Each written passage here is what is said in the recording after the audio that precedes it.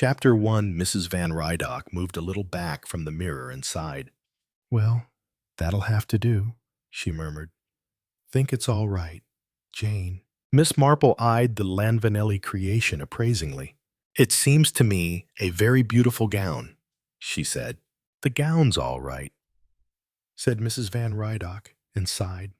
"Take it off, Stephanie," she said. The elderly maid, with the gray hair and the small, pinched mouth, eased the gown carefully up over Mrs. Van Rydock's upstretched arms. Mrs. Van Rydock stood in front of the glass in her peach satin slip. She was exquisitely corseted. Her still shapely legs were encased in fine nylon stockings. Her face, beneath a layer of cosmetics and constantly toned up by massage, appeared almost girlish at a slight distance. Her hair was less gray than tending to hydrangea blue and was perfectly set. It was practically impossible when looking at Mrs. Van Rydock to imagine what she would be like in a natural state. Everything that money could do had been done for her, reinforced by diet, massage, and constant exercises. Ruth Van Rydock looked humorously at her friend.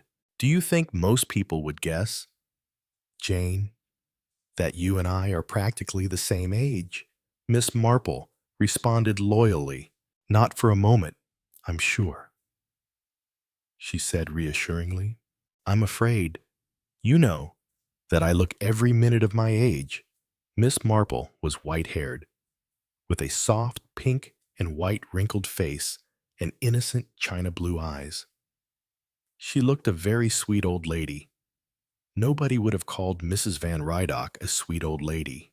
"I guess you do, Jane," said Mrs. Van Rydock. She grinned suddenly. "And so do I, only not in the same way. Wonderful how that old hag keeps her figure. That's what they say of me, but they know I'm an old hag all right. And my God, do I feel like one?" She dropped heavily onto the satin-quilted chair. "That's all right, Stephanie," she said. "You can go."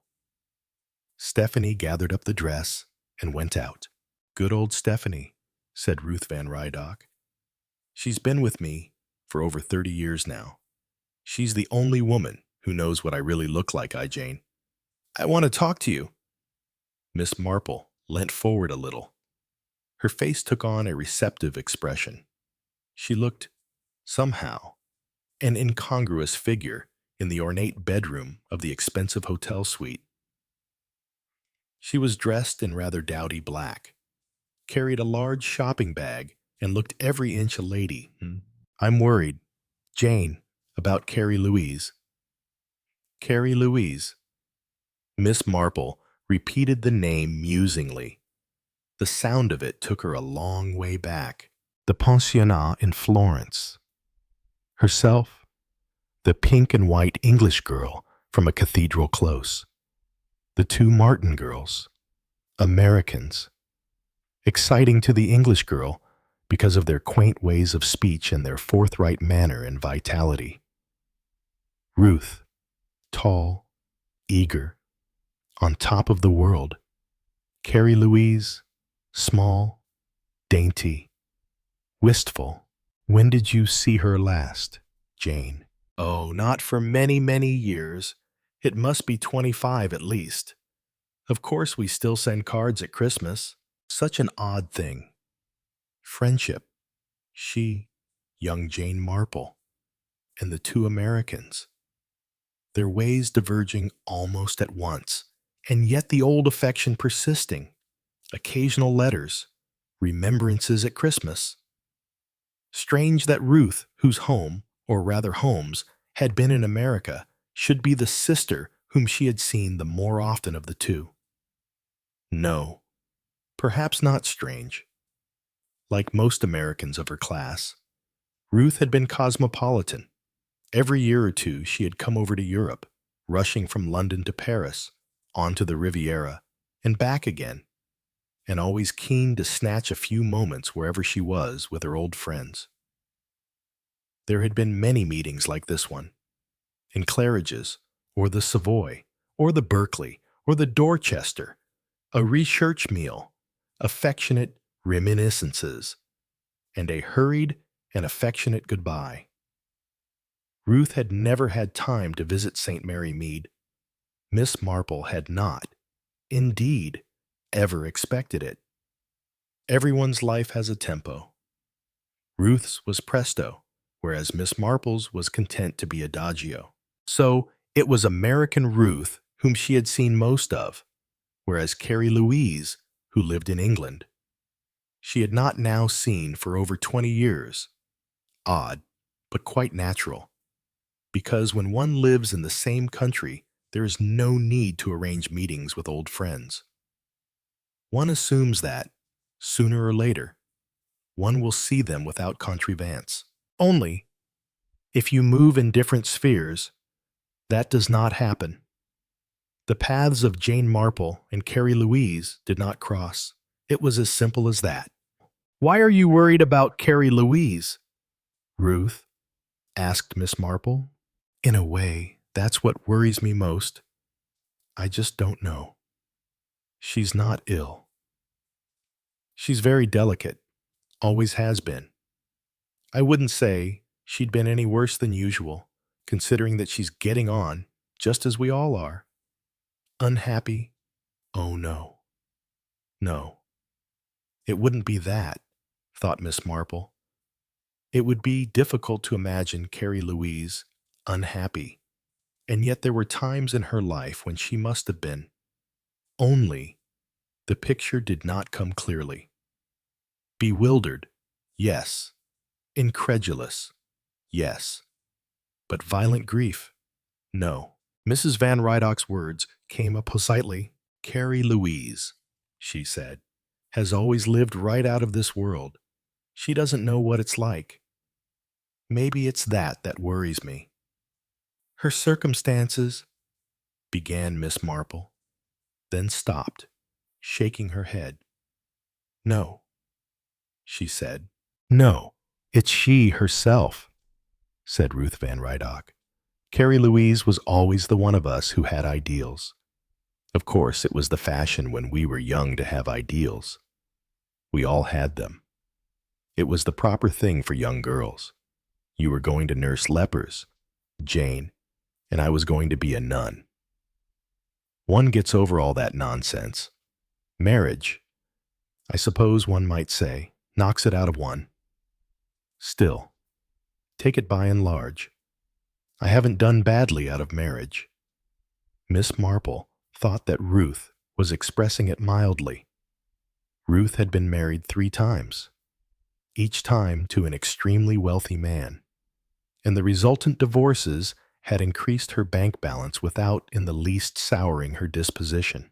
"Of course," said Mrs. Van Rydock, "I've always been tough. Things don't get me down. I've not expected too much of life, and certainly not expected too much of men, and I've done very well out of it, and no hard feelings.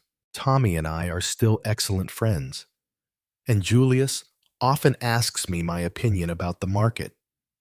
Her face darkened. "I believe that's what worries me about Carrie Louise.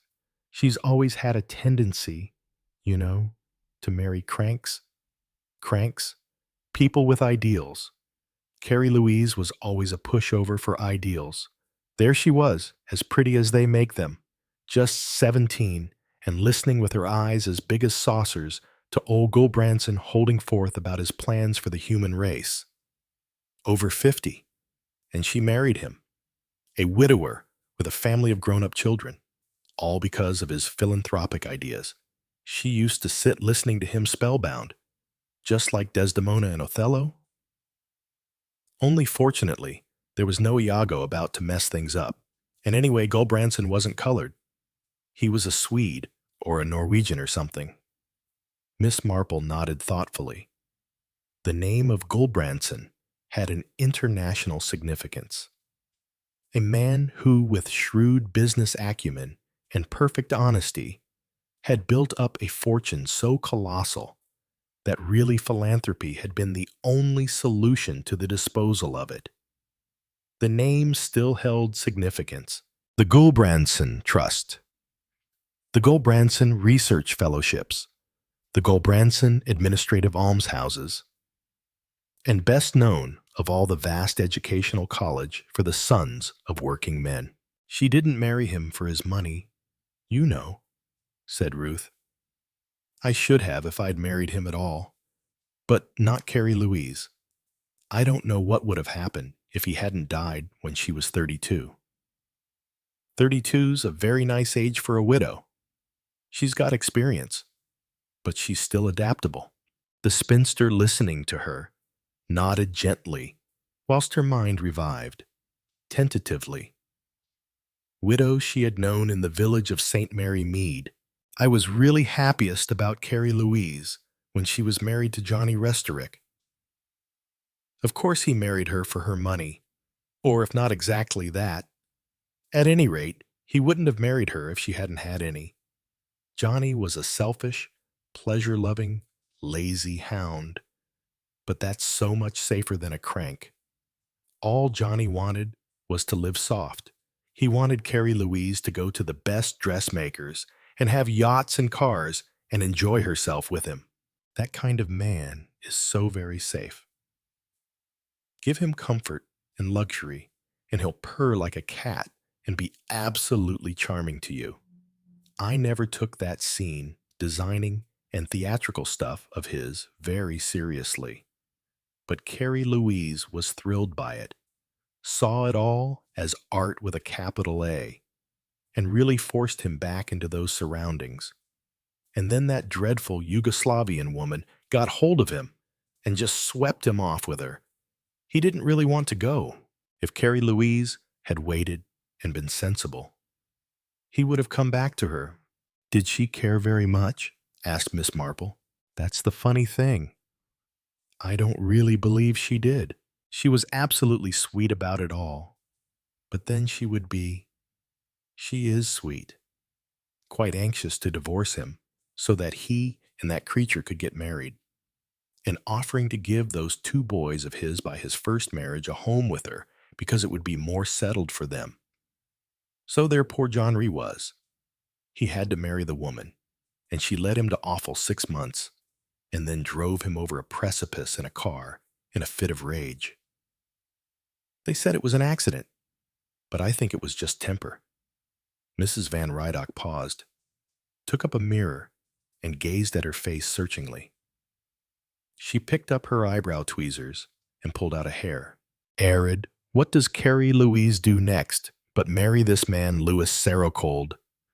Another crank, another man with ideals. Oh, I don't say he isn't devoted to her. I think he is. Oh, but he's bitten by that same bug of wanting to improve everybody's lives for them. And really, you know, nobody can do that but yourself. I wonder, said Miss Marple. Orfly, of course. There's a fashion in these things, just like Claire is in clothes. My dear, have you seen what Christian Dior is trying to make us wear in the way of skirts? Where was I? Oh yes, fashion. Well, there's a fashion in philanthropy too. It used to be education, in Gulbfensen's day. But that's out of date now. The state has stepped in. Everyone expects education as a matter of right, and doesn't think much of it when they get it. Juvenile delinquency. That's what is the rage nowadays. All these young criminals and potential criminals. Everyone's mad about them. You should see Louis Serocold's eyes sparkle behind those thick glasses of his, crazy with enthusiasm. One of those men of enormous willpower who like living on a banana and a piece of toast and PM all their energies into a cause. And Carrie Louise eats it up, just as she always did. But I don't like it.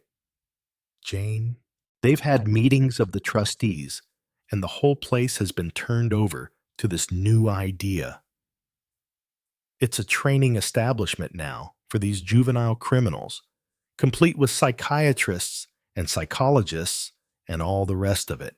There Louis and Carrie Louise are, living there, surrounded by these boys, who aren't perhaps quite normal, and the place stiff with occupational therapists and teachers and enthusiasts.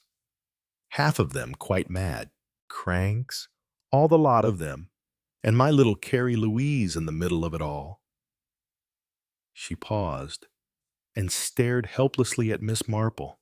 Miss Marple said in a faintly puzzled voice, "But you haven't told me yet, Ruth, what you are really afraid of." "I tell you, I don't know. And that's what worries me. I've just been down there for a flying visit, and I felt all along that there was something wrong in the atmosphere in the house. I know I'm not mistaken. I'm sensitive to atmosphere. Always have been. Did I ever tell you how I urged Julius to sell out of amalgamated cereals before the crash came? And wasn't I right? Yeah, something is wrong down there, but I don't know why or what. If it's these dreadful young jailbirds, or if it's nearer home, I can't say what it is. There's Louis just living for his ideas and not noticing anything else. And Carrie Louise, bless her, never seeing or hearing or thinking anything except what's a lovely sight, or a lovely sound, or a lovely thought. It's sweet, but it isn't practical. There is such a thing as evil, and I want you, Jane, to go down there right away and find out just exactly what's the matter." Exclaimed Miss Marple. "Why me?" "Because you've got a nose for that sort of thing. You always had. You've always been a sweet, innocent-looking creature, Jane, and all the time underneath, nothing has ever surprised you. You always believe the worst." "The worst is so often true," murmured Miss Marple. "Why, you have such a poor idea of human nature. I can't think. Living in that sweet, peaceful village of yours, so old world and pure. You have never lived in a village, Ruth. The things that go on in a pure, peaceful village would probably surprise you." "Oh, I dare say.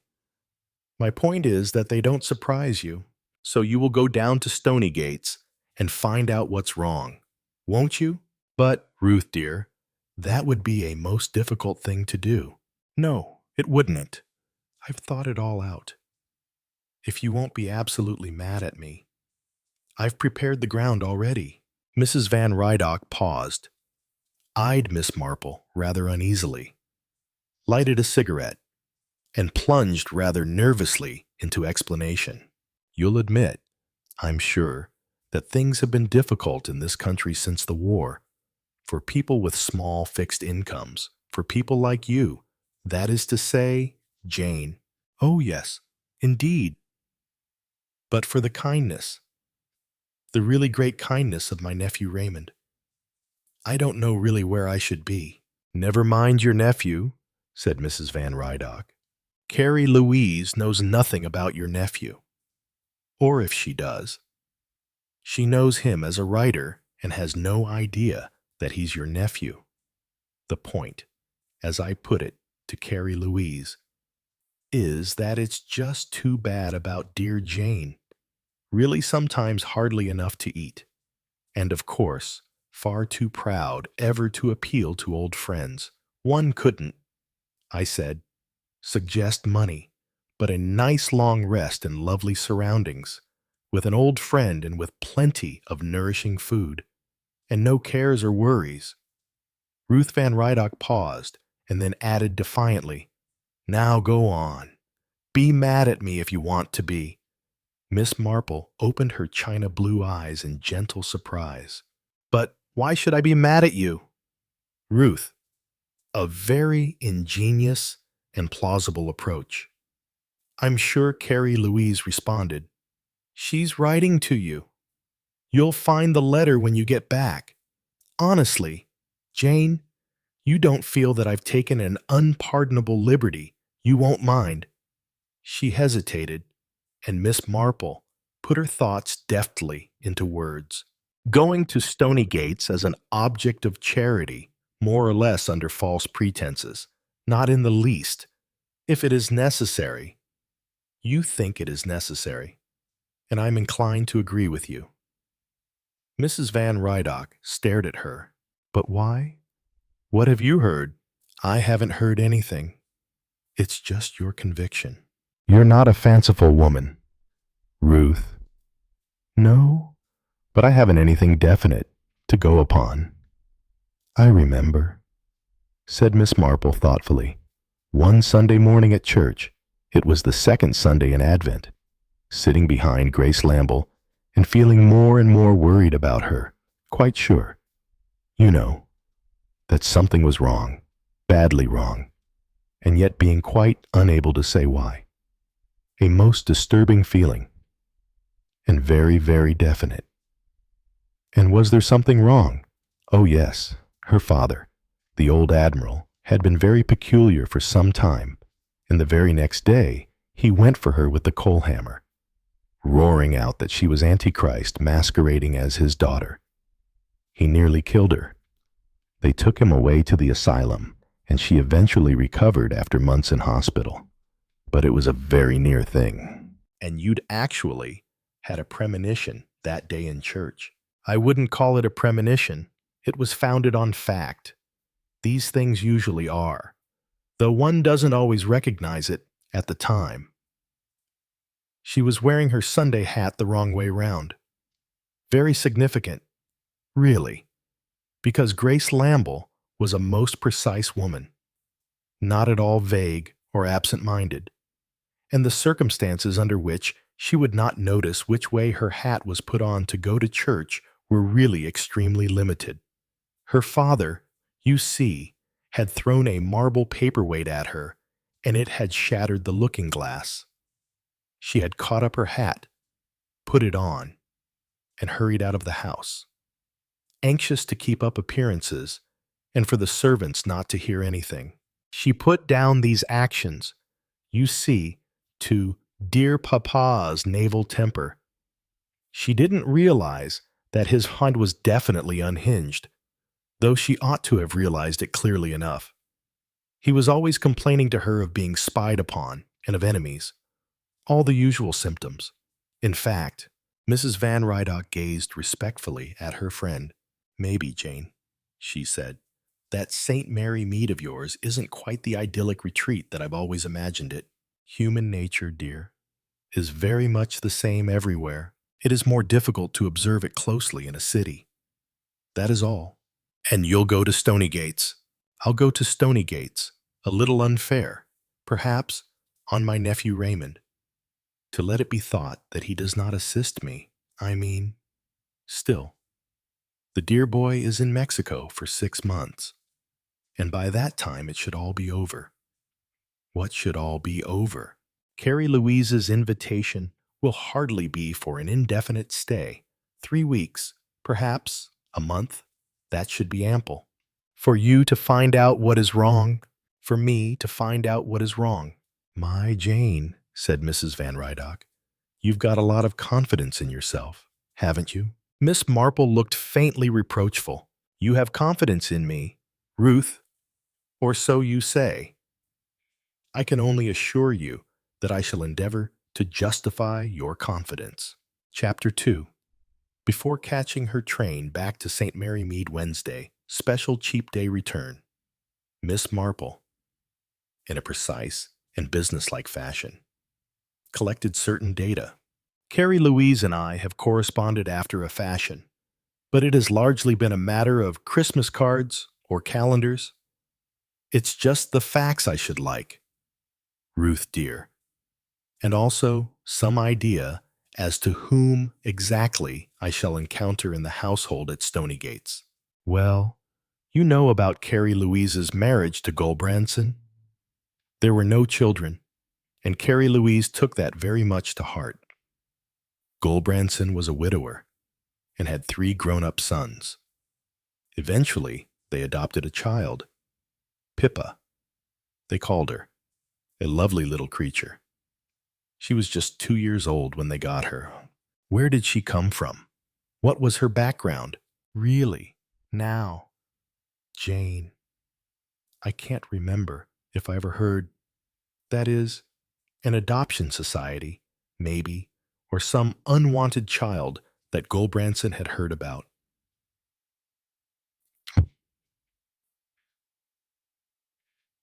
Why do you think it's important? Well, one always likes to know the background, so to speak, but please go on. The next thing that happened was that Carrie Louise found that she was going to have a baby after all. I understand from doctors that that quite often happens. Miss Marple nodded. I believe so. Anyway, it did happen, and in a funny kind of way. Carrie Louise was almost disconcerted, if you can understand what I mean. Earlier, of course, she'd have been wild with joy. As it was, she'd given such a devoted love to Pippa that she felt quite apologetic to Pippa for putting her nose out of joint, so to speak. And then Mildred, when she arrived, was really a very unattractive child, took after the Gulbransons, who were solid and worthy, but definitely homely. Carrie Louise was always so anxious to make no difference between the adopted child and her own child that I think she rather tended to overindulge Pippa and pass over Mildred. Sometimes I think that Mildred resented it. However, I didn't see them often. Pippa grew up a very beautiful girl, and Mildred grew up a plain one. Eric Gulbranson died when Mildred was 15 and Pippa 18. At 20, Pippa married an Italian, the Marchese di San Severiano. Oh, quite a genuine Marchese, not an adventurer, or anything like that. She was by way of being an heiress, naturally, or San Severiano wouldn't have married her. You know what Italians are. Gulbranson left an equal sum in trust for both his own and his adopted daughter. Mildred married a Cannon Street, a nice man, but given to colds in the head, about 10 or 15 years older than she was. Quite a happy marriage, I believe. He died a year ago, and Mildred has come back to Stonygates to live with her mother, but that's getting on too fast. I've skipped a marriage or two. I'll go back to them. Pippa married her Italian. Carrie Louise was quite pleased about the marriage. Guido had beautiful manners and was very handsome, and he was a fine sportsman. A year later, Pippa had a daughter and died in childbirth. It was a terrible tragedy, and Guido San Severiano was very cut up. Carrie Louise went to and fro between Italy and England a good deal, and it was in Rome that she met Johnny Restorick and married him. The Marchese married again, and he was quite willing for his little daughter to be brought up in England by her exceedingly wealthy grandmother. So they all settled down at Stonygates, Johnny Restorick and Carrie Louise, and Johnny's two boys. Alexis and Stephen Johnny's first wife was a Russian, and the baby Gina. Mildred married her Cannon soon afterwards. Then came all this business of Johnny and the Yugoslavian woman and the divorce. The boys still came to Stonygates for their holidays and were devoted to Carrie Louise. And then in 1938, I think it was, Carrie Louise married Louis. Mrs. Van Rydock paused for breath. You've not met Louis? Miss Marple shook her head. No. I think I last saw Carrie Louise in 1928. She very sweetly took me to Covent Garden. To the opera. Oh, yes. Well, Louis was a very suitable person for her to marry. He was the head of a very celebrated firm of chartered accountants. I think he met her first over some questions of the finances of the Gulbranson Trust and the college. He was well off, just about her own age, and a man of absolutely upright life, but he was a crank. He was absolutely rabid on the subject of the redemption of young criminals. Ruth Van Rydock sighed. As I said just now, Jane, there are fashions in philanthropy. In Gulbranson's time, it was education. Before that, it was soup kitchens. Miss Marple nodded. Yes, indeed. Port wine jelly and calf's head broth taken to the sick. My mother used to do it. That's right. Feeding the body gave way to feeding the mind. Everyone went mad on educating the lower classes. Well, that's past. Soon, I expect. The fashionable thing to do will be not to educate your children. Preserve their illiteracy carefully until they're 18.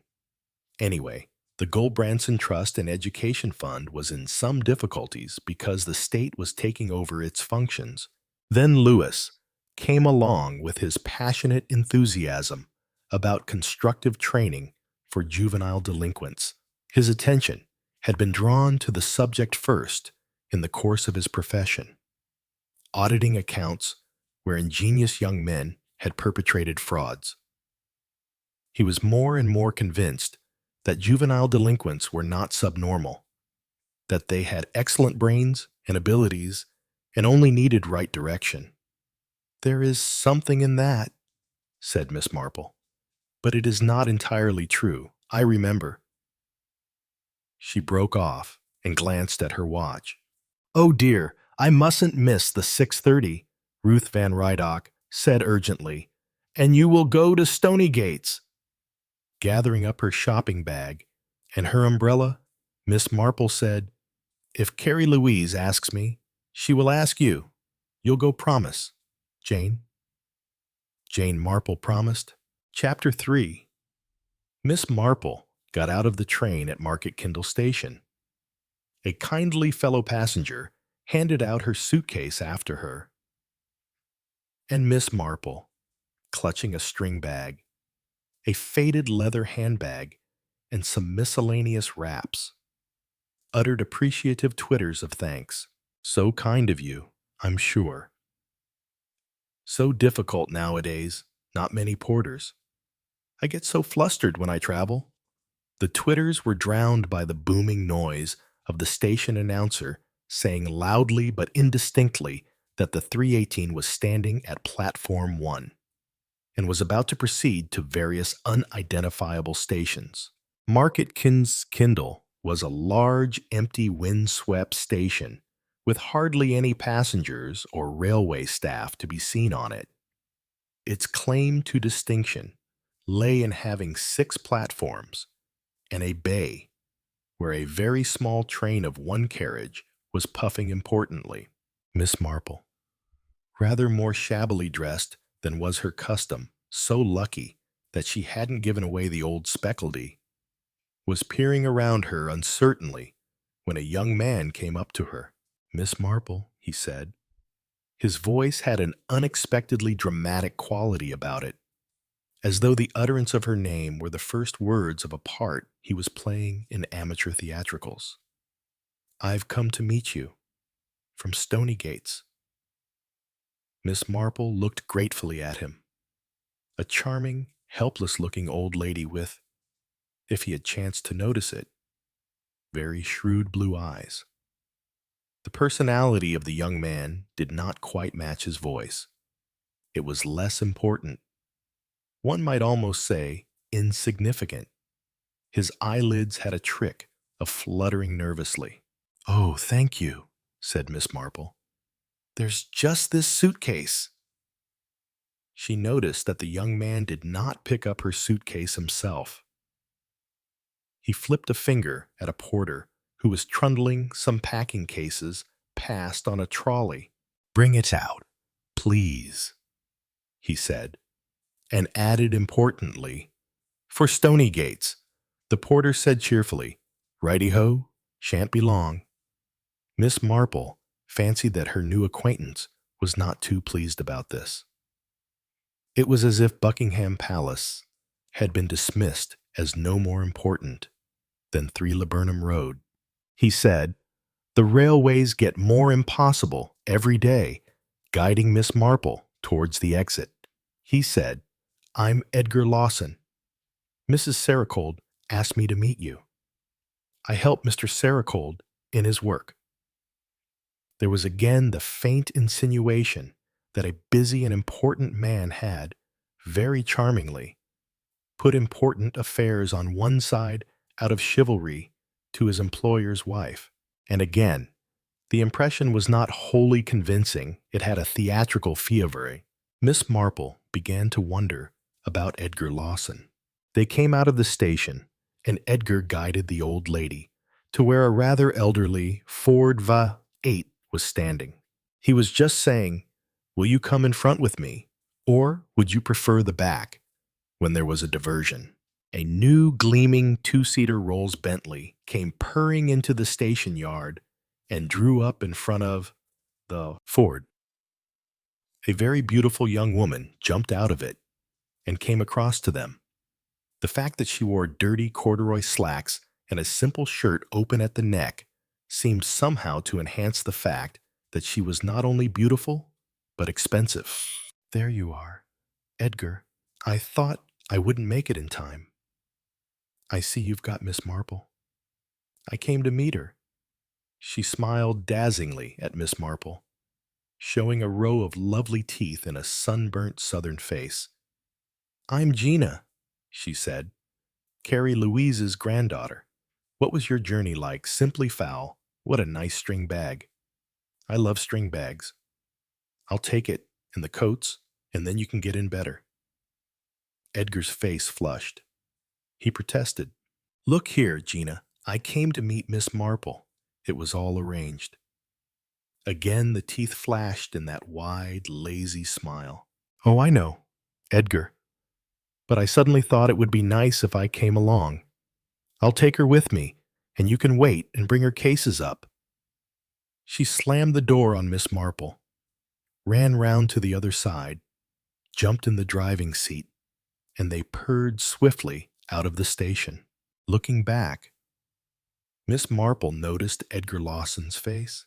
"I don't think, my dear," she said, "that Mr. Lawson is very pleased." Gina laughed. "Edgar's a frightful idiot," she said. "Always so pompous about things." "You'd really think he Renard?" Miss Marple asked. "Doesn't he matter?" "Edgar." There was an unconscious note of cruelty in Gina's scornful laugh. "Oh, he's bats anyway. Bats. They're all bats at Stony Gates," said Gina. "I don't mean Lewis and Grandam and me and the boys, and not Miss Believer, of course, but the others. Sometimes I feel I'm going a bit bats myself living there. Even Aunt Mildred goes out on walks and mutters to herself all the time.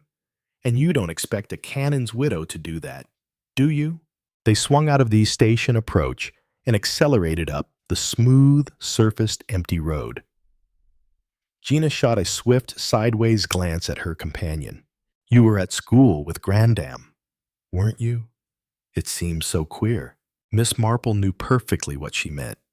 To youth, it seems very odd to think that age was once young and pigtailed and struggled with decimals in English literature.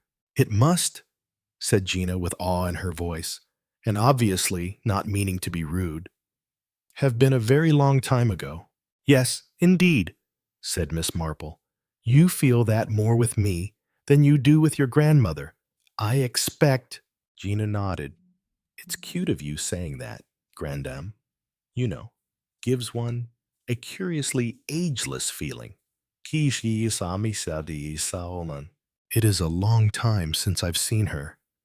I wonder if I shall find her much changed." "Her hair's gray, of course," said Gina vaguely. "And she walks with a stick because of her arthritis. It's got much worse lately. I suppose that—" She broke off and then asked, "Have you been to Stony Gates before?" "No, never. I've heard a great deal about it, of course. It's pretty ghastly, really," said Gina cheerfully. "A sort of Gothic monstrosity. what Steve calls best Victorian lavatory period. But it's fun, too, in a way. Only, of course, everything's madly earnest, and you tumble over psychiatrists everywhere underfoot, enjoying themselves madly. Rather like scoutmasters, only worse. The young criminals are rather pets. Some of them.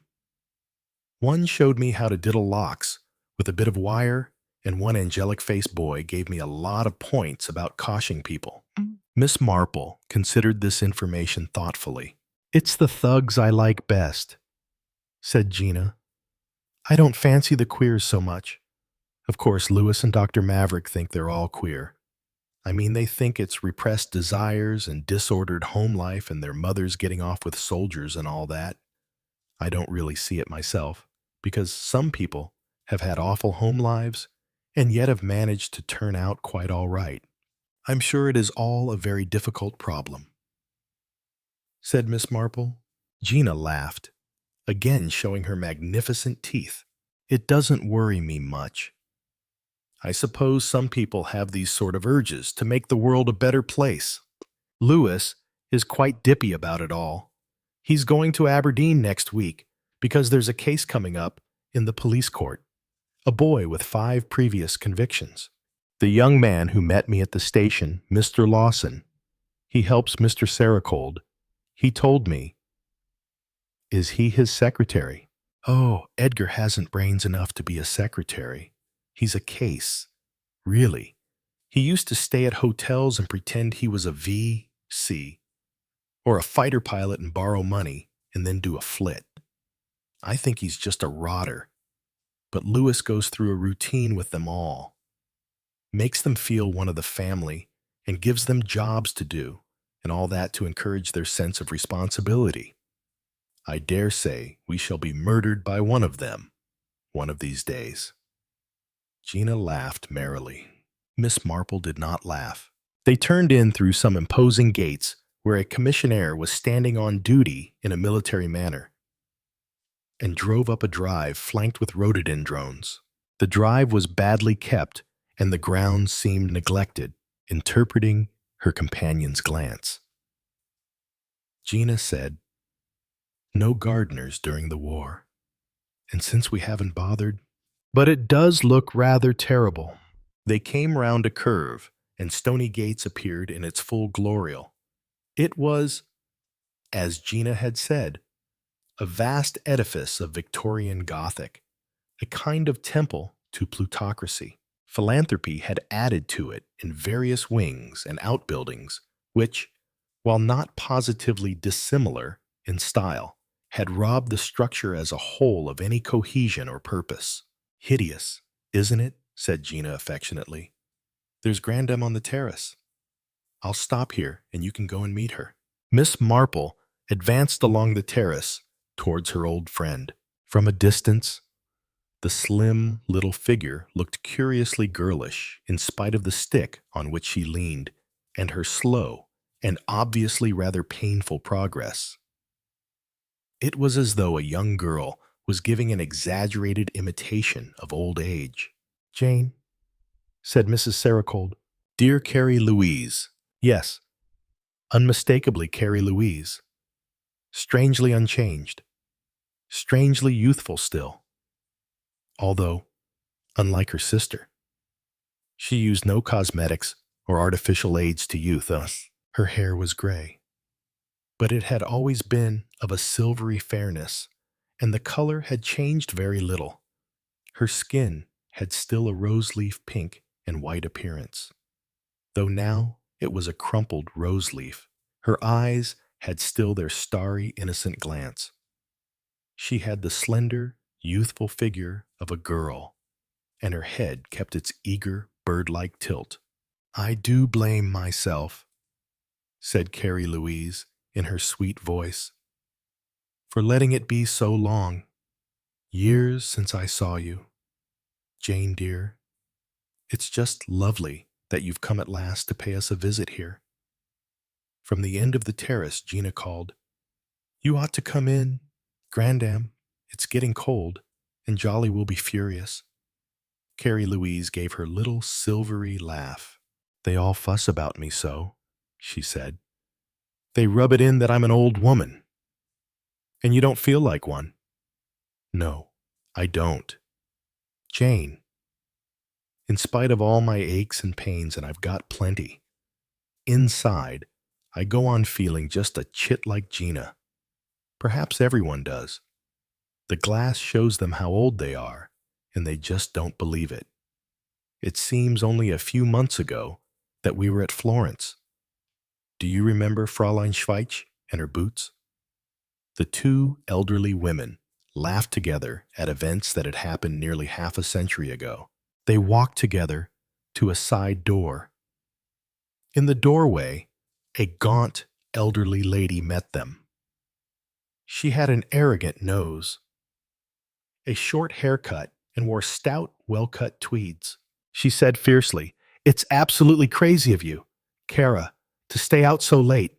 You're absolutely incapable of taking care of yourself. What will Mr. Saracold say? Pasta vasim como." Don't scold me, Jolly, said Carrie Louise pleadingly. She introduced Miss Believer to Miss Marple. What? Cool. This is Miss Belver, who is simply everything to me. Nurse, dragon, watchdog, secretary, housekeeper, and very faithful friend. Juliet Belliver sniffed, and the end of her big nose turned rather pink, a sign of emotion. I do what I can, she said gruffly. This is a crazy household. You simply can't arrange any kind of planned routine. Darling Jolly, of course you can't. I wonder why you ever try. Where are you putting Miss Marple? In the blue room. Shall I take her up? Asked Miss Believer. Yes, please do, Jolly, and then bring her down to tea. It's in the library today. I think. The blue room had heavy curtains of a rich, faded blue brocade that must have been, Miss Marple thought, about 50 years old. The furniture was mahogany, big and solid, and the bed was a vast mahogany four-poster. Miss Belliver opened a door into a connecting bathroom. This was unexpectedly modern, orchid in coloring, and with much dazzling chromium. She observed grimly, John Restorick had 10 bathrooms put into the house when he married Kara. The plumbing is about the only thing that's ever been modernized.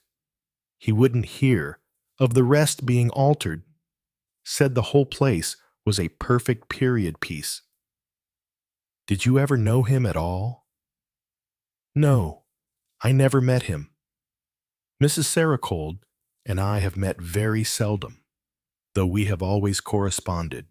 He was an agreeable fellow, said Miss Believer.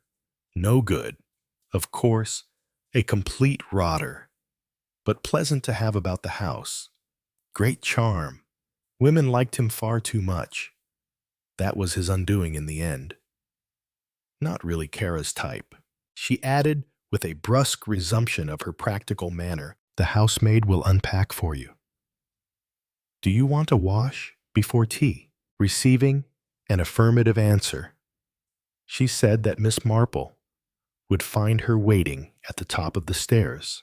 Miss Marple went into the bathroom and washed her hands and dried them a little nervously on a very beautiful orchid-colored face towel. Then she removed her hat and patted her soft white hair into place. Opening her door, she found Miss Belver waiting for her and was conducted down the big gloomy staircase and across a vast dark hall and into a room where bookshelves went up to the ceiling and a big window looked out over an artificial lake. Carrie Louise was standing by the window, and Miss Marple joined her. What a very imposing house this is, said Miss Marple. I feel quite lost in it. Yes, I know. It's ridiculous. Really. It was built by a prosperous ironmaster, or something of that kind. He went bankrupt not long after. I don't wonder, really. There were about 14 living rooms, all enormous. I've never seen What a people can want with more than one sitting room. And all those huge bedrooms. Such a lot of unnecessary space. Mine is terribly overpowering and quite a long way to walk from the bed to the dressing table, and great heavy dark crimson curtains. You haven't had it modernized and redecorated. Carrie Louise looked vaguely surprised. No, on the whole, it's very much as it was when I first lived here with Eric. It's been repainted, of course, but they always do it the same color. Those things don't really matter. Do they? I mean, I shouldn't have felt justified in spending a lot of money on that kind of thing when there are so many things that are so much more important. Have there been no changes at all in the house? Oh, yes, heaps of them. We've just kept a kind of block in the middle of the house as it was, the great hall and the rooms off and over. They're the best ones, and Johnny, my second husband, was lyrical over them and said they should never be touched or altered. And of course he was an artist and a designer, and he knew about these things.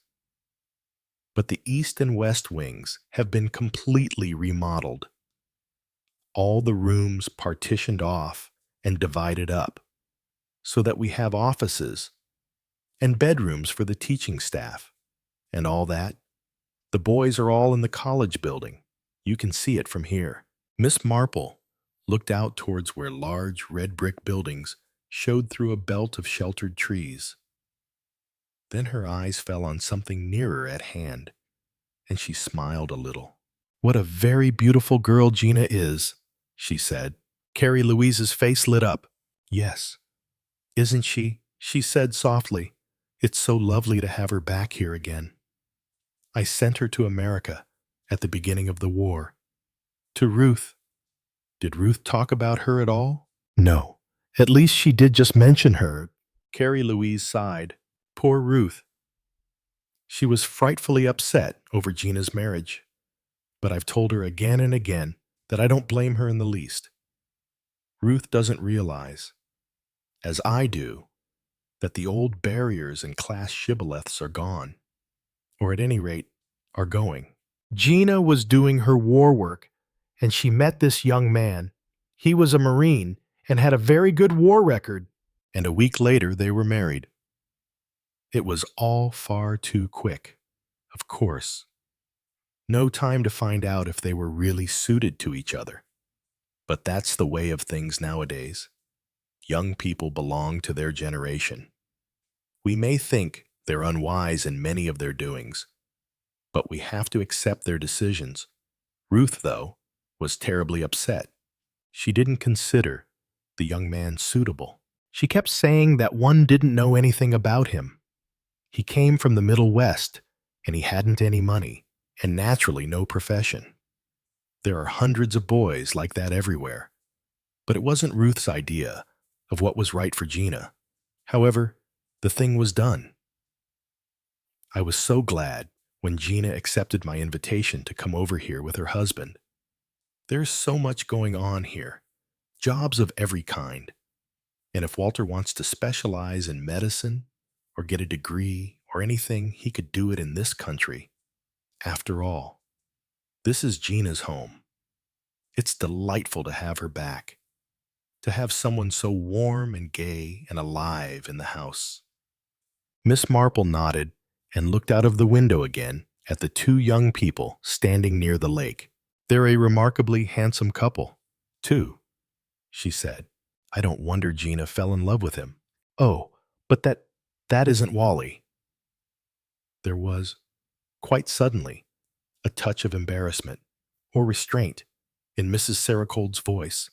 "That's Steve, the younger of Johnny Restorick's two boys. When he went away, he'd no place for the boys in the holidays, so I always had them here. They look on this as their home, and Steve's here permanently now. He runs our dramatic branch. We have a theater, you know, and plays.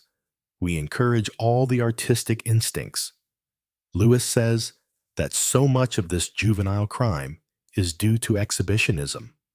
Most of the boys have had such a thwarted, unhappy home life. And these holdups and burglaries make them feel heroes. We urge them to write their own plays and act in them and design and paint their own scenery. Steve is in charge of the theater. He's so keen and enthusiastic.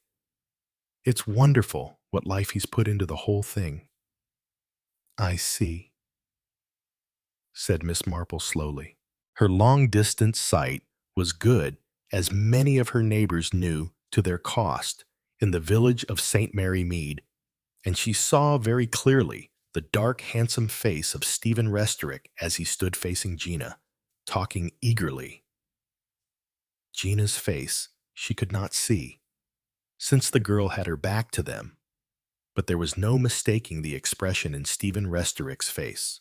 "It isn't any business of mine," said Miss Marple, "but I suppose you realize, Carrie Louise, that he's in love with her." "Oh, no." Carrie Louise looked troubled. "Oh, no, I do hope not. You were always up in the clouds. Carrie Louise, there's not the least doubt about it." Chapter 4. Before Mrs. Saracold could say anything, her husband came in from the hall, carrying some open letters in his hand. Louis Saracold was a short man, not particularly impressive in appearance, but with a personality that immediately marked him out.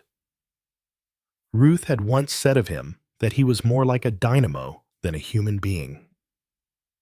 He usually concentrated entirely on what was immediately occupying his attention and paid no attention to the objects or persons who were surrounding them. "A bad blow, dearest," he said.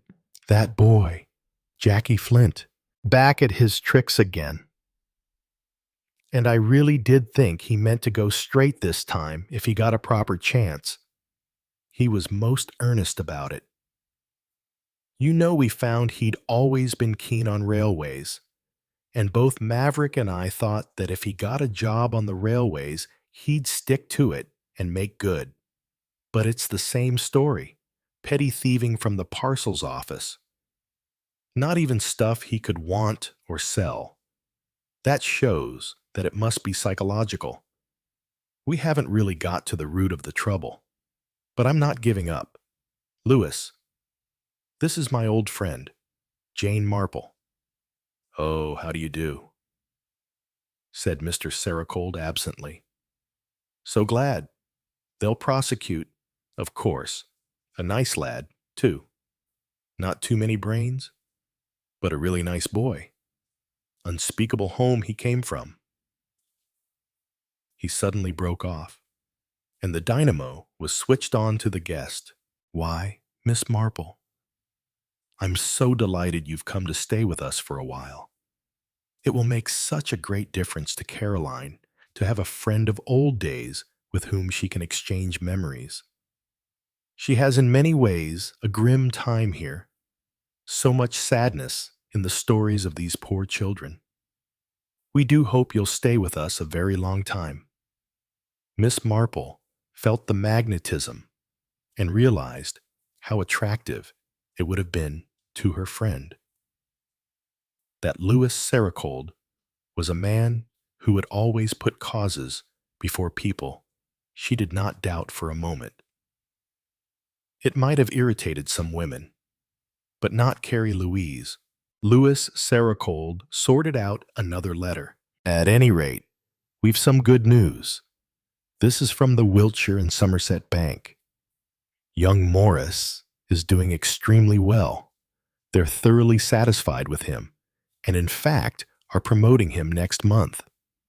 I always knew that all he needed was responsibility, that, and a thorough grasp of the handling of money and what it means." He turned to Miss Marple. "Half these boys don't know what money is.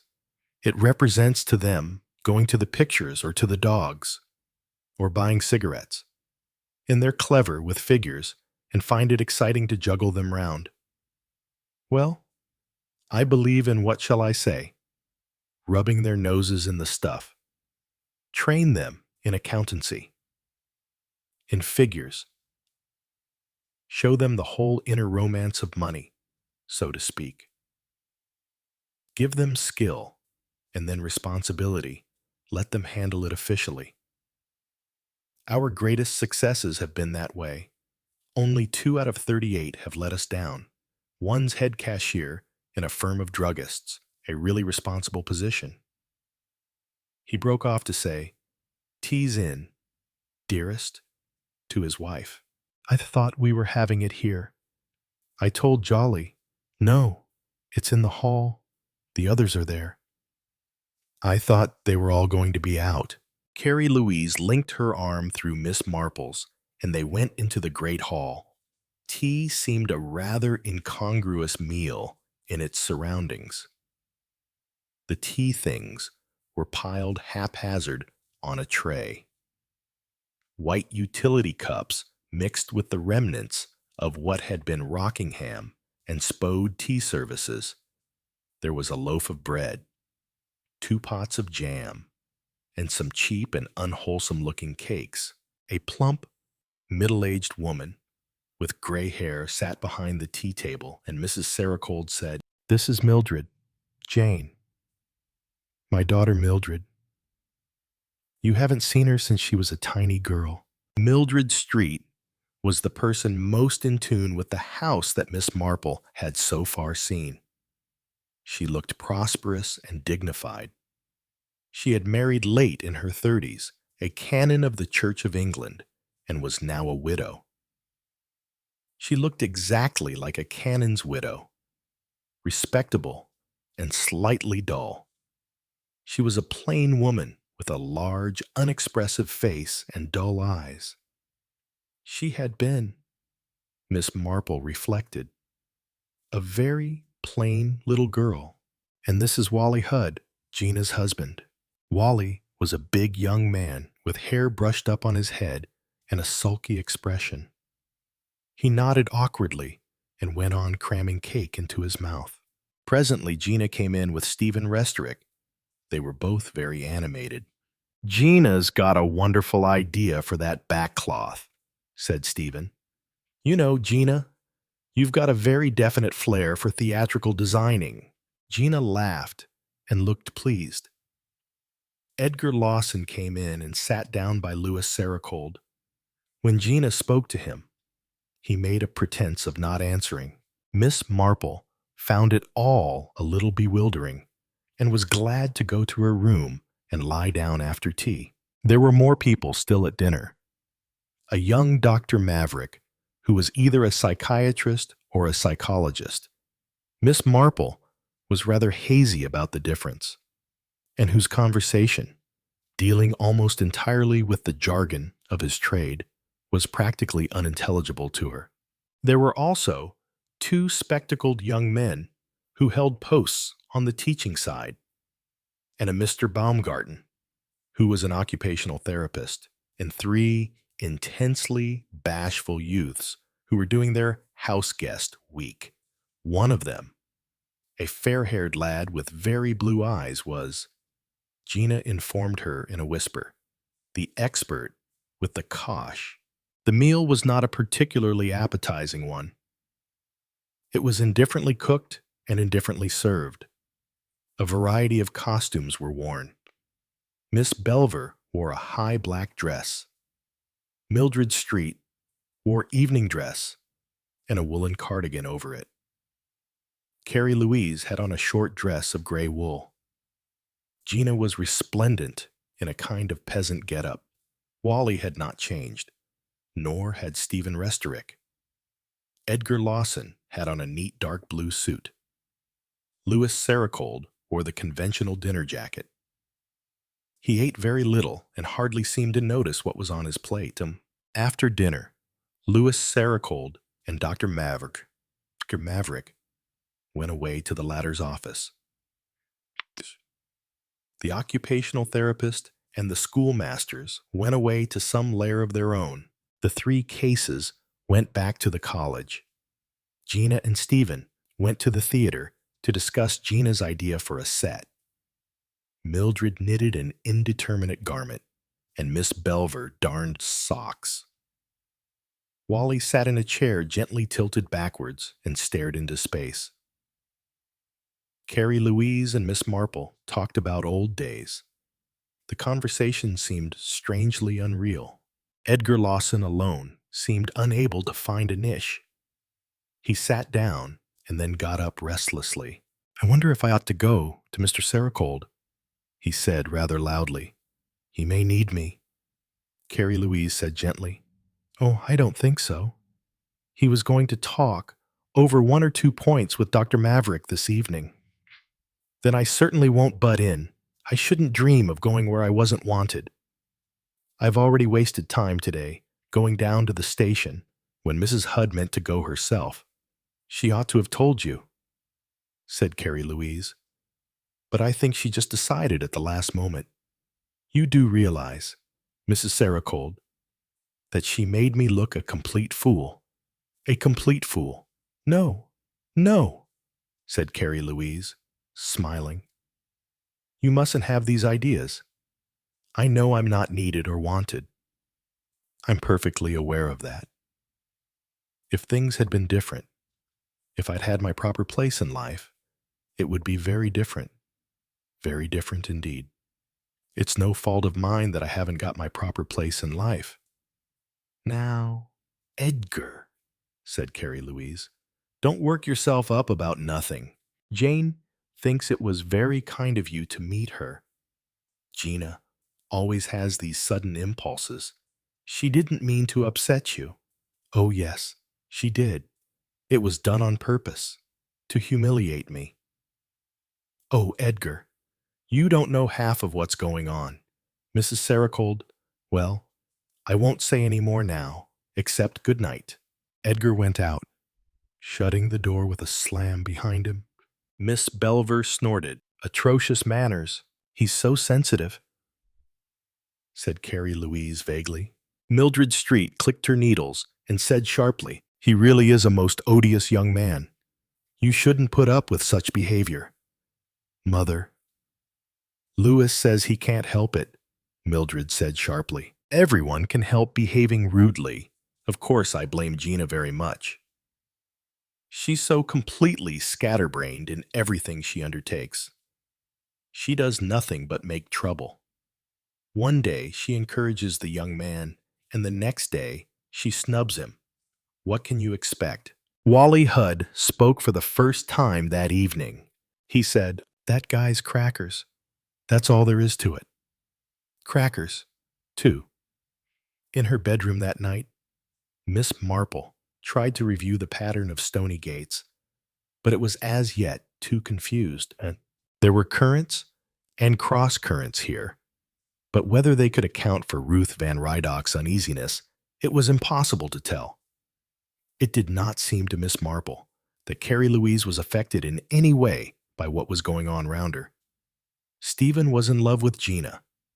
Gina might or might not be in love with Stephen. Walter Hudd was clearly not enjoying himself. These were incidents that might and did occur in all places and at most times. There was, unfortunately, nothing exceptional about them. They ended in the divorce court, and everybody hopefully startical again when fresh tangles were created. Mildred Street was clearly jealous of Gina and disliked her. That, Bliss Marple thought, was very natural. She thought over what Ruth Van Rydok had told her.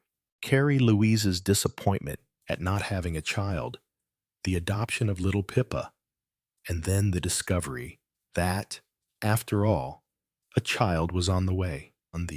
Often happens like that. Miss Marple's doctor had told her. Relief of tension, maybe. And then nature can do its work. He had added that it was usually hard lines on the adopted child, but that had not been so in this case. Both Gulbrand Sen and his wife had adored little Pippa. She had made her place too firmly in their hearts to be lightly set aside. Gulbrandsen was already a father. Paternity meant nothing new to him. Carrie Louise's maternal yearnings had been assuaged by Pippa. Her pregnancy had been uncomfortable and the actual birth difficult prolonged. Possibly Carrie Louise, who had never cared for reality, did not enjoy her first brush with it. There remained two little girls growing up, one pretty and amusing, the other plain and dull, which again, Miss Marple thought was quite natural. For when people adopt a baby girl, they choose a pretty one. And though Mildred might have been lucky and taken after the Martins who had produced handsome Ruthard dainty Carrie Louise, nature elected that she should take after the Gulbransons, who were large and stolid and uncompromisingly plain. Moreover, Carrie Louise was determined that the adopted child should never feel her position. And in making sure of this, she was overindulgent to Pippa, and sometimes less than fair to Mildred. Pippa had married and gone away to Italy, and Mildred, for a time, had been the only daughter of the house. But then Pippa had died, and Carrie Louise had brought Pippa's baby back to Stonygates, and once more, Mildred had been out of it. There had been the new marriage, the Restorick boys. In 1934, Mildred had married Cannon Street, a scholarly antiquarian about 15 years her senior, and had gone away to live in the south of England. Presumably, she had been happy, but one did not really know. There had been no children, and now here she was, back again in the same house where she had been brought up. And once again, Miss Marple thought, not particularly happy in it. Gina, Stephen, Wally, Mildred, Miss Belver, who liked an ordered routine and was unable to enforce it, Louis Sericold, who was clearly, blissfully, and wholeheartedly happy, an idealist able to translate his ideals into practical measures. In none of these personalities did Miss Marple find what Ruth's words had led her to believe she might find. Carrie Louise seemed secure, remote at the heart of the whirlpool, as she had been all her life. What then, in that atmosphere, had Ruth felt to be wrong? Did she, Jane Marple, feel it also? What of the outer personalities of the whirlpool? The occupational therapists, the schoolmasters, earnest, harmless young men, confident young Dr. Maverick, the three pink-faced, innocent-eyed young delinquents, Edgar Lawson. And here, just before she fell asleep, Miss Marple's thoughts stopped and revolved speculatively round the figure of Edgar Lawson. Edgar Lawson reminded her of someone or something. There was something a little wrong about Edgar Lawson, perhaps more than a little. Edgar Lawson was maladjusted. That was the phrase. Wasn't it? But surely that didn't and couldn't touch Carrie Louise. Mentally, Miss Marple shook her head. What worried her was something more than that. The Gulbransons, who were large and stolid and uncompromisingly plain. Moreover, Carrie Louise was determined that the adopted child should never feel her position. And in making sure of this, she was overindulgent to Pippa, and sometimes less than fair to Mildred. Pippa had married and gone away to Italy, and Mildred for a time had been the only daughter of the house. But then Pippa had died, and Carrie Louise had brought Pippa's baby back to Stonygates, and once more, Mildred had been out of it. There had been the new marriage, the Restorick boys. In 1934, Mildred had married Cannon Street, a scholarly antiquarian about 15 years her senior, and had gone away to live in the south of England. Presumably she had been happy, but one did not really know. There had been no children, and now here she was, back again in the same house where she had been brought up. And once again, Miss Marple thought, not particularly happy in it. Gina, Stephen, Wally, Mildred, Miss Believer, who liked an ordered routine and was unable to enforce it. Louis, Sarah Cold, who was clearly, blissfully, and wholeheartedly happy. An idealist, able to translate his ideals into practical measures. In none of these personalities did Miss Marple find what Ruth's words had led her to believe she might find. Carrie Louise seemed secure, remote at the heart of the whirlpool, as she had been all her life. What then? In that atmosphere, had Ruth felt to be wrong? Did she, Jane Marple, feel it also? What of the outer personalities of the whirlpool? The occupational therapists, the schoolmasters, earnest, harmless young men, confident young Dr. Maverick, the three pink-faced, innocent-eyed young delinquents, Edgar Lawson.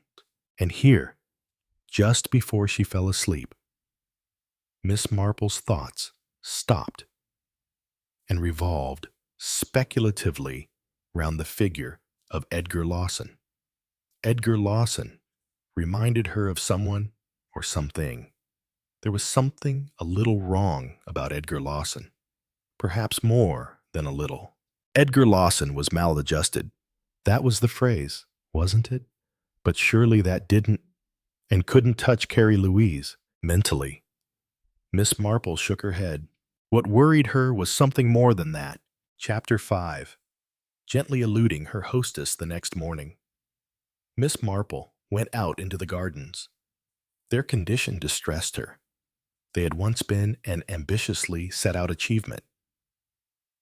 Clumps of rhododendrons, smooth slopes of lawns, massed borders of herbaceous plants, clipped box hedges surrounding a formal rose garden.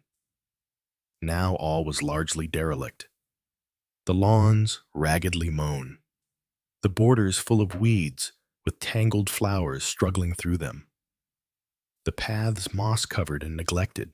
The kitchen gardens, on the other hand, enclosed by red brick walls, were prosperous and well-stocked. That, presumably, was because they had a utility value. So, also, a large portion of what had once been lawn and flower garden was now fenced off and laid out in tennis courts and a bowling green.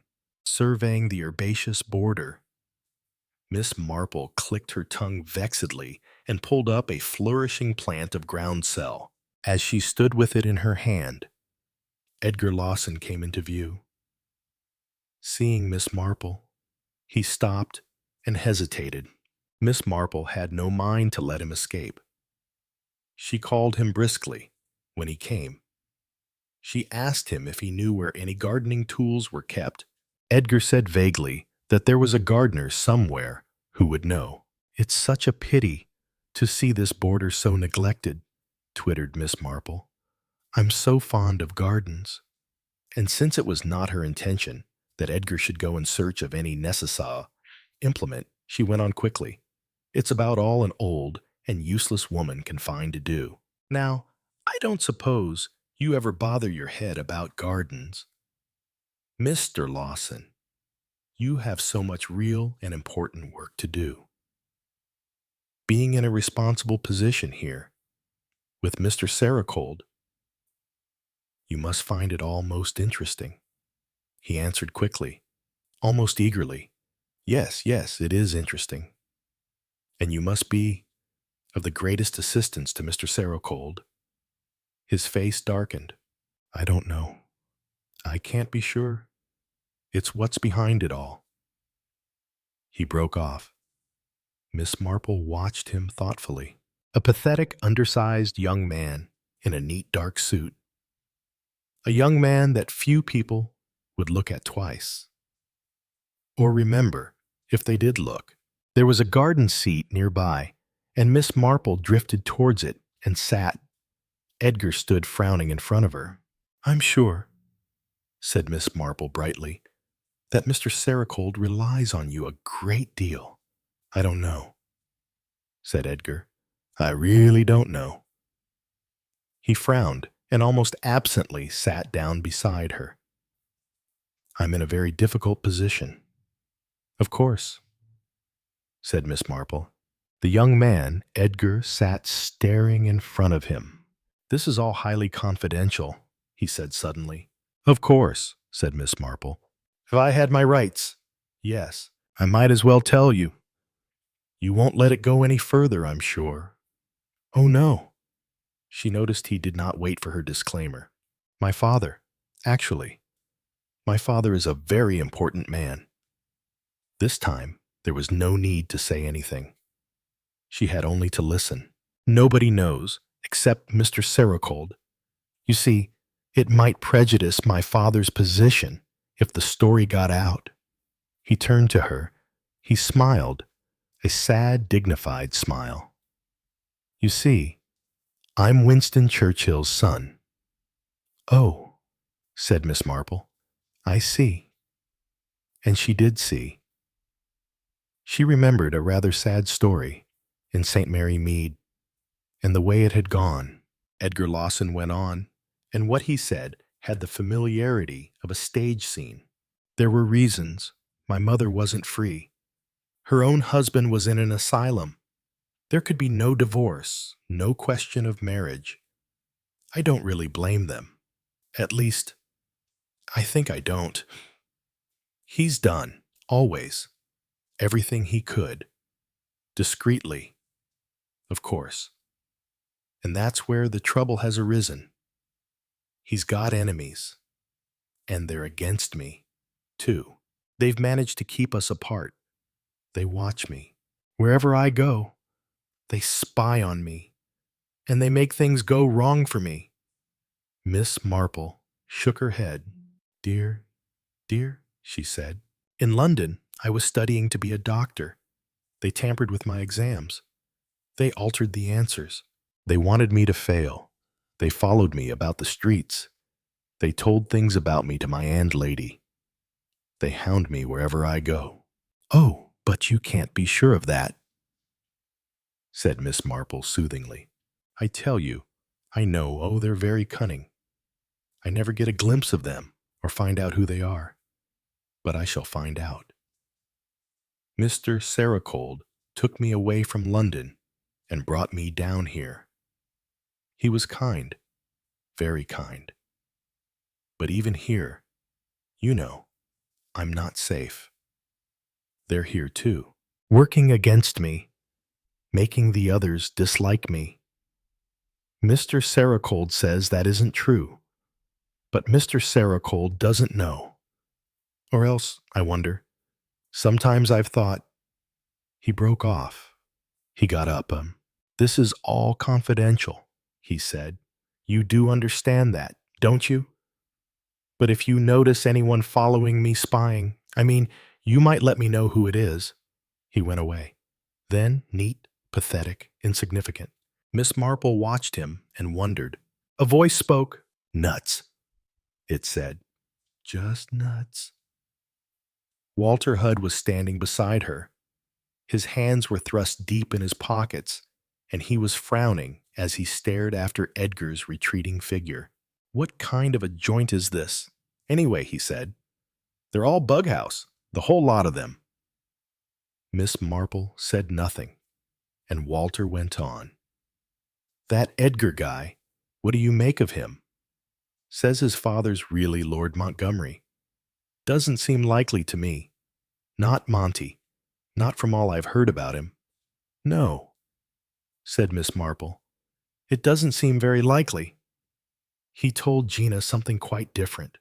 Some bunk about being really the heir to the Russian throne. Said he was some Grand Duke's son or other. Hell, doesn't the chap know who his father really was?" "I should imagine not," said Miss Marple. "That is probably just the trouble." Walter sat down beside her, dropping his body onto the seat with a slack movement. He repeated his former statement. "They're all bughouse here. You don't like being at Stony Gates. The young man frowned. I simply don't get it. That's all I don't get it. Take this place. The house. The whole setup. They're rich. These people. They don't need dough. They've got it. And look at the way they live. Cracked antique china and cheap plain stuff all mixed up. No proper upper-class servants. Just some casual hired help. Tapestries and drapes and chair covers. All satin and brocade and stuff. And it's falling to pieces. Big silver tea urns, and what do you know? All yellow and tarnished for want of cleaning. Mrs. Sericold just doesn't care. Look at that dress she had on last night. Darned under the arms, nearly worn out. And yet she could go to a store and order what she liked. Bond Street or wherever it is. Dough, they're rolling in dough. He paused and sat, deliberating. I understand being poor. There's nothing much wrong with it. If you're young and strong and ready to work. I never had much money, but I was all set to get where I wanted. I was going to open a garage. I'd got a bit of money put by. I talked to Gina about it. She listened. She seemed to understand. I didn't know much about her. All those girls in uniform, they look about the same. I mean, you can't tell from looking at them who's got dough and who hasn't. I thought she was a cut above me, perhaps. Education and all that. But it didn't seem to matter. We fell for each other. We got married. I'd got my bit put by, and Gina had some too. She told me. We were going to set up a gas station back home. Gina was willing. Just a couple of crazy kids we were, mad about each other. Then that snooty aunt of Gina's started making trouble. And Gina wanted to come here to England to see her grandmother. Well, that seemed fair enough. It was her home, and I was curious to see England anyway. I'd heard a lot about it, so we came in. Just a visit, that's what I thought. The frown became a scowl, but it hasn't turned out like that. We're caught up in this crazy business. Why don't we stay here? Make our home here. That's what they say. Plenty of jobs for me. Pops. I don't want a job feeding candy to gangster kids and helping them play at kids' games. What's the sense of it all? This place could be swell, really swell. Don't people who've got money understand their luck? Don't they understand that most of the world can't have a swell place like this, and that they've got one? Isn't it plain crazy to kick your luck when you've got it? I don't mind working if I've got to, but I'll work the way I like and at what I like, and I'll work to get somewhere. This place makes me feel I'm tangled up in a spider's web. And Gina, I can't make Gina out. She's not the same girl I married over in the States. I can't. Dang it all. I can't even talk to her now. Oh, hell. Miss Marple said gently. I quite see your point of view. Wally shot a swift glance at her. You're the only one I've shot my mouth off to so far. Most of the time I shut up like a clam. Don't know what it is about you. You're English right enough. Really English.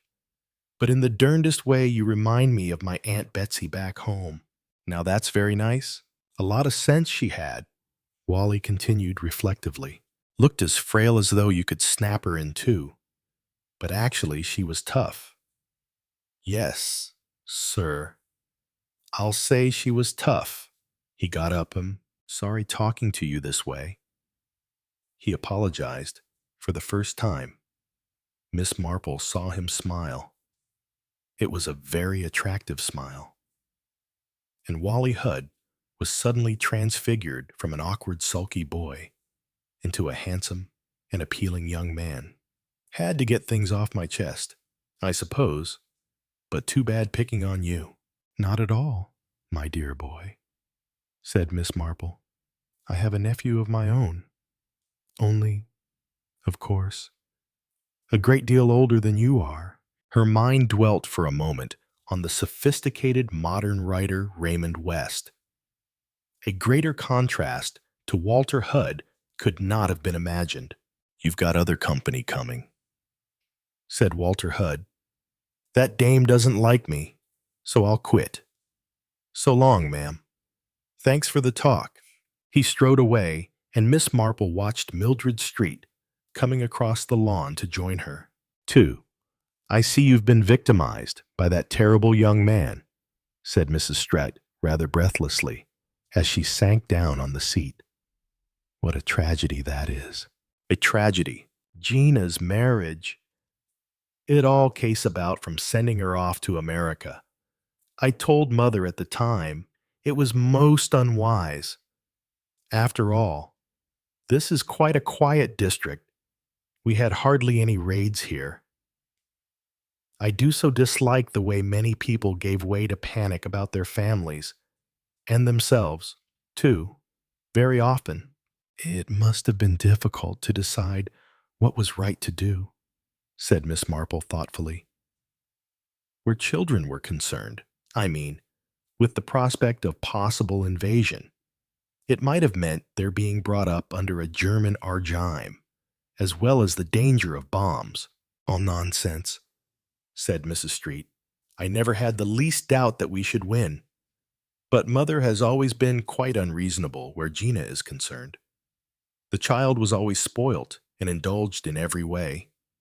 There was absolutely no need to take her away from Italy in the first place.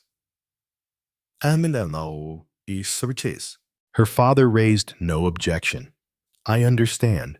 Oh, San Severiano, you know what Italians are. Nothing matters to them but money. He married Pippa for her money, of course. Dear me, I always understood he was very devoted to her and was quite inconsolable at her death. He pretended to be, no doubt. Why Mother ever countenanced her marrying a foreigner, I can't imagine. Just the usual American pleasure in a title, I suppose, Miss Marple said mildly. I always thought that dear Carrie Louise was almost too unworldly in her attitude to life. Oh, no, I've no patience with it. Mother's fads and whims and idealistic projects. You've no idea. Aunt Jane. Of all that it has meant, I can speak with knowledge. Of course, I was brought up in the middle of it all. It was with a very faint shock that Miss Marple heard herself addressed as Aunt Jane. And yet, that had been the convention of those times. Her Christmas presents to Carrie Louise's children were always labeled, "With love from Aunt Jane." And as Aunt Jane, they thought of her, when they thought of her at all, which was not, Miss Marple supposed, very often. She looked thoughtfully at the middle-aged woman sitting beside her, at the pursed tight mouth, the deep lines from the nose down, the hands tightly pressed together. She said gently, "You must have had a difficult childhood." Mildred Street turned eager, grateful eyes to her. Oh, I'm so glad that somebody appreciates that. People don't really know what children go through. Pippa, you see, was the pretty one. She was older than I was, too. It was always she who got all the attention. Both father and mother encouraged her to push herself forward. Not that she needed any encouragement to show off. I was always the quiet one. I was shy. Pippa didn't know what shyness was. A child can suffer a great deal. Aunt Jane, I know that, said Miss Marple. Mildred's so stupid. That's what Pippa used to say. But I was younger than she was. Naturally, I couldn't be expected to keep up with her in lessons. And it's very unfair on a child when her sister is always put in front of her. What a lovely little girl. People used to say to Mama. They never noticed me. And it was Pippa that Papa used to joke and play with. Someone ought to have seen how hard it was on me. all the notice and attention going to her. I wasn't old enough to realize that it's character that matters. Her lips trembled, then hardened again. And it was unfair. Really unfair. I was their own child. Pippa was only adopted. I was the daughter of the house. She was nobody. Probably they were extra indulgent to her on that account, said Miss Marple. They liked her best, said Mildred Streeta, and added, a child whose own parents didn't want her, or more probably illegitimate. She went on. It's come out in Gina. There's bad blood there. Blood will tell. Lewis can have what theories he likes about environment. Bad blood does tell. Look at Gina. Gina is a very lovely girl, said Miss Marple. Hardly in behavior, said Mrs. Street. Everyone but Mother notices how she is carrying on with Stephen Restorick. Quite disgusting, I call it. Admittedly, she made a very unfortunate marriage, but marriage is marriage and one should be prepared to abide by it. After all, she chose to marry that dreadful young man. Is he so dreadful? Oh dear Aunt Jane, he really looks to me quite like a gangster, and so surly and rude. He hardly opens his mouth, and he always looks so raw and uncouth.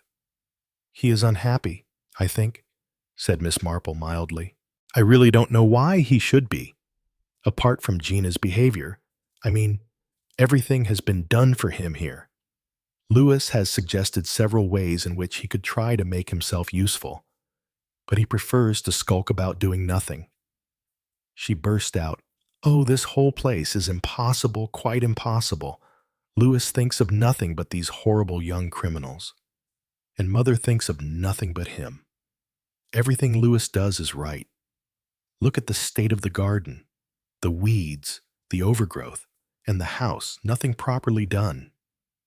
Oh, I know a domestic staff is difficult nowadays, but it can be got. It's not as though there were any shortage of money. It's just that nobody cares. If it were my house, she stopped.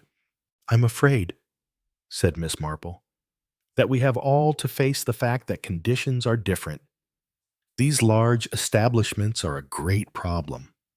It must be sad for you, in a way, to come back here and find everything so different. Do you really prefer living here to, well, somewhere of your own? Mildred Street flushed. After all, it's my home, she said. It was my father's house. Nothing can alter that. I've a right to be here if I choose. And I do choose. If only Mother were not so impossible. She won't even buy herself proper clothes. It worries Jolly a lot. I was going to ask you about Miss Believer. Such a comfort having her here. She adores Mother. She's been with her a long time now. She came in John Restorick's time and was wonderful, I believe, during the whole sad business. I expect you heard that he ran away with a dreadful Yugoslavian woman, a most abandoned creature. She'd had any amount of lovers, I believe. Mother was very fine and dignified about it all. Divorced him as quietly as possible. Even went so far as to have the Restorick boys for their holidays. Quite unnecessary, really. Other arrangements could have been made. It would have been unthinkable, of course, to have let them go to their father and that woman. Anyway, Mother had them here. And Miss Belliver stood by all through things, and was a tower of strength. I sometimes think she makes Mother even more vague than she need be, by doing all the practical things herself. But I really don't know what Mother would do without her. She paused, and then remarked in a tone of surprise, Here is Lewis. How odd. He seldom comes out in the garden. Mr. Saracold came towards them in the same single-minded way that he did everything. He appeared not to notice Mildred, because it was only Miss Marple who was in his mind. "I'm so sorry," he said. "I wanted to take you round our institution and show you everything. Caroline asked me to. Unfortunately, I have to go off to Liverpool. The case of that boy and the railway parcels office. But Maverick will take you. He'll be here in a few minutes. I shan't be back until the day after tomorrow. It will be splendid if we can get them not to prosecute." Mildred Street got up and walked away. Louis Sericold did not notice her go. His earnest eyes gazed at Miss Marple through thick glasses.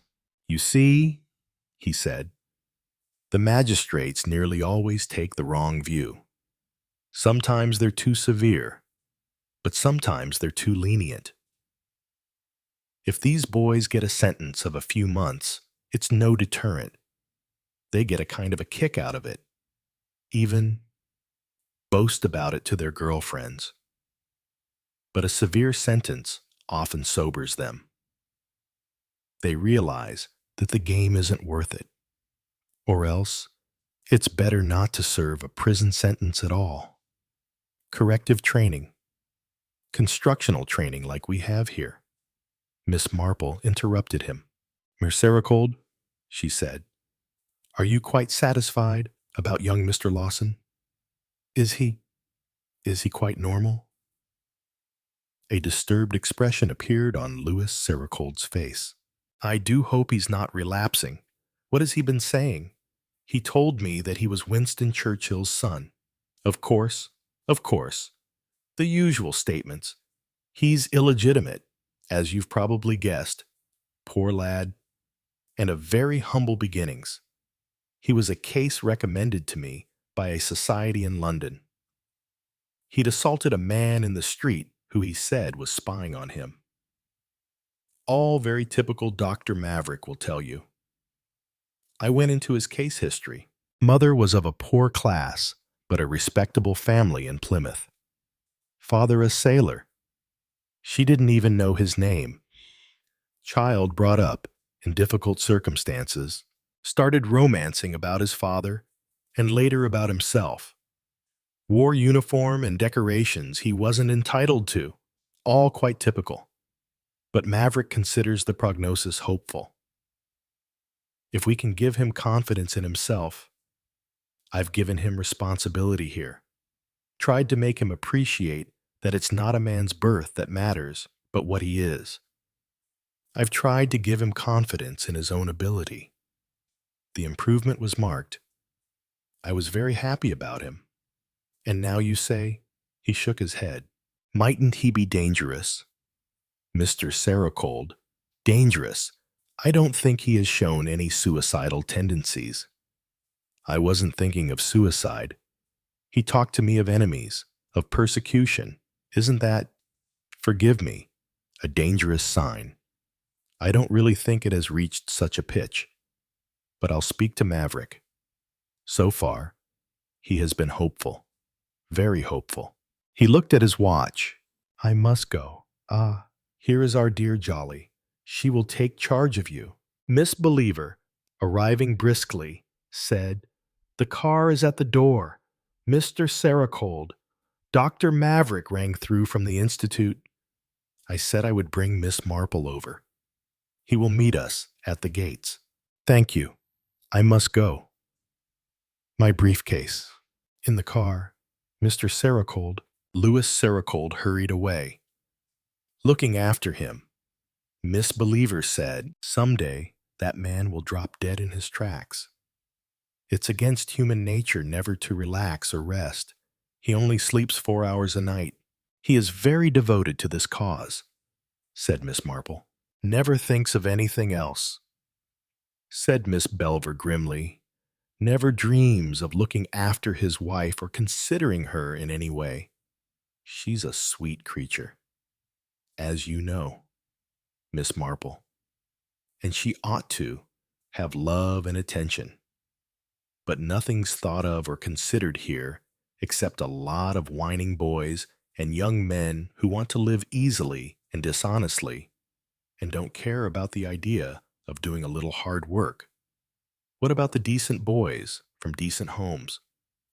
Why isn't something done for them? Honesty just isn't interesting to cranks like Mr. Saracold and Dr. Maverick and all the bunch of half-baked sentimentalists we've got here.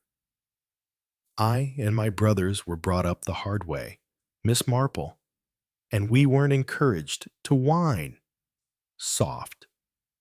That's what the world is nowadays. They had crossed the garden and passed through a palisaded gate and had come to the arched gate which Eric Gulbrandsen had erected as an entrance to his college.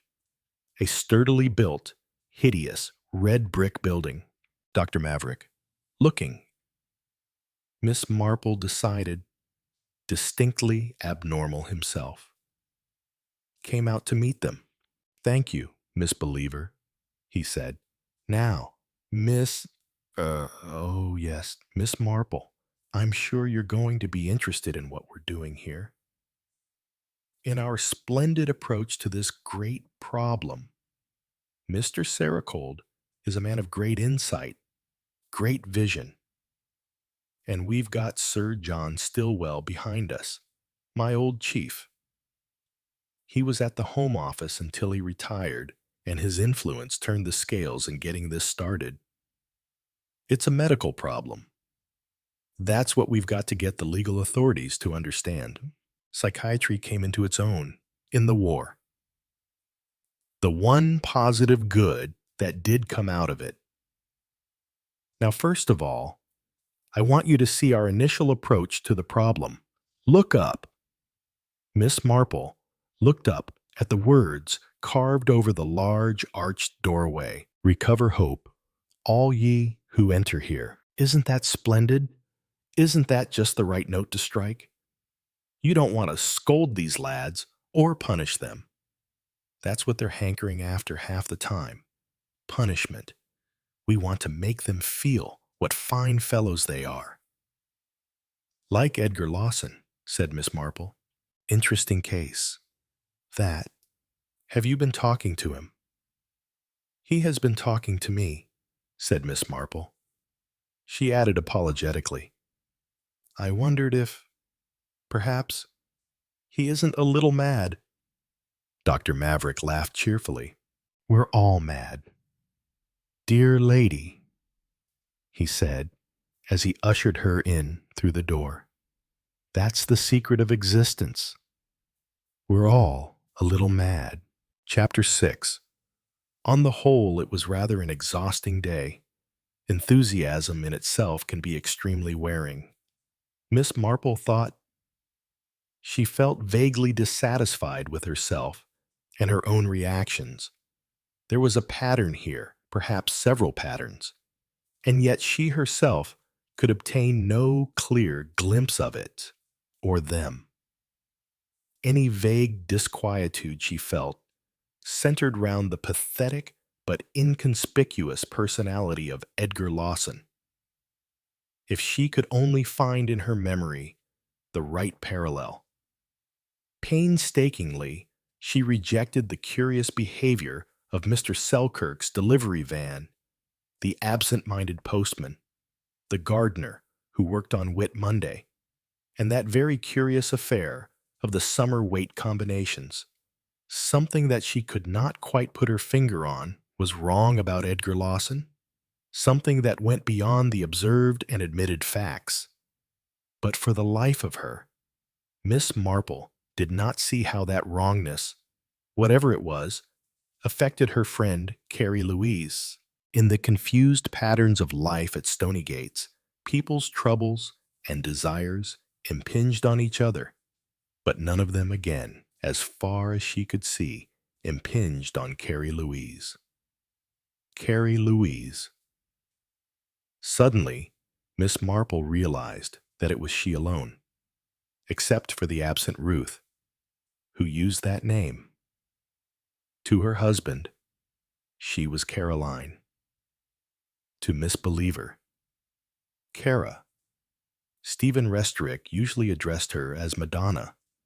To Wally, she was formerly Mrs. Saracold, and Gina elected to address her as Grandam, a mixture, she had explained, of grande dame and grandmama. Was there some significance? Perhaps.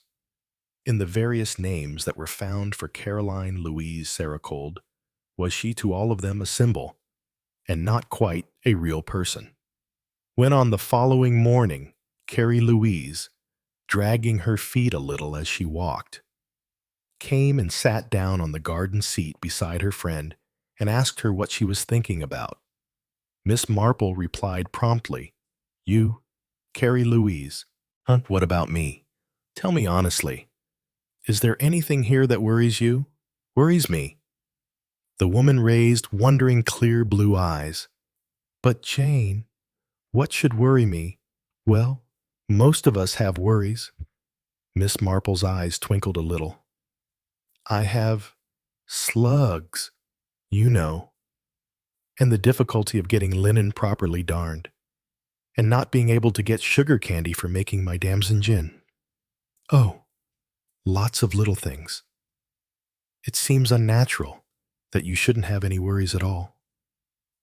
"I suppose I must have, really," said Mrs. Saracold vaguely. "Louis works too hard, and Stephen forgets his meals slaving at the theater. And Gina is very jumpy, but I've never been able to alter people. I don't see how you can. So it wouldn't be any good worrying, would it? Mildred's not very happy either. Is she?" "Oh, no," said Carrie Louise. "Mildred never is happy. She wasn't as a child, quite unlike Pippa, who was always radiant." "Perhaps," suggested Miss Marple, "Mildred had cause not to be happy." Carrie Louise said quietly, "Because of being jealous? Yes, I dare say. But people don't really need a cause for feeling what they do feel. They're just made that way. Don't you think so?" Jane. Miss Marple thought briefly of Miss Moncrief, a slave to a tyrannical invalid mother.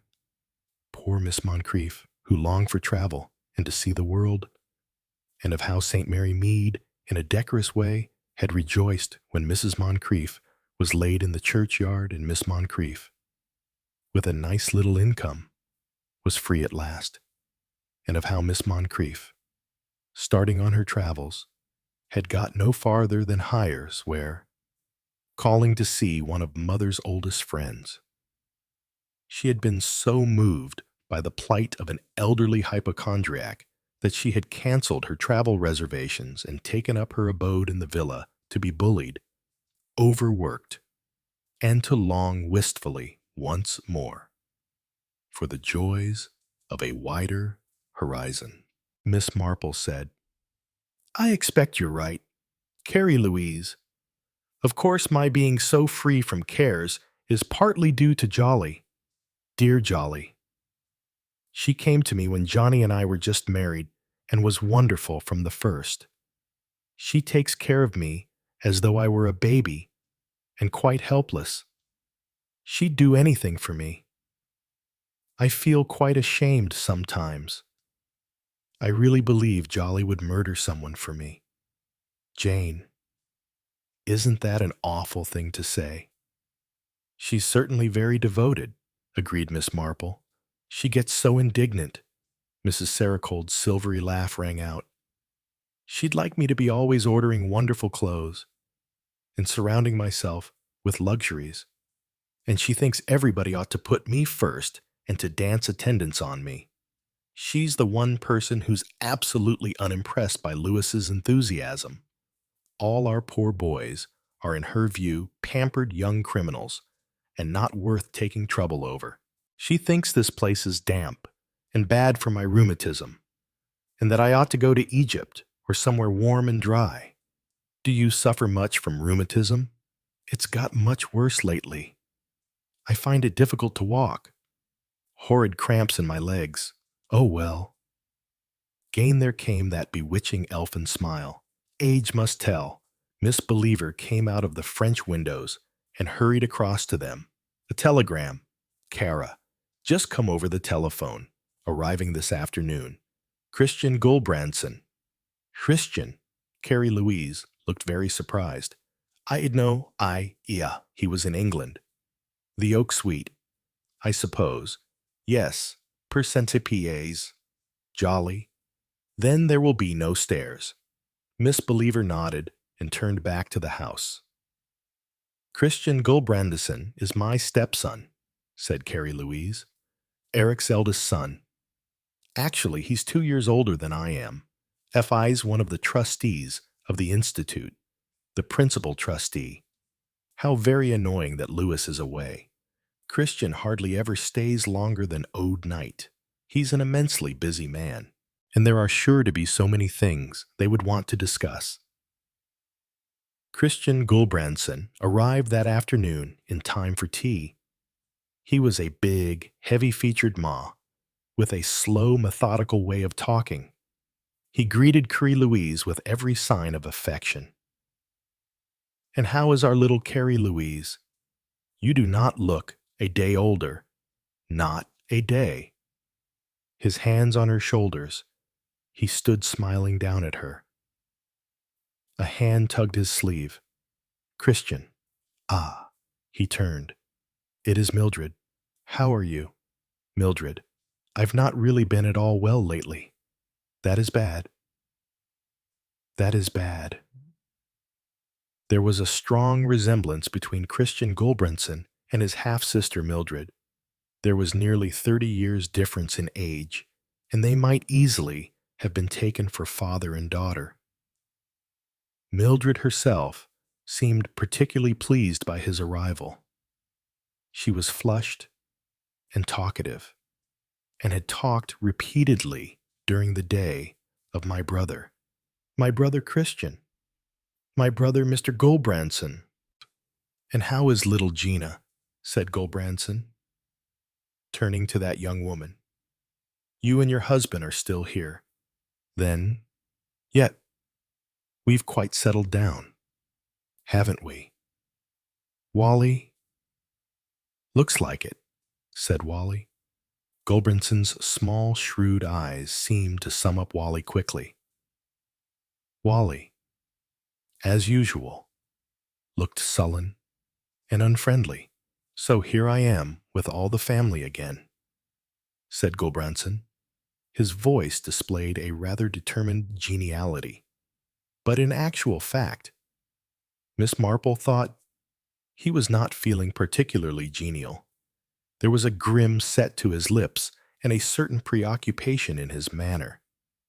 Introduced to Miss Marple, he swept a keen look over her, as though measuring and appraising this newcomer. "We'd no idea you were in England." "Christian," said Mrs. Sericold. "No, I came over rather unexpectedly.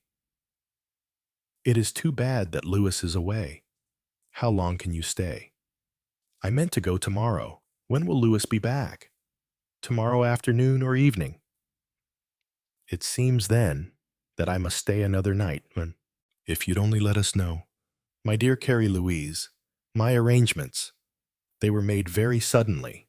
You will stay to see Louis." "Yes, it is necessary that I see Louis," Miss Belliver said to Miss Marple. "Mr. Gulbrandson and Mr. Sericold are both trustees of the Gulbrandson Institute. The others are the Bishop of Cromer and Mr. Guilfoy." Presumably. Then, it was on business concerned with the Gulbrandson Institute that Christian Gulbrandson had come to Stony Gates. It seemed to be assumed so by Miss Believer and everyone else. And yet Miss Marple wondered. Once or twice, the old man cast a thoughtful, puzzled look at Carrie Louise when he was not aware of it, a look that puzzled Carrie Louis's watching friend. From Carrie Louise, he shifted his gaze to the others, examining them one and all with a kind of covert appraisal that seemed distinctly odd.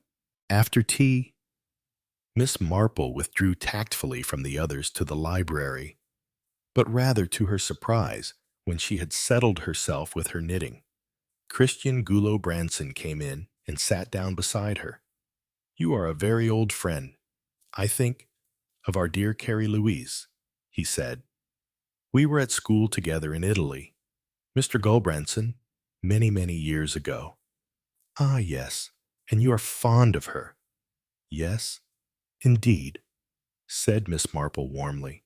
So, I think, is everyone. Yes, I truly think that it should be so, for she is a very dear and enchanting person. Always, since my father married her, I and my brothers have loved her very much. She has been to us like a very dear sister. She was a faithful wife to my father and loyal to all his ideas. She has never thought of herself, but put the welfare of others first. She has always been an idealist, said Miss Marple. An idealist. Yeah, yes, that is so. And therefore, it may be that she does not truly appreciate the evil that there is in the world. Miss Marple looked at him, surprised. His face was very staru. Tell me, he said, how is her health? Again, Miss Marple felt surprised. She seems to me very well, apart from arthritis or rheumatism. Rheumatism, yes, and her heart. Her heart is good. As far as I know, Miss Marple was still more surprised. But until yesterday, I had not seen her for many years. If you want to know the state of her health, you should ask somebody in the house here. Miss Believer. For instance, Miss Belliver. Yes, Miss Believer. Or Mildred. Or, as you say, Mildred. Miss Marple was faintly embarrassed. Christian Gulbranson was staring at her very hard. There is not, between the mother and daughter, a very great sympathy. Would you say, no, I don't think there is. I agree. It is a pity. Her only child. But there it is. Now this misbeliever, you think, is really attached to her very much so. And Carrie Louise leans on this misbeliever. I think so. Christian Gulbranson was frowning. He spoke as though more to himself than to Miss Marple. There is the little Gina, but she is so young. It is difficult. He broke off. Sometimes, he said simply, it is hard to know what is best to be done. I wish very much to act for the best. I am particularly anxious that no harm and no unhappiness should come to that dear lady. But it is not easy. Not easy at all. Mrs. Street came into the room at that moment. Oh, there you are, Christian. We were wondering where you were. Dr. Maverick wants to know if you would like to go over anything with him. That is the new young doctor here. No, no. I will wait until Lewis returns. He's waiting in Lewis's study. Tell him I will have a word with him myself. Gulbranson hurried out. Mildred stared after him and then stared at Miss Marple. I wonder if anything is wrong. Christian is very unlike himself. Did he say anything? He only asked me about your mother's health. Her health? Why should he ask you about that? Mildred spoke sharply, her large, square face flushing unbecomingly. I really don't know. Mother's health is perfectly good. Surprisingly so for a woman of her age. Much better than mine as far as that goes. She paused a moment before saying, I hope you told him so. I don't really know anything about it, said Miss Marple. He asked me about her heart. Her heart, yes. There's nothing wrong with Mother's heart. Nothing at all. I'm delighted to hear you say so, my dear. What on earth put all these queer ideas into Christian's head? I've no idea, said Miss Marple. Chapter 7. The next day passed uneventfully to all appearances. Yet to Miss Marple, it seemed that there were signs of an inner tension. Christian Gulbranson spent his morning with Dr. Maverick in going round the Institute and in discussing the general results of the Institute's policy. In the early afternoon, Gina took him for a drive, and after that Miss Marple noticed that he induced Miss Belliver to show him something in the gardens. It seemed to her that it was a pretext for ensuring a tiddit with that grim woman. And yet, if Christian Gulbranson's unexpected visit had only to do with business matters, why this wish for Miss Believer's company? Since the latter dealt only with the domestic side of Stonygates. But in all this, Miss Marple could tell herself that she was being fanciful. The one really disturbing incident of the day happened about 4 o'clock. She had rocked up her knitting and had gone out in the garden to take a little stroll before tea. Rounding a straggling rhododendron, she came upon Edgar Lawson, who was striding along muttering to himself and who nearly ran into her. He said, "I beg your pardon," hastily, but Miss Marple was startled by the queer, staring expression of his eyes. "Aren't you feeling well, Mr. Lawson?"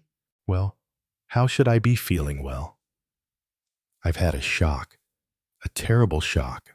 "What kind of a shock?" The young man gave a swift glance past her, and then a sharp, uneasy glance to either side. His doing so gave Miss Marple a nervous feeling. "Shall I tell you?" He looked at her doubtfully. "I don't know. I don't really know. I've been so spied upon." Miss Marple made up her mind. She took him firmly by the arm. "If we walk down this path, there are no trees or bushes near. Nobody can overhear." No, you're right." He drew a deep breath, bent his head, and almost whispered his next words. "I've made a discovery, a terrible discovery." Edgar Lawson began to shake all over. He was almost weeping. To have trusted someone, to have believed, and it was lies, all lies, lies to keep me from finding out the truth. I can't bear it. It's too wicked. You see, he was the one person I trusted, and now, to find out that all the time he's been at the bottom of it all, it's he who's been my enemy. It's he who has been having me followed about and spied upon. But he can't get away with it anymore. I shall speak out. I shall tell him I know what he has been doing." "Who is he?" demanded Miss Marple. Edgar Lawson drew himself up to his full height. He might have looked pathetic and dignified, but actually, he only looked ridiculous. "I'm speaking of my father, Viscount Montgomery. Or do you mean Winston Churchill?" Edgar threw her a glance of scorn. "They let me think that, just to keep me from guessing the truth. But I know now. I've got a friend, a real friend. A friend who tells me the truth and lets me know just how I've been deceived. Well, my father will have to reckon with me. I'll throw his lies in his face. I'll challenge him with the truth. We'll see what he's got to say to that." And suddenly breaking away, Edgar went off at a run and disappeared in the park, her face grave. Miss Marple went back to the house. "We're all a little mad, dear lady," Dr. Maverick had said, but it seemed to her that in Edgar's case, it went rather further than that. Louis Saracold arrived back at 6:30. He stopped the car at the gates and walked to the house through the park, looking out of her window. Miss Marple saw Christian Gulbranson go out to meet him and the two men, having greeted one another, turned and paced to and fro, up and down the terrace. Miss Marple had been careful to bring her bird glasses with her. At this moment, she brought them into action. Was there, or was there not, a flight of siskins by that far clump of trees? She noted as the glasses swept down, before rising, that both men were looking seriously disturbed. Miss Marple leant out a little farther. Scraps of conversation floated up to her now and then. If either of the men should look up, it would be quite clear that an enraptured bird watcher had her attention looted on a point far removed from their conversation. How to spare Carrie Louise the knowledge, Gulbranson was saying. The next time they passed below, Louis Sericold was speaking. If it can be kept from her, I agree that it is she who must be considered. Other faint snatches came to the listener. Some really serious, not justified. Too big a responsibility to take. We should perhaps take outside advice. Finally, Miss Marple heard Christian Gulbranson say, "Ah, it grows cold. We must go inside." Miss Marple drew her head in through the window with a puzzled expression. What she had heard was too fragmentary to be easily pieced together, but it served to confirm that vague apprehension that had been gradually growing upon her, and about which Ruth Van Rydock had been so positive. Whatever was wrong at Stony Gates, it definitely affected Carrie Louise. Dinner that evening was a somewhat constrained meal. Both Gulbranson and Louis were absent-minded and absorbed in their own thoughts. Walter Hudd glowered even more than usual, and for once, Gina and Stephen seemed to have little to say either to each other or to the company at large. Conversation was mostly sustained by Dr. Maverick, who had a lengthy, technical discussion with Mr. Baumgarten, one of the occupational therapists. When they moved into the hall after dinner, Christian Gulbranson excused himself almost at once. He said he had an important letter to write, so if you will forgive me, dear Carrie Louise, I will go now to my room. You have all you want there, Jolly. Yes, everything. A typewriter. I asked, and one has been put there. Miss Belliver has been most kind and attentive. He left the great hall by the door on the left, which led past the foot of the main staircase and along a corridor, at the end of which was a suite of bedroom and bathroom. When he had gone out, Carrie Louise said, "Not going down to the theater tonight, Gina." The girl shook her head. She went over and sat by the window overlooking the front drive and the court. Stephen glanced at her, then strolled over to the big grand piano. He sat down at it and strummed very softly, a queer, melancholy little tune. The two occupational therapists, Mr. Baumgarten and Mr. Lacey, and Dr. Maverick, said good night and left. Walter turned on the switch of a reading lamp, and with a crackling noise, half the lights in the hall went out. He growled, "That darn switch is always faulty. I'll go and put a new fuse in." He left the hall, and Carrie Louise murmured, "Wally's so clever with electrical gadgets and things like that. You remember how he fixed that toaster?" "It seems to be all he does do here," said Mildred Street. "Mother, have you taken your tonic?" Miss Belliver looked annoyed. "I declare, I completely forgot tonight." She jumped up and went into the dining room, returning presently with a small glass containing a little rose-colored fluid. Smiling a little, Carrie Louise held out an obedient hand. "Such horrid stuff, and nobody lets me forget it," she said, making a wry face. And then, rather unexpectedly, Louis Sericold said, "I don't think I should take it tonight, my dear. I'm not sure it really agrees with you." Quietly, but with that controlled energy always so apparent in him, he took the glass from Miss Believer and put it down on the big oak Welsh dresser. Miss Believer said sharply, "Really, Mr. Sericold, I can't agree with you there. Mrs. Sericold has been very much better since—" She broke off and turned sharply. The front door was pushed violently open and allowed to swing to with a crash. Edgar Lawson came into the big dim hall with the air of a star performer making a triumphal entry. He stood in the middle of the floor and struck an attitude. It was almost ridiculous, but not quite ridiculous. Edgar said theatrically, "So I have found you, O mine enemy." He said it to Louis Sericold. Mr. Sericold looked mildly astonished.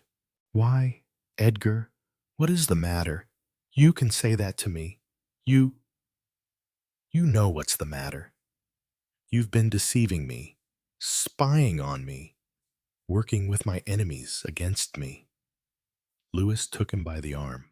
Now, my dear lad, don't excite yourself. Tell me all about it quietly. Come into my office." He led him across the hall and through a door on the right, closing it behind him. After he had done so, there was another sound, the sharp sound of a key being turned in the lock. Miss Believer looked at Miss Marple. The same idea in both their minds. It was not Louis Sericold who had turned the key. Miss Believer said sharply, "That young man is just about to go off his head, in my opinion." "It isn't safe," Mildred said. "He's a most unbalanced young man, and absolutely ungrateful for everything that's been done for him. You ought to put your foot down, Mother." With a faint sigh, Carrie Louise murmured, "There's no harm in him, really. He's fond of Louis. He's very fond of him." Miss Marple looked at her curiously. There had been no fondness in the expression that Edgar had turned on Louis Sericold a few moments previously. Very far from it. She wondered, as she wondered before, if Carrie Louise deliberately turned her back on reality.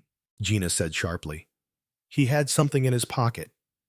"Edgar, I mean, playing with it," Stephen murmured, as he took his hands from the keys. In a film, it would certainly have been a revolver.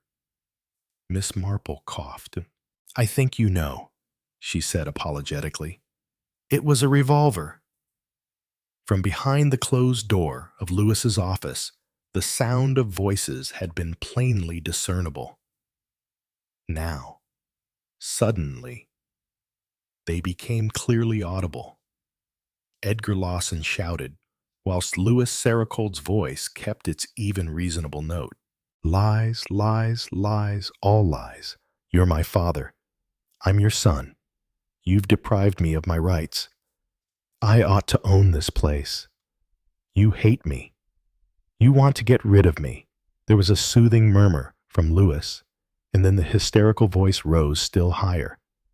It screamed out foul epithets. Edgar seemed rapidly losing control of himself. Occasional words came from Louis. "Calm, just be calm. You know, none of this is true." But they seemed not to soothe, but on the contrary to enrage the young man still further. Insensibly, everyone in the hall was silent, listening intently to what went on behind the locked door of Louis's study. "I'll make you listen to me," yelled Edgar. "I'll take that supercilious expression off your face. I'll have revenge, I tell you. Revenge for all you've made me suffer." The other voice came curtly, unlike Louis's usual unemotional tones. "Put that revolver down," Gina cried sharply. "Edgar will kill him. He's crazy. Can't we get the police or something?" Carrie Louise, still unmoved, said softly, "There's no need to worry, Gina. Edgar loves Louis. He's just dramatizing himself. That's all." Edgar's voice sounded through the door in a laugh that Miss Marple had to admit sounded definitely insane. "Yes, I've got a revolver, and it's loaded. No, don't speak. Don't move. You're going to hear me out. It's you who started this conspiracy against me, and now you're going to pay for it." What sounded like the report of a firearm made them all start. But Carrie Louise said, "It's all right. It's outside, in the park somewhere." Behind the locked door, Edgar was raving in a high, screaming voice. "You sit there looking at me, pretending to be unmoved. Why don't you get down on your knees and beg for mercy? I'm going to shoot. I tell you, I'm going to shoot you dead. I'm your son, your unacknowledged, despised son. You wanted me hidden away, out of the world altogether. Perhaps you set your spies to follow me, to hound me down. You plotted against me. You, my father. My father? I'm only a bastard, aren't I? Only a bastard. You went on filling me up with lies, pretending to be kind to me. And all the time, you're not fit to live. I won't let you live." Again, there came a stream of obscene profanity. Somewhere, during the scene, Miss Marple was conscious of Miss Believer saying, "We must do something," and leaving the hall. Edgar seemed to pause for breath, and then he shouted out, "You're going to die, to die. You're going to die now. Take that, you devil, and that." 2 sharp cracks rang out, not in the park this time, but definitely behind the locked door. Somebody, Miss Marple, thought it was Mildred, cried out, "Oh God, what shall we do?" There was a thud from inside the room, and then a sound, almost more terrible than what had gone before. The sound of slow, heavy sobbing. Somebody strode past Miss Marple and started shaking and rattling the door. It was Stephen Restorick. "Open the door. Open the door," he shouted. Miss Belliver came back into the hall. In her hand she held an assortment of keys. "Try some of these," she said breathlessly. At that moment, the fused lights came on again. The hall sprang into life again after its eerie dimness. Stephen Restorick began trying the keys. They heard the inside key fall out as he did so. Inside, that wild, desperate sobbing went on. Walter Hudd, coming lazily back into the hall, stopped dead and demanded, "Say, what's going on round here?" Mildred said tearfully, "That awful crazy young man has shot Mr. Saracold. Please." It was Carrie Louise who spoke. She got up and came across to the study door. Very gently, she pushed Stephen Restorick aside. "Let me speak to him." She called very softly, "Edgar, Edgar, let me in. Will you please? Edgar." They heard the key fitted into the lock. It turned, and the door was slowly opened. But it was not Edgar who opened it. It was Louis Saracold. He was breathing hard, as though he had been running. But otherwise he was unmoved. "It's all right, dearest," he said. "Dearest, it's quite all right." "We thought you'd been shot," said Miss Belver gruffly. Louis Saracold frowned. He said with a trifle of asperity, "Of course I haven't been shot." They could see into the study by now. Edgar Lawson had collapsed by the desk. He was sobbing and gasping. The revolver lay on the floor where it had dropped from his hand. "But we heard the shots," said Mildred. "Oh yes, he fired twice. And he missed you." "Of course he missed me," snapped Louis. Miss Marple did not consider that there was any of course about it. The shots must have been fired at fairly close range. Louis Saracold said irritably, "Where's Maverick?" "It's Maverick we need." Miss Belliver said, "I'll get him. Shall I ring up the police as well?" "Police certainly not." "Of course we must ring up the police," said Mildred. "He's dangerous." "Nonsense," said Louis Sericold. "Poor lad." "Does he look dangerous?" At the moment, he did not look dangerous. He looked young and pathetic, and rather repulsive. His voice had lost its carefully acquired accent. I didn't mean to do it," he groaned. "I don't know what came over me, talking all that stuff. I must have been mad." Mildred sniffed. "I really must have been mad. I didn't mean to. Please, Mr. Sericold.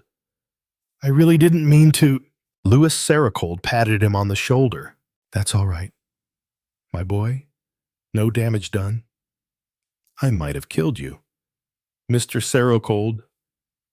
Walter Hudd walked across the room and peered at the wall behind the desk. "The bullets went in here," he said. His eye dropped to the desk and the chair behind it. "Must have been a near miss," he said grimly. "I lost my head. I didn't rightly know what I was doing. I thought he'd done me out of my rights.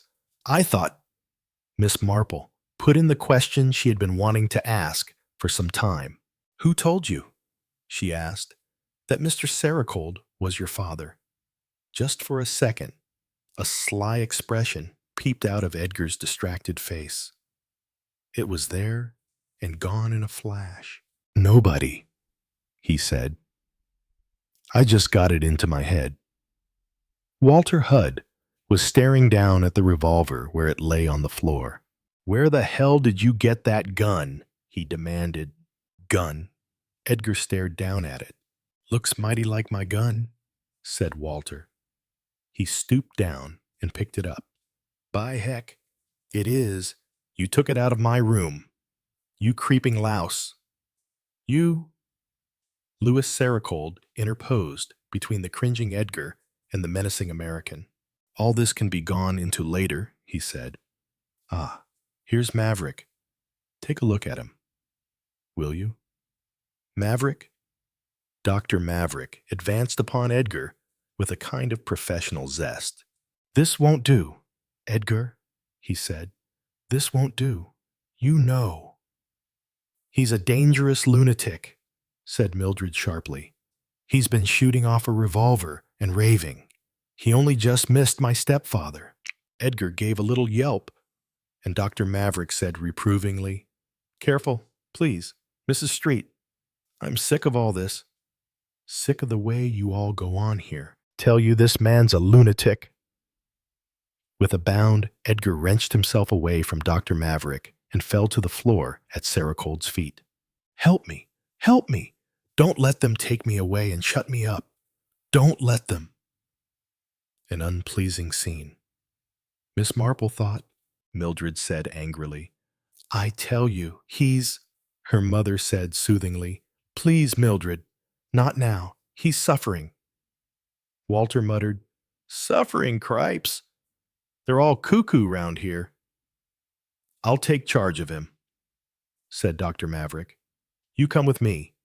Edgar, bed and a sedative, and we'll talk everything out in the morning. Now you trust me, don't you?" Rising to his feet and trembling a little, Edgar looked doubtfully at the young doctor and then at Mildred Street. "She said I was a lunatic." No, you're not a lunatic."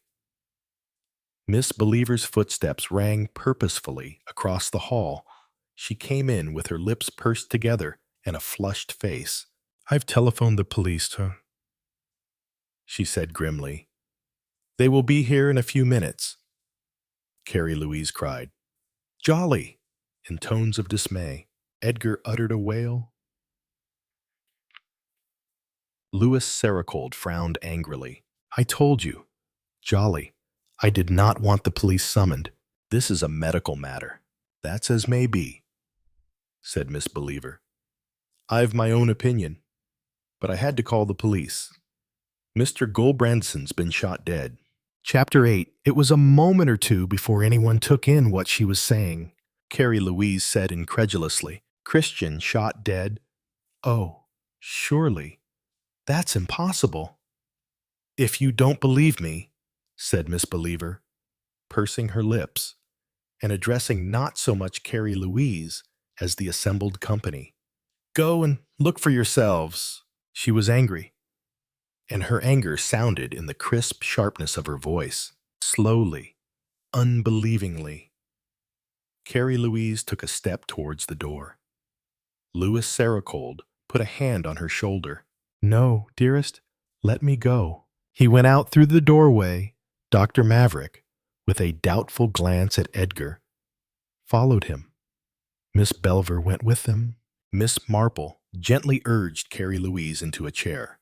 She sat down, her eyes looking hurt and stricken. "Christian, shot," she said again. It was the bewildered, hurt tone of a child. Walter Hudd remained close to Edgar Lawson, glowering down at him. In his hand, he held the gun that he had picked up from the floor. Mrs. Saracold said in a wondering voice, "But who could possibly want to shoot Christian?" It was not a question that demanded an answer. Walter muttered under his breath, "Nuts, the whole lot of them." Stephen had moved protectively closer to Gina. Her young, startled face was the most vivid thing in the room. Suddenly, the front door opened, and a rush of cold air together with a man in a big overcoat came in. The heartiness of his greeting seemed incredibly shocking. "Hello, everybody. What's going on tonight?" "A lot of fog on the road. I had to go dead slow." For a startled moment, Miss Marple thought that she was seeing double. Surely the same man could not be standing by Gina and coming in by the door. Then she realized that it was only a likeness and not, when you looked closely, such a very strong likeness. The two men were clearly brothers with a strong family resemblance, but no more. Where Stephen Restorick was thin to the point of emaciation, the newcomer was sleek. The big coat with the astrakhan collar fitted the sleekness of body snugly. A handsome young man, and one who bore upon him the authority and good humor of success. But Miss Marple noted one thing about him. His eyes, as he entered the hall, looked immediately at Gina. He said, a little doubtfully, "You did expect me. You got my wire?" He was speaking now to Carrie Louise. He came towards her, almost mechanically. She put her hand out to him. He took it and kissed it gently. It was an affectionate act of homage, not a mere theatrical courtesy. She murmured, "Of course. Alex, dear, of course. Only, you see, things have been happening." Happening? Mildred gave the information, gave it with a kind of grim relish that Miss Marple found distasteful. "Christian Gulbrandsen," she said. "My brother Christian Gulbrandsen has been found shot dead." Good God. Alex registered a more than life-size dismay. "Suicide? Do you mean—" Carrie Louise moved swiftly. "Oh no," she said. "It couldn't be suicide, not Christian. Oh no. Uncle Christian would never shoot himself, I'm sure," said Gina. Alex Restorick looked from one person to the other. "Christie." From his brother Stephen, he received a short confirmative nod. Walter Hudd stared back at him with faint resentment. Alex's eyes rested on Miss Marple with a sudden frown. It was as though he had found some unwanted prop on a stage set. He looked as though he would like her explained, but nobody explained her. And Miss Marple continued to look an old, fluffy, and sweetly bewildered old lady. When asked Alex, "When did this happen? I mean, just before you arrived," said Gina. "About, 3 or 4 minutes ago, I suppose." "Why, of course, we actually heard the shot, only we didn't notice it. Not really. Didn't notice it. Why not? Well, you see, there were other things going on. Gina spoke rather hesitantly. Sure were, said Walter with emphasis. Juliet Belliver came into the hall by the door from the library. Mr. Sericold suggests that we should all wait in the library. It would be convenient for the police. Except for Mrs. Sericold. You've had a shock. Kara, I've ordered some hot bottles to be put in your bed. I'll take you up and... Rising to her feet. Carrie Louise shook her head. I must see Christian first, she said. Oh no, dear, don't upset yourself. Carrie Louise put her very gently to one side. Dear Jolly, you don't understand. She looked round and said, Jane, Miss Marple, had already moved towards her. Come with me, will you, Jane? They moved together towards the door. Dr. Maverick, coming in, almost collided with them. Miss Believer exclaimed, Dr. Maverick, do stop her. So foolish. Carrie Louise looked calmly at the young doctor. She even gave a tiny smile. Dr. Maverick said, You want to go and see him. I must. I see. He stood aside. If you feel you must, Mrs. Sericold, but afterwards, please go and lie down and let Miss Believer look after you. At the moment you do not feel the shock, but I assure you that you will do so. Yes, I expect you are right. I will be quite sensible. Come, Jane.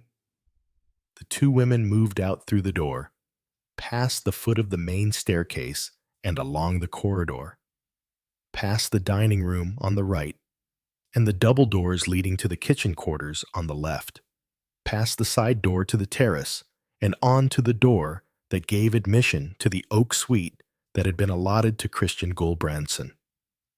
It was a room furnished as a sitting room more than a bedroom, with a bed in an alcove to one side and a door leading into a dressing room and bathroom. Carrie. Louise stopped on the threshold. Christian Gulbrandsen had been sitting at the big mahogany desk with a small portable typewriter open in front of him. He sat there now, but slumped sideways in the chair. The high arms of the chair prevented him from slipping to the floor. Louis Sericold was standing by the window. He had pulled the curtain a little aside and was gazing out into the night. He looked round and frowned. My dearest, you shouldn't have come. He came towards her, and she stretched out a hand to him. Miss Marple retreated a step or two. Oh, yes, Louis, I had to see him. One has to know just exactly how things are. She walked slowly towards the desk. Louis said warningly, You mustn't touch anything. The police must have things left exactly as we found them. Of course. He was shot deliberately by someone. Then, oh yes. Louis Sericold looked a little surprised that the question had even been asked. I thought you knew that. I did really. Christian would not commit suicide, and he was such a competent person that it could not possibly have been an accident. That only leaves, she hesitated a moment, murder. She walked up behind the desk and stood looking down at the dead man. There was sorrow and affection in her face. Dear Christian, she said, he was always good to me. Softly, she touched the top of his head with her fingers. Bless you and thank you. Dear Christian, she said. Louis Sericold said, with something more like emotion than Miss Marple had ever seen in him before, I wish to God I could have spared you this. Caroline. His wife shook her head gently. You can't really spare anyone anything, she said.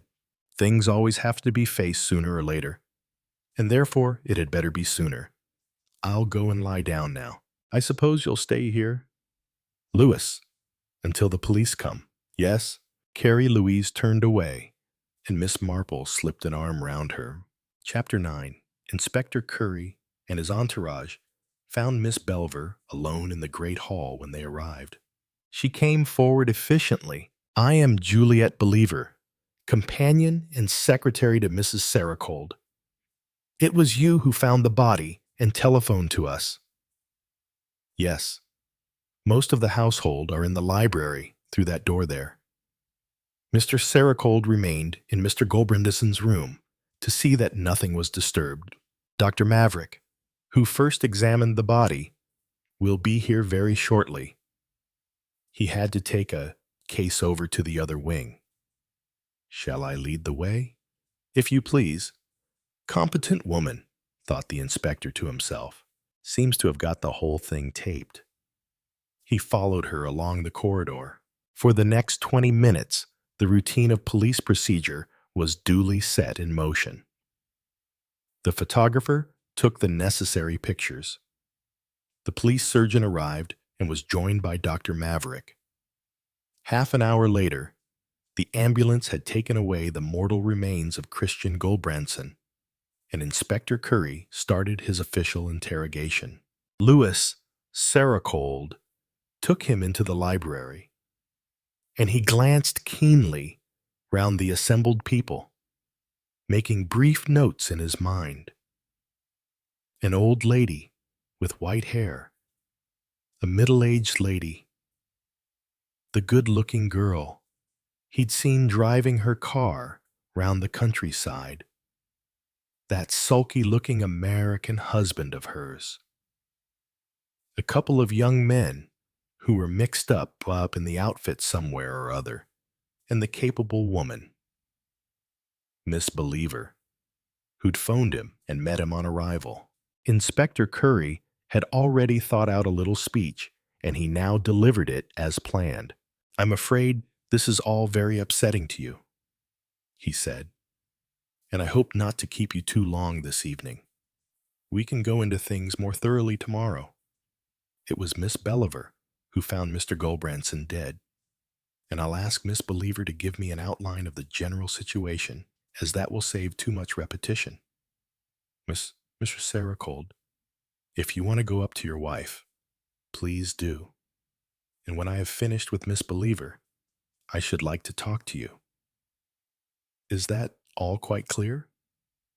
Perhaps there is some small room where—" Louis Saracold said, "My office, jolly." Miss Believer nodded and said, "I was just going to suggest it." She led the way across the great hall, and Inspector Curry and his attendant sergeant followed her. Miss Believer arranged them and herself suitably. It might have been she, and not Inspector Curry, who was in charge of the investigation. The moment had come, however, when the initiative passed to him. Inspector Curry had a pleasant voice and manner. He looked quiet and serious, and just a little apologetic. Some people made the mistake of underrating him. Actually, he was as competent in his way as Miss Believer was in hers, but he preferred not to make a parade of the fact. He cleared his throat. "I've had the main facts from Mr. Saracold. Mr. Christian Goldbrandson was the eldest son of the late Eric Goldbrandson, the founder of the Goldbrandson Trust and Fellowships, and all the rest of it. He was one of the trustees of this place, and he arrived here unexpectedly yesterday. That is correct." "Yes." Inspector Curry was pleased by her conciseness. Mr. Saracold was away in Liverpool. He returned this evening by the 6:30 train. "Yes, after dinner this evening. Mr. Goldbrandson announced his intention of working in his own room and left the rest of the party here after coffee had been served." "Correct." "Yes. Now, Miss Believer, please tell me in your own words how you came to discover him dead." "There was a rather unpleasant incident this evening. A young man, a psychopathic case, became very unbalanced and threatened Mr. Saracold with a revolver. They were locked in this room. The young man eventually fired the revolver, You can see the bullet holes in the wall there. Fortunately, Mr. Ericold was unhurt. After firing the shots, this young man went completely to pieces. Mr. Sericold sent me to find Dr. Maverick. I got through on the house phone, but he was not in his room. I found him with one of his colleagues and gave him the message, and he came here at once. On my own way back, I went to Mr. Gulbranson's room. I wanted to ask him if there was anything he would like. Hot milk or whiskey? Before settling for the night, I knocked, but there was no response. So I opened the door. I saw that Mr. Gulbranson was dead.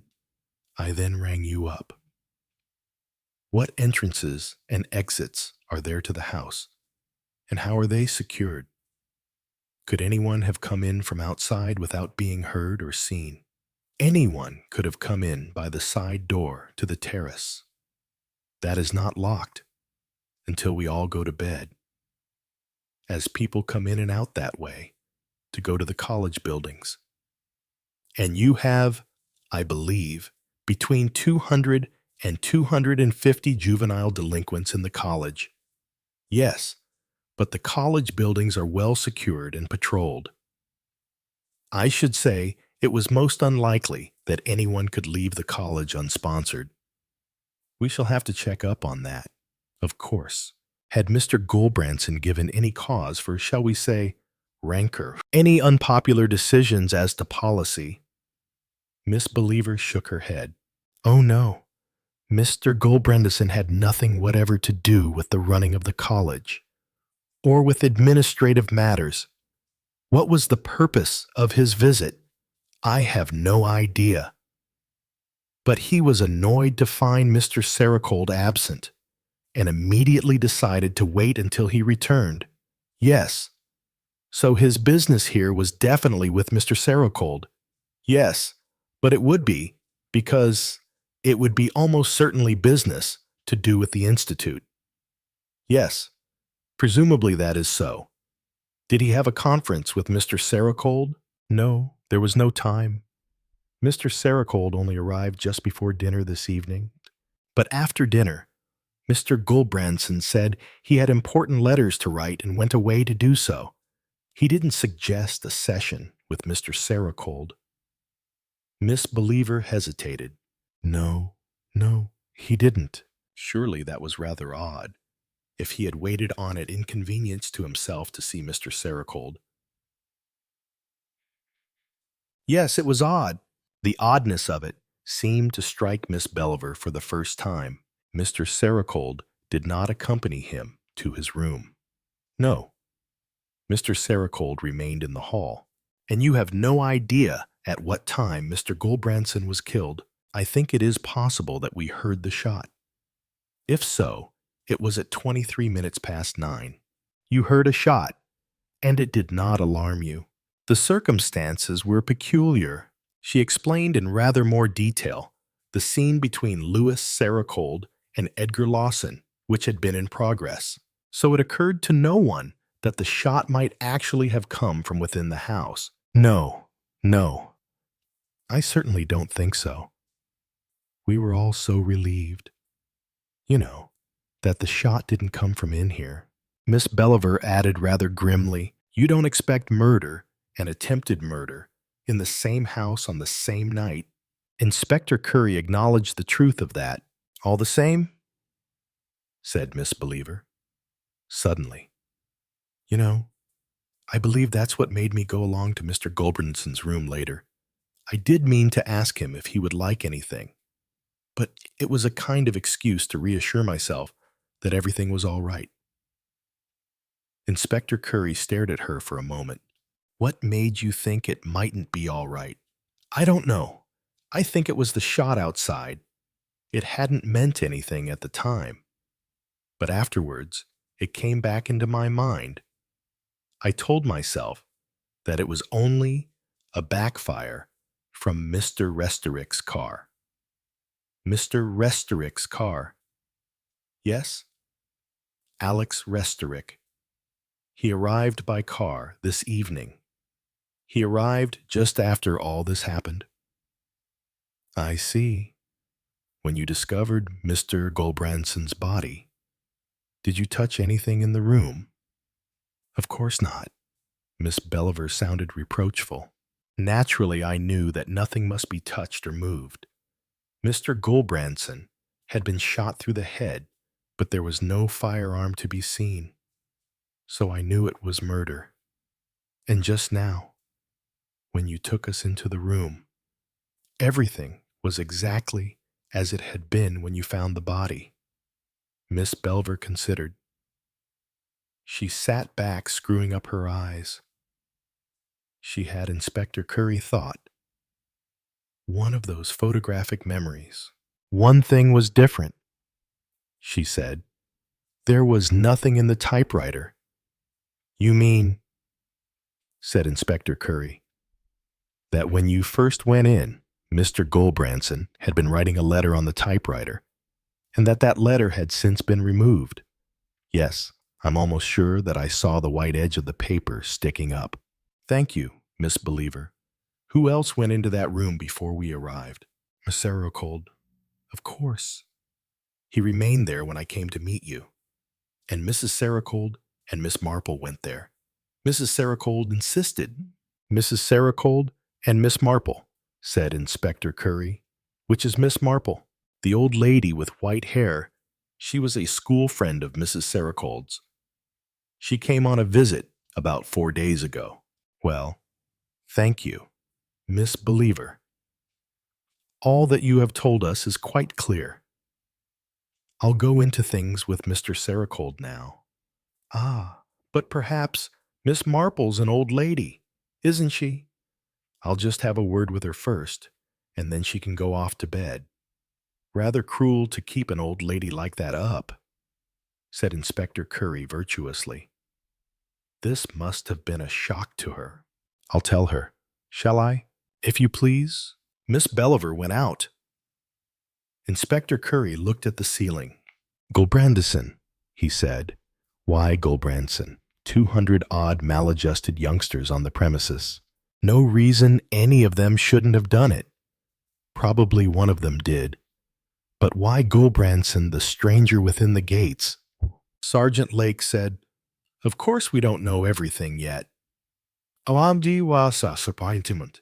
Inspector Curry said, So far, we don't know anything at all. He jumped up and was gallant when Miss Marple came in. She seemed a little flustered, and he hurried to put her at her ease. No. I believe that's what made me go along to Mr. Gulbranson's room later.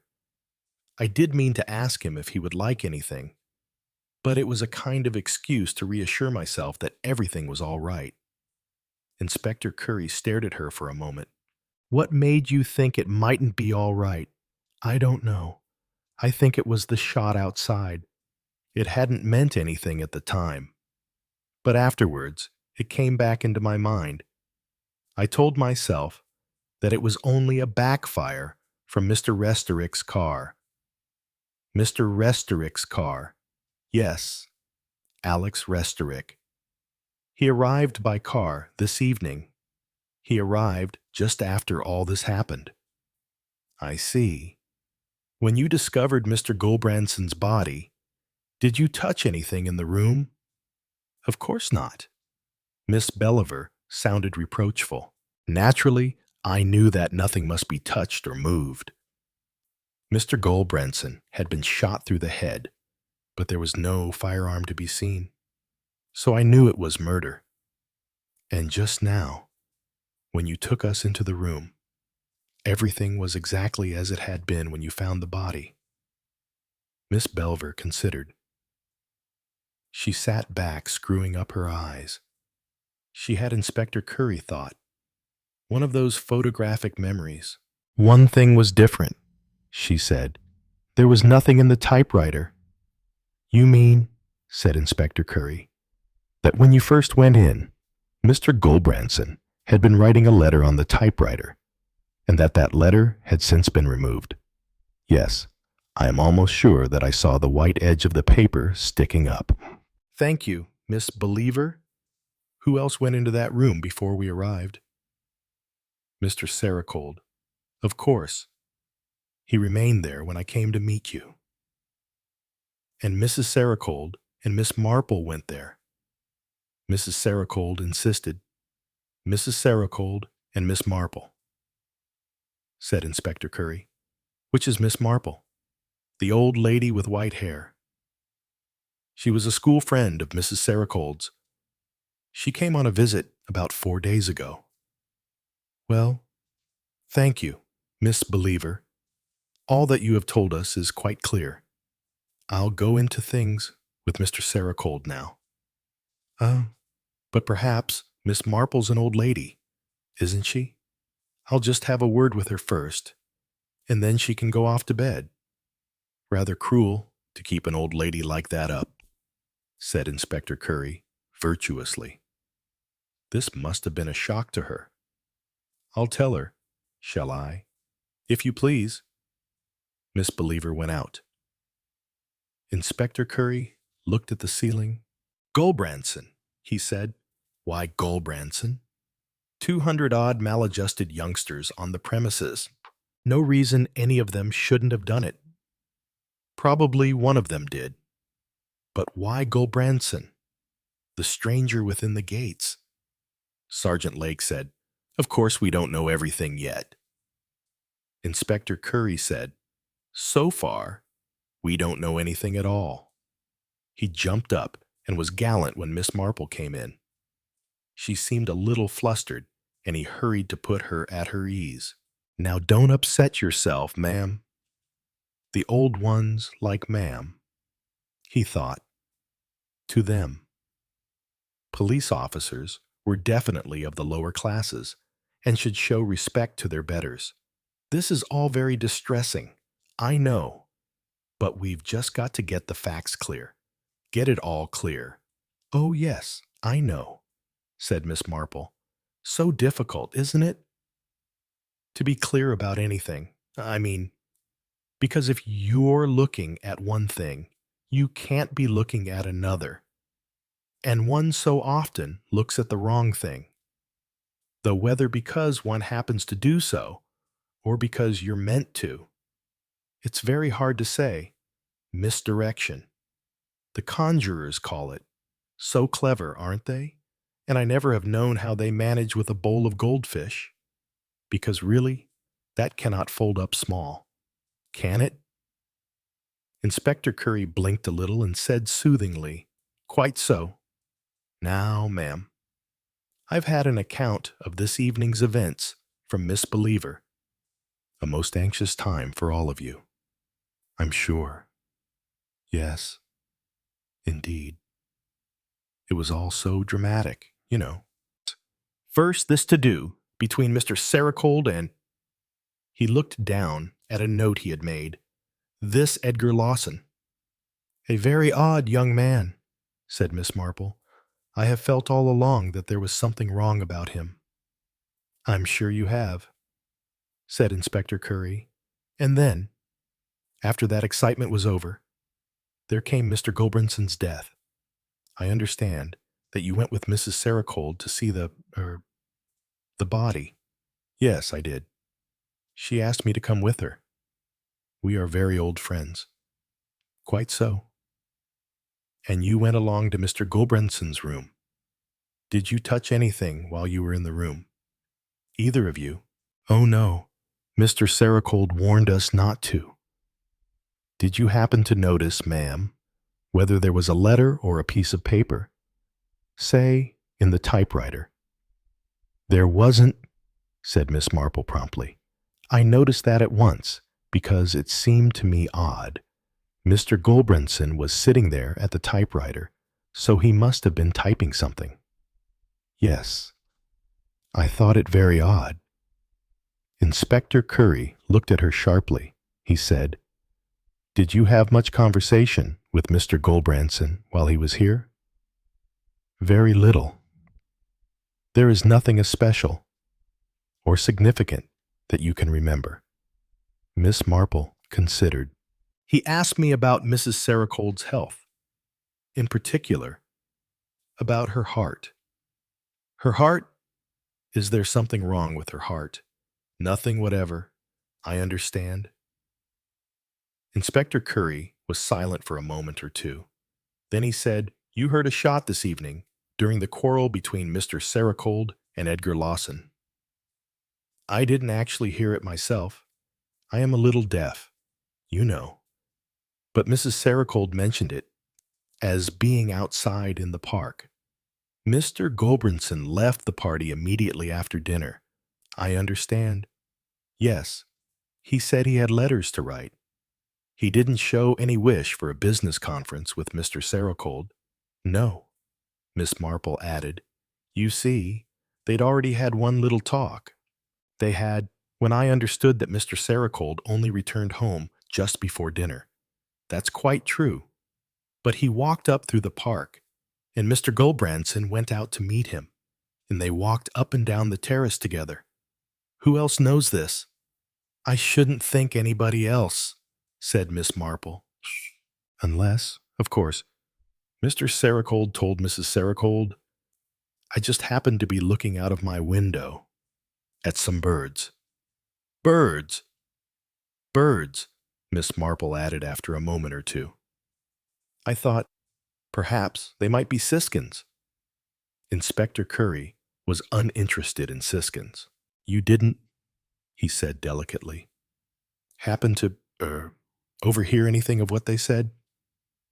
Innocent china blue eyes met his. "Only fragments, I'm afraid," said Miss Marple gently. "And those fragments—" Miss Marple was silent for a moment. Then she said, "I do not know the actual subject of their conversation, but their immediate concern was to keep whatever it was from the knowledge of Mrs. Sericold. To spare her. That was how Mr. Gulbranson put it. And Mr. Sericold said, 'I agree that it is she who must be considered.' They also mentioned a big responsibility, and that they should, perhaps, take outside advice." She paused. "I think you know. You had better ask Mr. Sericold himself about all this." "We shall do so, ma'am."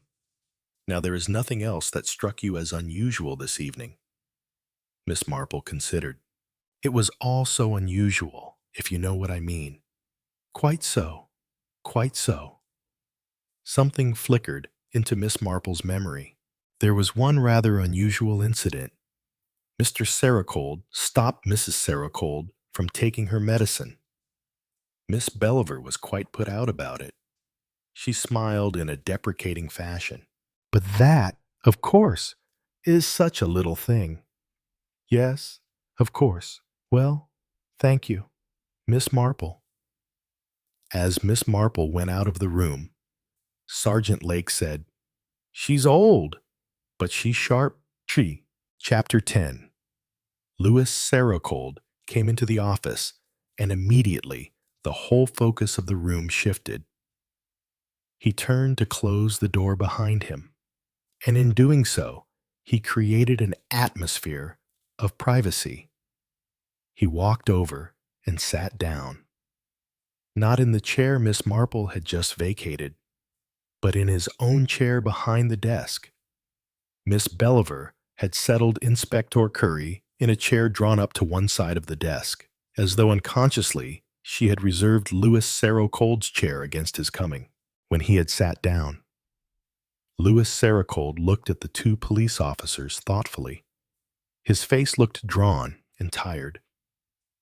It was the face of a man who was passing through a severe ordeal, and it surprised Inspector Curry a little because, though Christian Gulbranson's death must undeniably have been a shock to Louis Sericold, yet Gulbranson had not been a close friend or relation, only a rather remote connection by marriage. In an odd way, the tables seemed to have been turned. It did not seem as though Louis Sericold had come into the room to answer police questioning. It seemed rather that Louis Sericold had arrived to preside over a court of inquiry. It irritated Inspector Curry a little. He said briskly, "Now, Mr. Sericold." Louis Sericold still seemed lost in thought. He said with a sigh, "How difficult it is to know the right thing to do." Inspector Curry said, "I think we will be the judges of that." Mr. Saracold, "Now, about Mr. Gulbranson.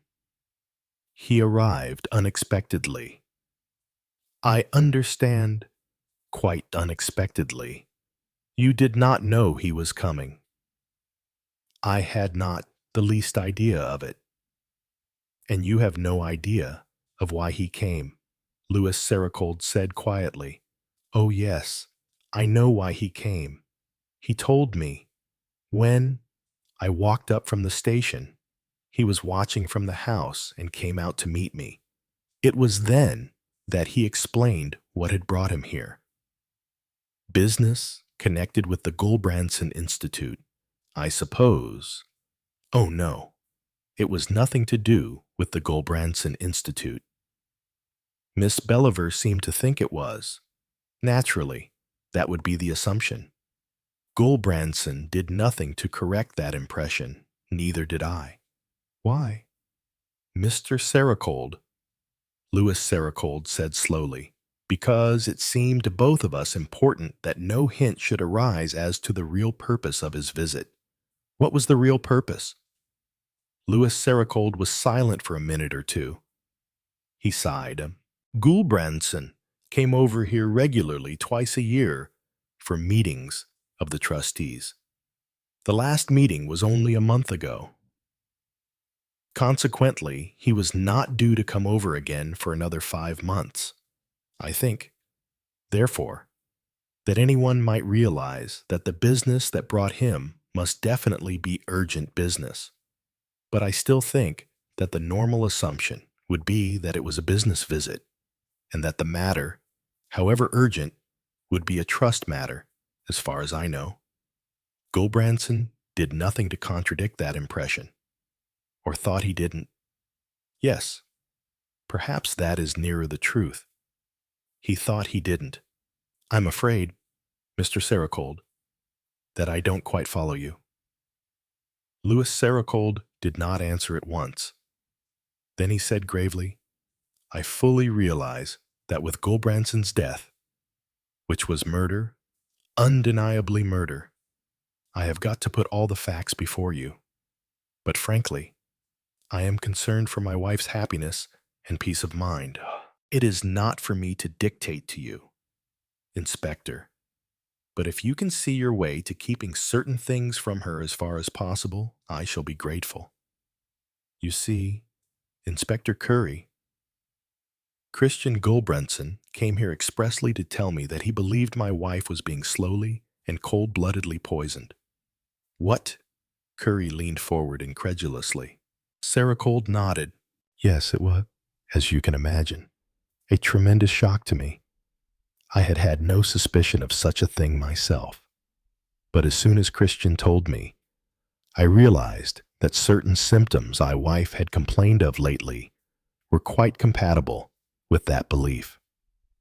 What she took to be rheumatism, leg cramps, pain, and occasional sickness, all that fits in very well with the symptoms of arsenical poisoning.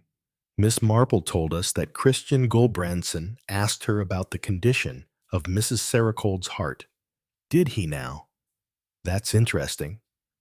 I suppose he thought that a heart poison would be used since it paved the way to a sudden death without undue suspicion. But I think myself that arsenic is more likely. You definitely think, then, that Christian Gulbranson's suspicions were well-founded? Oh, yes, I think so.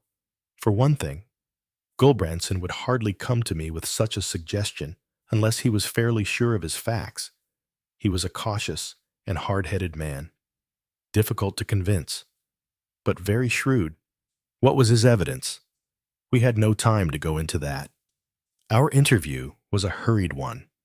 It served only the purpose of explaining his visit, and a mutual agreement that nothing whatever should be said to my wife about the matter until we were sure of our facts.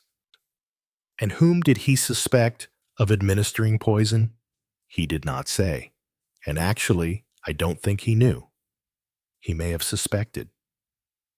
I think now that he probably did suspect. Otherwise, why should he be killed?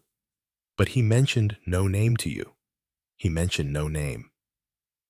We agreed that we must investigate the matter thoroughly, and he suggested inviting the advice and cooperation of Dr. Galbraith, the Bishop of Cromer. Dr. Galbraith is a very old friend of the Gulbransons and is one of the trustees of the Institute. He is a man of great wisdom and experience and would be of infinite help and comfort to my woe if it was necessary to tell her of our suspicions. We meant to rely on his advice as to whether or not to consult the police. Quite extraordinary, said Curry.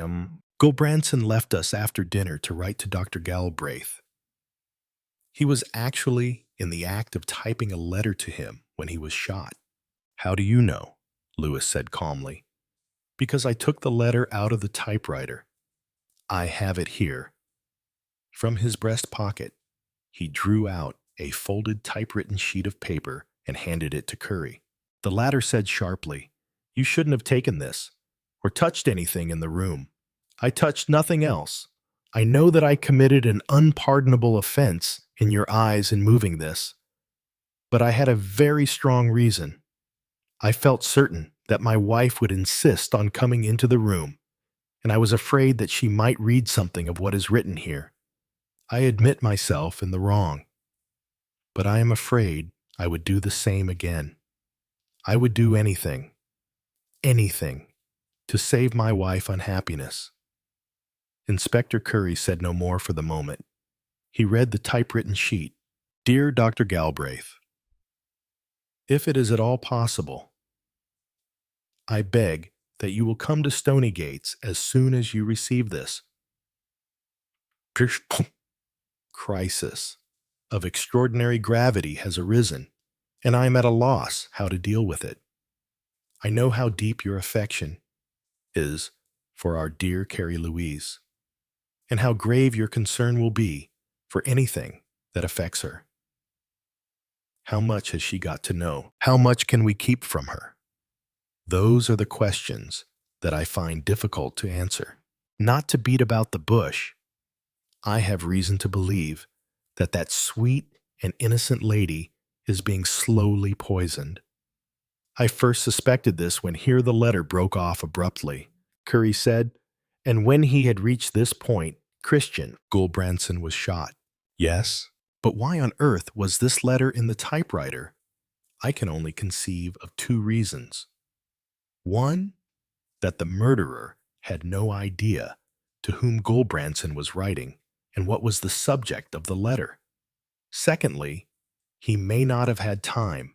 He may have heard someone coming and only had just time to escape unobserved. And Gulbranson gave you no hint as to whom he suspected. If he did suspect anyone, there was, perhaps, a very slight pause before Lewis answered. "None whatever," he added, rather obscurely. "Christian was a very fair man. How do you think this poison, arsenic or whatever it may be, was or is being administered?" I thought over that whilst I was changing for dinner, and it seemed to me that the most likely vehicle was some medicine, a tonic, that my wife was taking. As regards food, we all partake of the same dishes, and my wife has nothing specially prepared for her. But anyone could add arsenic to the medicine bottle. "We must take the medicine and have it analyzed," Lewis said quietly. "I already have a sample of it. I took it this evening before dinner." From a drawer in the desk, he took out a small corked bottle with a red fluid in it. Inspector Curry said, with a curious glance, "You think of everything, Mr. Saracold? I believe in acting promptly. Tonight, I stopped my wife from taking her usual dose. It is still in a glass on the oak dresser in the hall. The bottle of tonic itself is in the dining room." Curry leaned forward across the desk. He lowered his voice and spoke confidentially and without officialdom. "You'll excuse me, Mr. Saracold, but just why are you so anxious to keep this from your wife? Are you afraid she'd panic? Surely, for her own sake, it would be as well if she were warned." Yes, yes, that may well be so. But I don't think you quite understand. Without knowing my wife Caroline, it would be difficult. My wife, Inspector Curry, is an idealist, a completely trustful person. Of her, it may truly be said that she sees no evil, hears no evil, and speaks no evil. It would be inconceivable to her that anyone could wish to kill her. But we have to go farther than that. It is not just anyone. It is a case, surely you see that, of someone possibly very near and dear to her. So that's what you think. We have got to face facts. Close at hand, we have a couple of hundred warped and stunted personalities who have expressed themselves often enough by crude and senseless violence. But by the very nature of things, none of them can be suspect in this case. A slow poisoner is someone living in the intimacy of family life. Think of the people who are here in this house: her husband, her daughter, her granddaughter, her granddaughter's husband, her stepson, whom she regards as her own son, Miss Believer, her devoted companion and friend of many years. All very near and dear to her, and yet the suspicion must arise. "Is it one of them?" Curry said slowly. "There are outsiders." "Yes, in a sense. There is Dr. Maverick. One or two of the staff are often with us. There are the servants, but frankly, what possible motive could they have?" Inspector Curry said. "And there's young, what is his name again? Edgar Lawson." "Yes, but he has only been down here as a casual visitor just lately. He has no possible motive. Besides, he is deeply attached to Caroline, just as everyone is.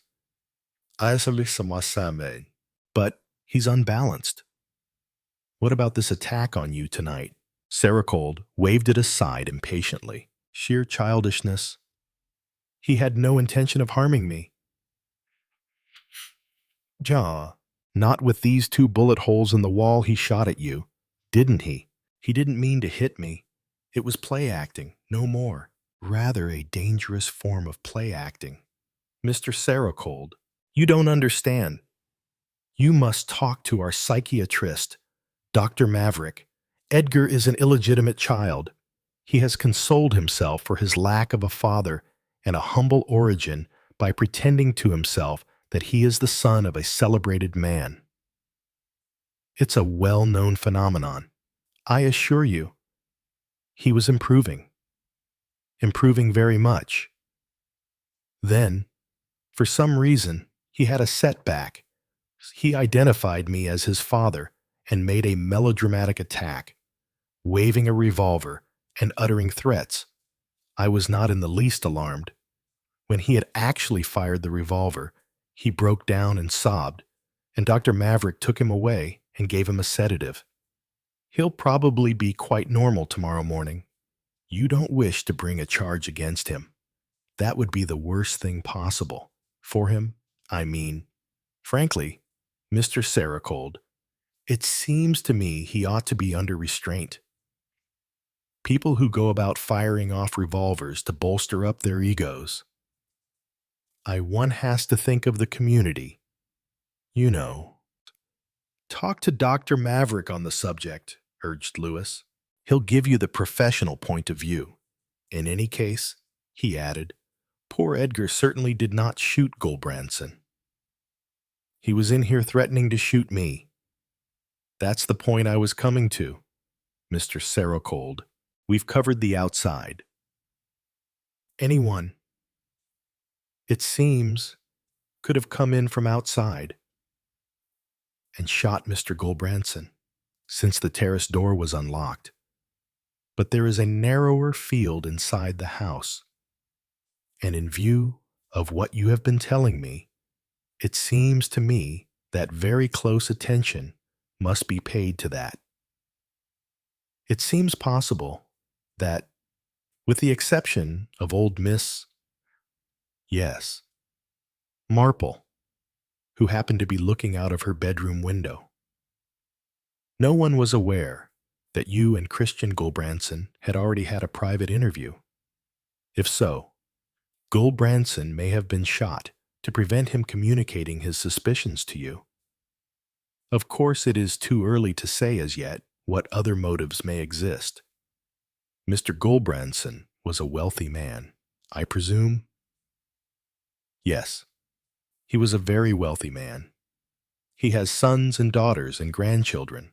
All of them will probably benefit by his death. But I do not think that any of his family are in this country, and they are all solid and highly respectable people. As far as I know, there are no black sheep amongst them. Had he any enemies? I should think it most unlikely. He was not that type of man.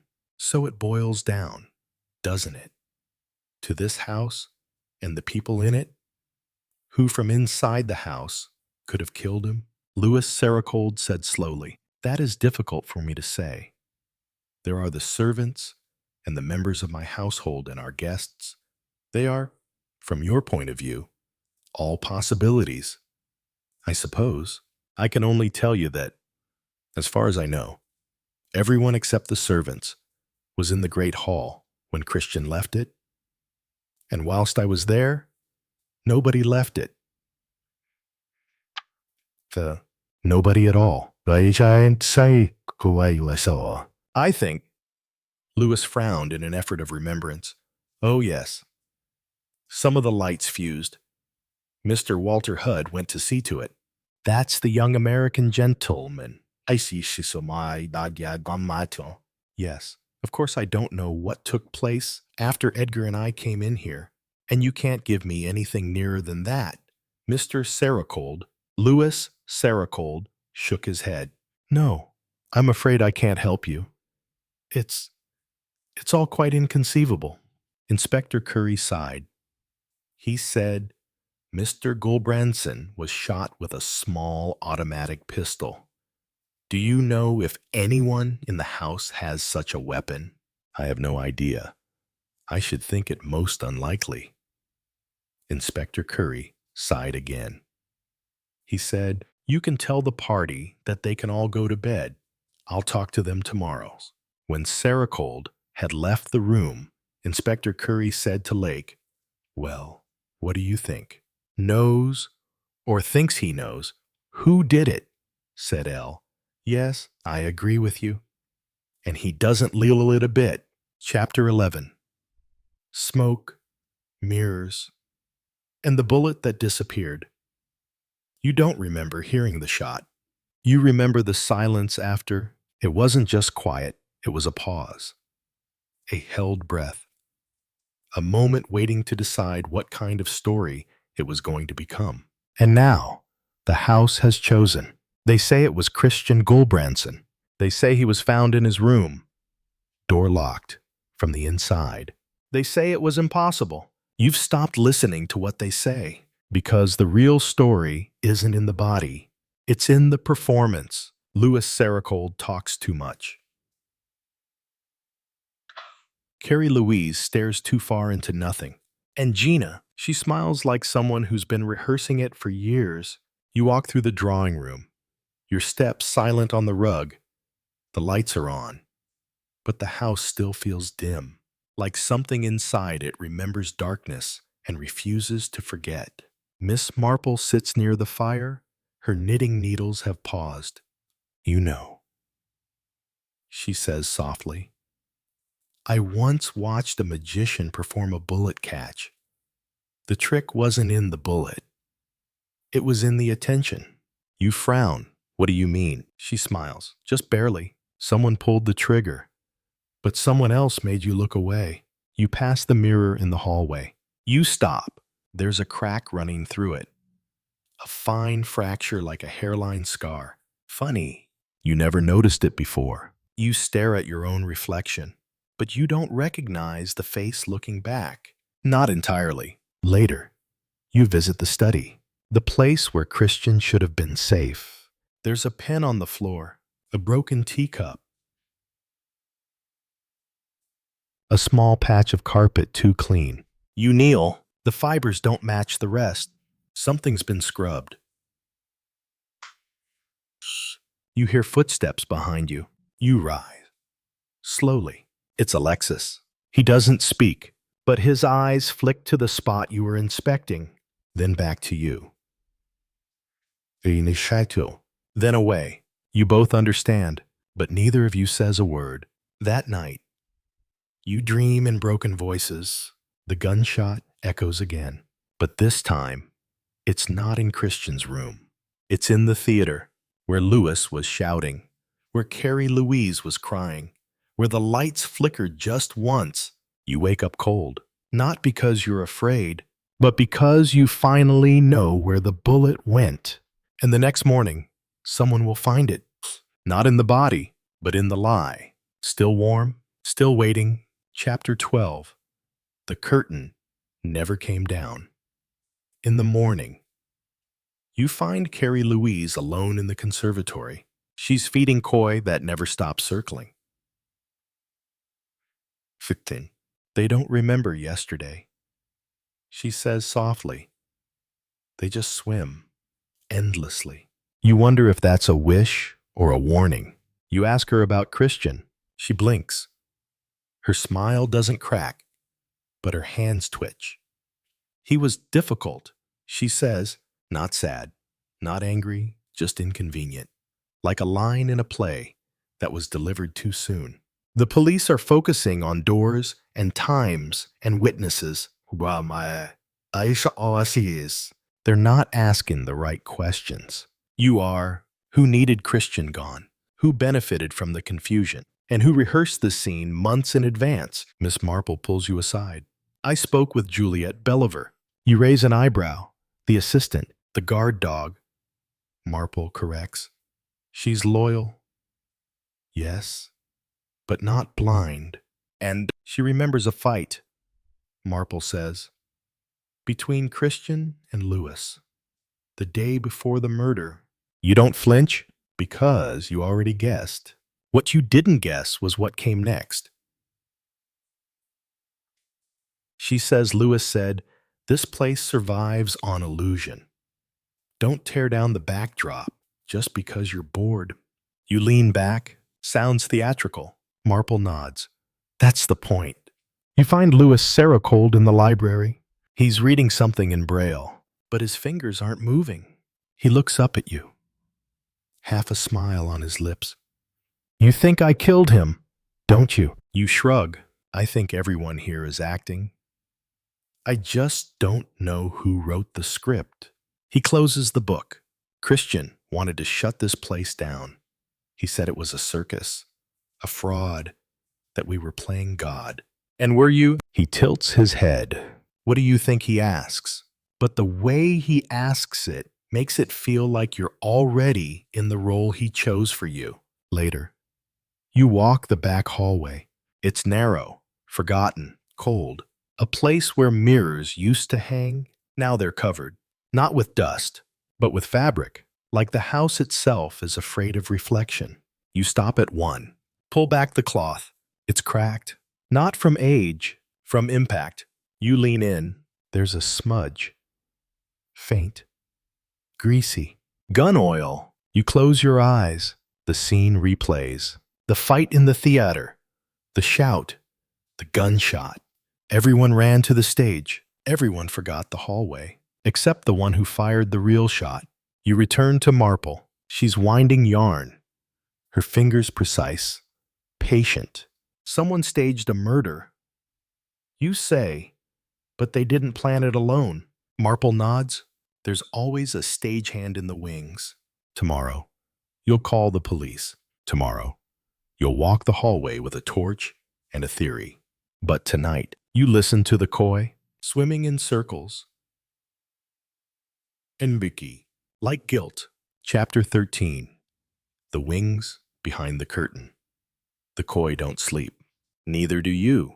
You spend the night tracing footprints through memory, replaying voices, timing screams, and by morning, the performance has unraveled just enough to show the strings. Sometimes you find Juliet Belliver again. This time, she's not folding laundry. She's burning letters. You don't ask whose. You just watch the ashes curl. She looks up, her jaw tight. I knew he wouldn't leave well enough alone. She mutters, oh. You say nothing. But she's already said too much. Louis Saracold is out walking the grounds with a boy from the reform program. Carrie Louise watches them from the window, like a ghost might watch a living version of herself. They're good boys, she says softly. You nod, but you know that goodness. Here is just another suit people put on in the morning. Miss Marple gathers the players one by one. You'll want to be there, she says. When the truth comes out, it's always better to be sitting down. You gather in the great room. Sunlight filters through stained glass. It casts colors on everyone's faces, makes them look honest, but light lies too. Marple begins slowly. She always does.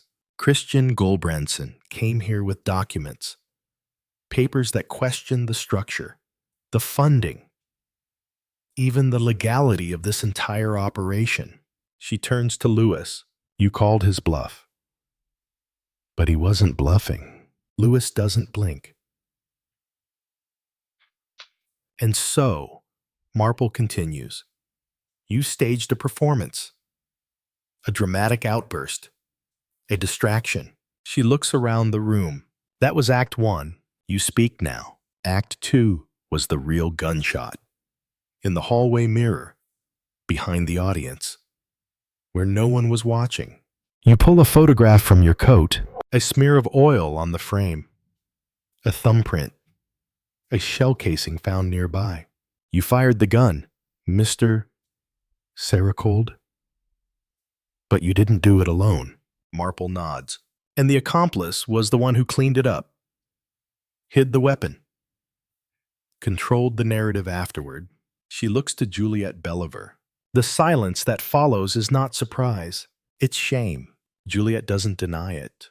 I thought I was protecting her, she whispers.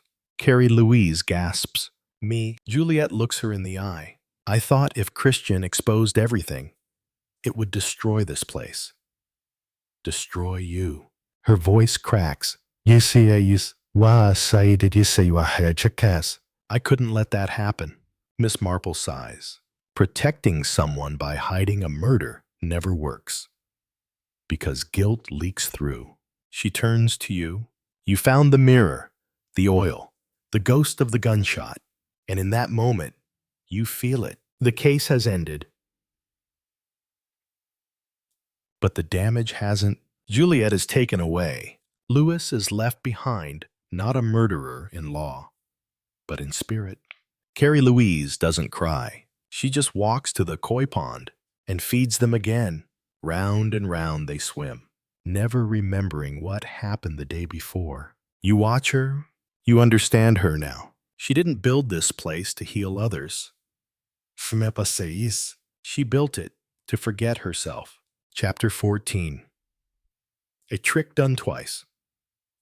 The sun rises the next day with no interest in what it illuminates. The newspapers won't run headlines. There will be no trial for Louis. Only a quiet demotion of title, of respect, of trust. Juliet Belliver won't speak again. Not to the press. Not to Carrie Louise.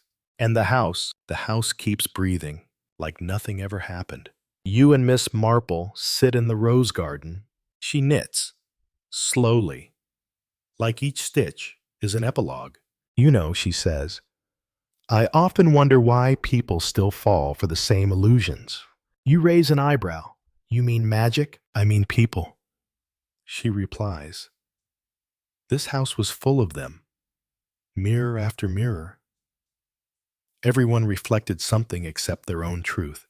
You think about it. The boys in the program. The woman who forgot she once had ambition. The man who played savior. The assistant who loved in silence and covered a bullet with it. A trick done with mirrors. Yes. But the real magic, it was in what people refused to see. You return to the corridor where the murder really happened. They've replaced the mirror now. Polished, whole, sterile. You stare into it. Your reflection stares back. No cracks. No gunshots. No secrets. Just you. And that's the cruelest part. Because now you know. The real illusion was believing you could walk through this house and come out clean. That night, you leave. You don't say goodbye. The gate clicks behind you like the closing of a theater door. Somewhere, inside, the koi are still circling, and Carrie Louise is probably telling herself the boys will be better tomorrow, because some people don't just fall for illusions.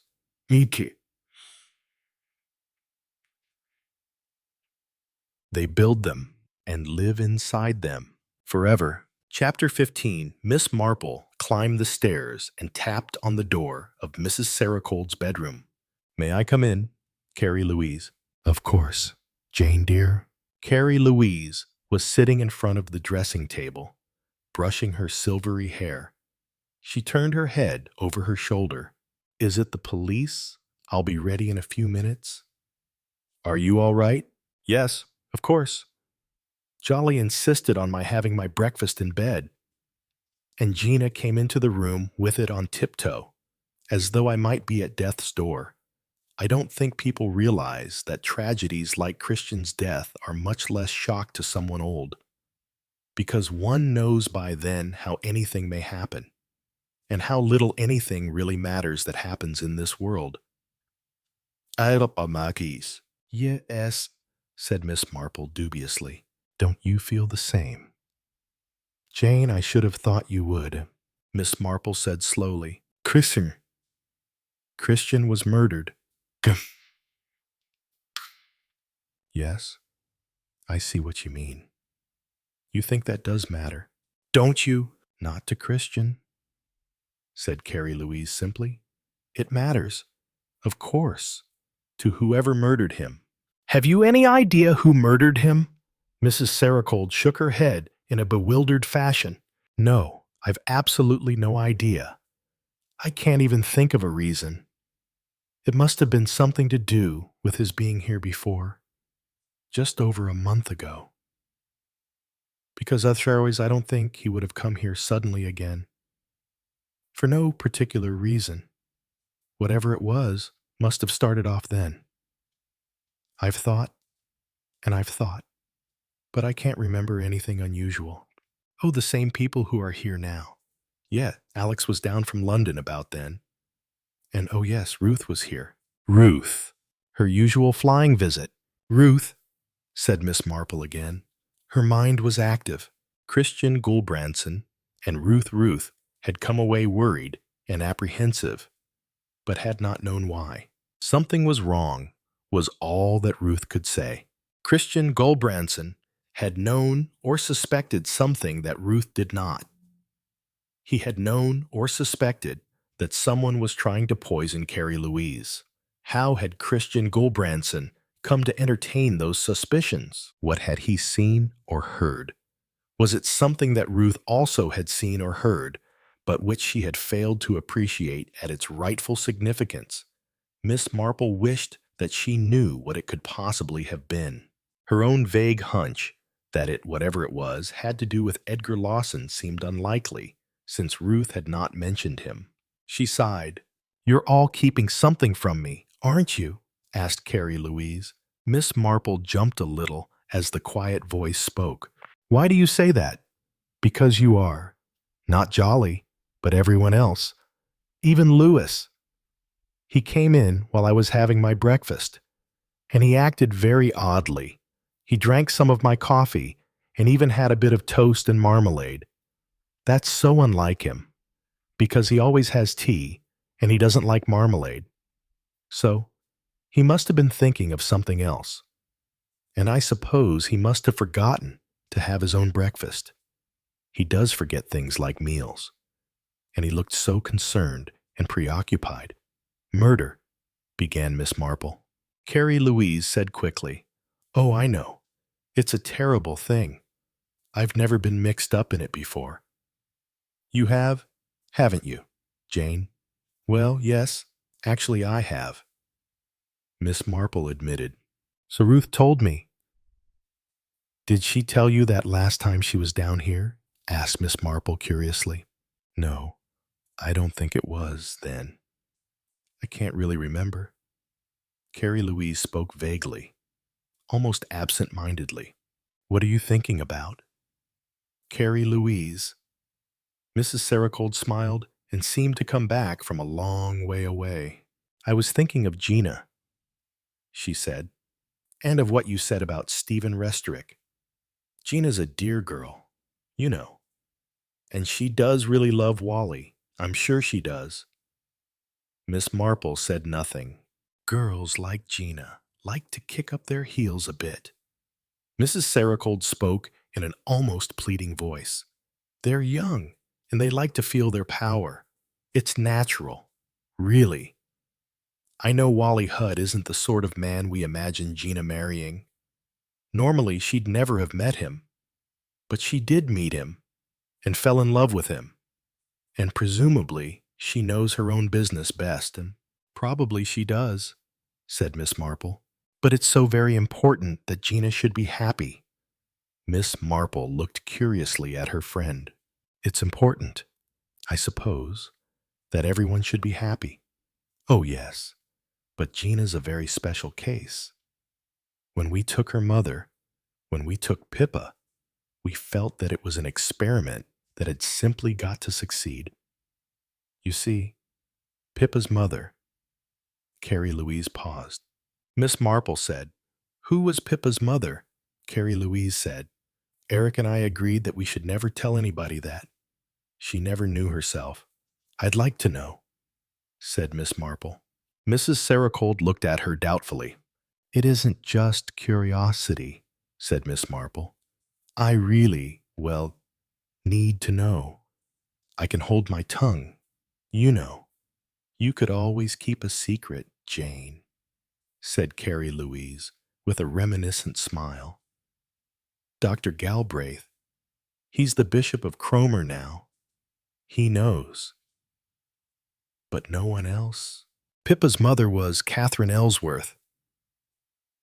"Ellsworth, wasn't that the woman who administered arsenic to her husband? Rather a celebrated case." "Yes. She was hanged." "Yes. But you know it's not at all sure that she did it. The husband was an arsenic eater. They didn't understand so much about those things then. She soaked fly papers. The maid's evidence, we always thought, was definitely malicious. And Pippa was her daughter. Yes, Eric and I determined to give the child a fresh start in life, with love and care and all the things a child needs. We succeeded. Pippa was, herself, the sweetest, happiest creature imaginable." Miss Marple was silent a long time. Carrie Louise turned away from the dressing table. "I'm ready now. Perhaps you'll ask the inspector, or whatever he is, to come up to my sitting room. He won't mind, I'm sure." Inspector Curry did not mind. In fact, he rather welcomed the chance of seeing Mrs. Serocold on her own territory. As he stood there waiting for her, he looked round him curiously. It was not his idea of what he termed to himself a rich woman's boudoir. It had an old-fashioned couch and some rather uncomfortable-looking Victorian chairs with twisted woodwork backs. The chintzes were old and faded, but of an attractive pattern, displaying the Crystal Palace. It was one of the smaller rooms, though even then it was larger than the drawing room of most Modem houses. but it had a cozy, rather crowded appearance with its little tables, its brick tea rack, and its photographs. Curry looked at an old snapshot of two little girls, one dark and lively, the other plain and staring out sulkily on the world from under a heavy fringe. He had seen that same expression that morning. Pippa and Mildred was written on the photograph. There was a photograph of Eric Goldbranson hanging on the wall, with a gold mount and a heavy ebony frame. Curry had just found a photograph of a good-looking man with eyes crinkling with laughter, who he presumed was John Restorick, when the door opened and Mrs. Saracold came in. She wore black, a floating and diaphanous black. Her little pink and white face looked unusually small under its crown of silvery hair, and there was a frailness about her that caught sharply at Inspector Curry's heart.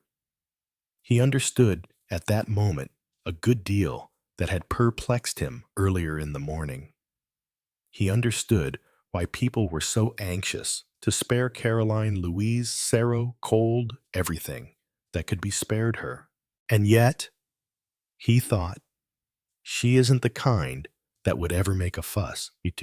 She greeted him, asked him to sit down, and took a chair near him. It was less he who put her at her ease than she who put him at his. He started to ask his questions, and she answered them readily and without hesitation.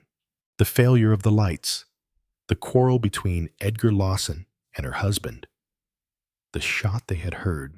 It did not seem to you that the shot was in the house. No, I thought it came from outside. I thought it might have been the backfire of a car. During the quarrel between your husband and this young fellow Lawson in the study, did you notice anybody leaving the hall? Wally had already gone to see about the lights. Miss Belliver went out shortly afterwards to get something, but I can't remember what. Who else left the hall? Nobody, so far as I know. Would you know? Mrs. Saracold? She reflected a moment. No, I don't think I should. You were completely absorbed in what you could hear going on in the study. Yes, and you were apprehensive as to what might happen there. No, I wouldn't say that. I didn't think anything would really happen. But Lawson had a revolver. Yes, and was threatening your husband with it. Yes, but he didn't mean it. Inspector Curry felt his usual slight exasperation at this statement. So she was another of them. You can't possibly have been sure of that. Mrs. Saracold. Well, but I was sure. In my own mind. I mean, what is it the young people say? Putting on an act. That's what I felt it was. Edgar's only a boy.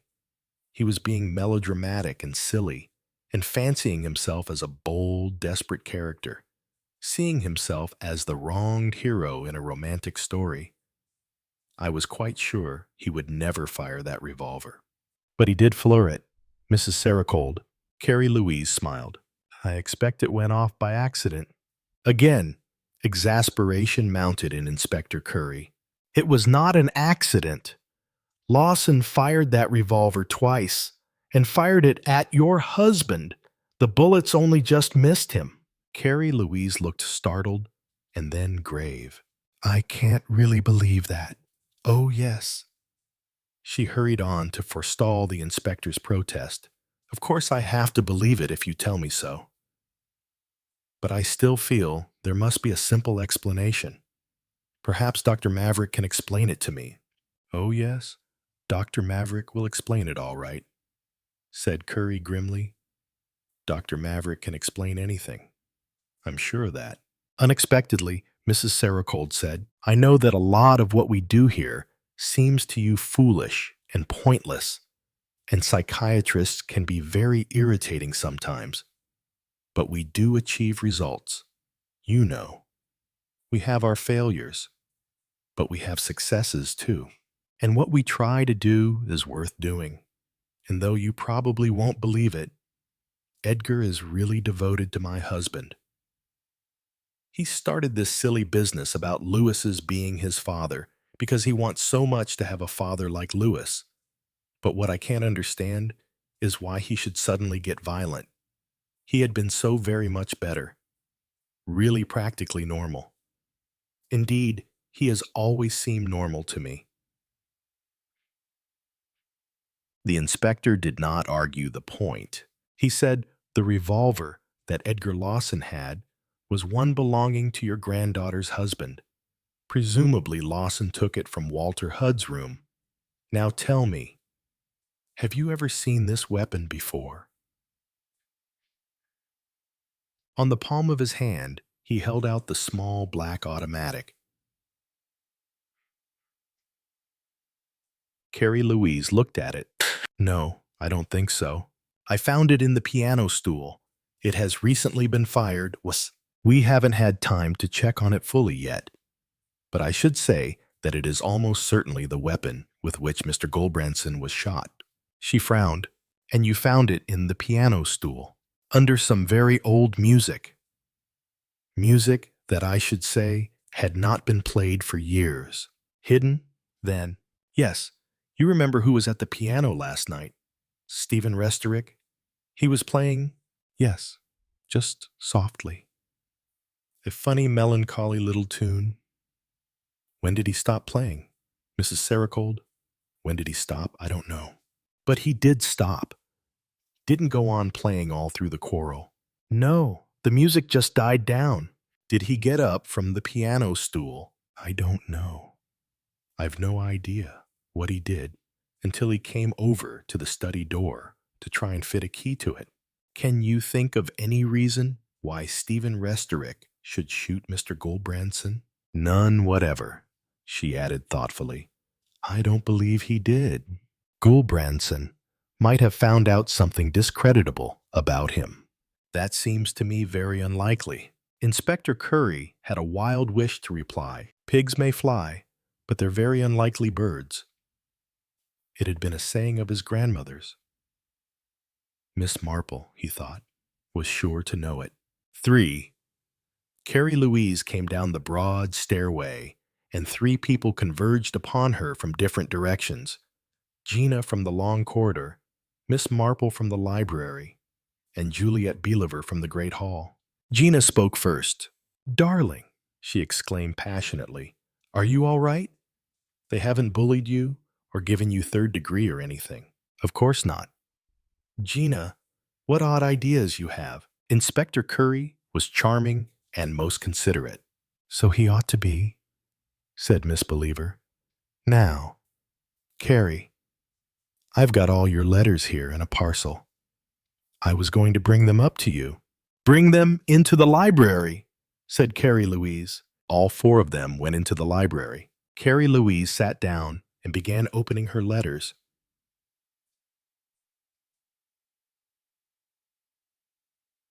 There were about 20 or 30 of them. As she opened them, she handed them to Miss Believer, who sorted them into heaps, explaining to Miss Marple as she did so 3 main categories. 1, from relations of the boys.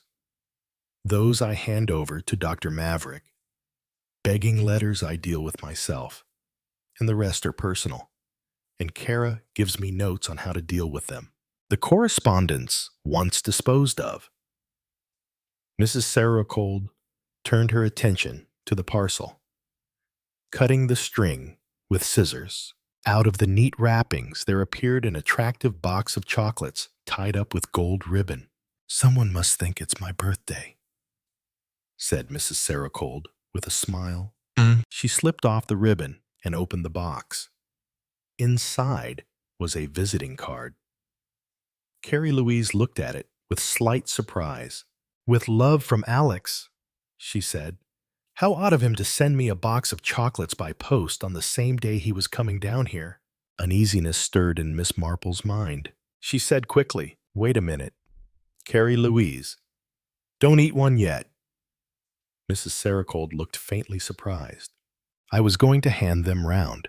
Well, don't. Wait while I ask. Is Alex about the house?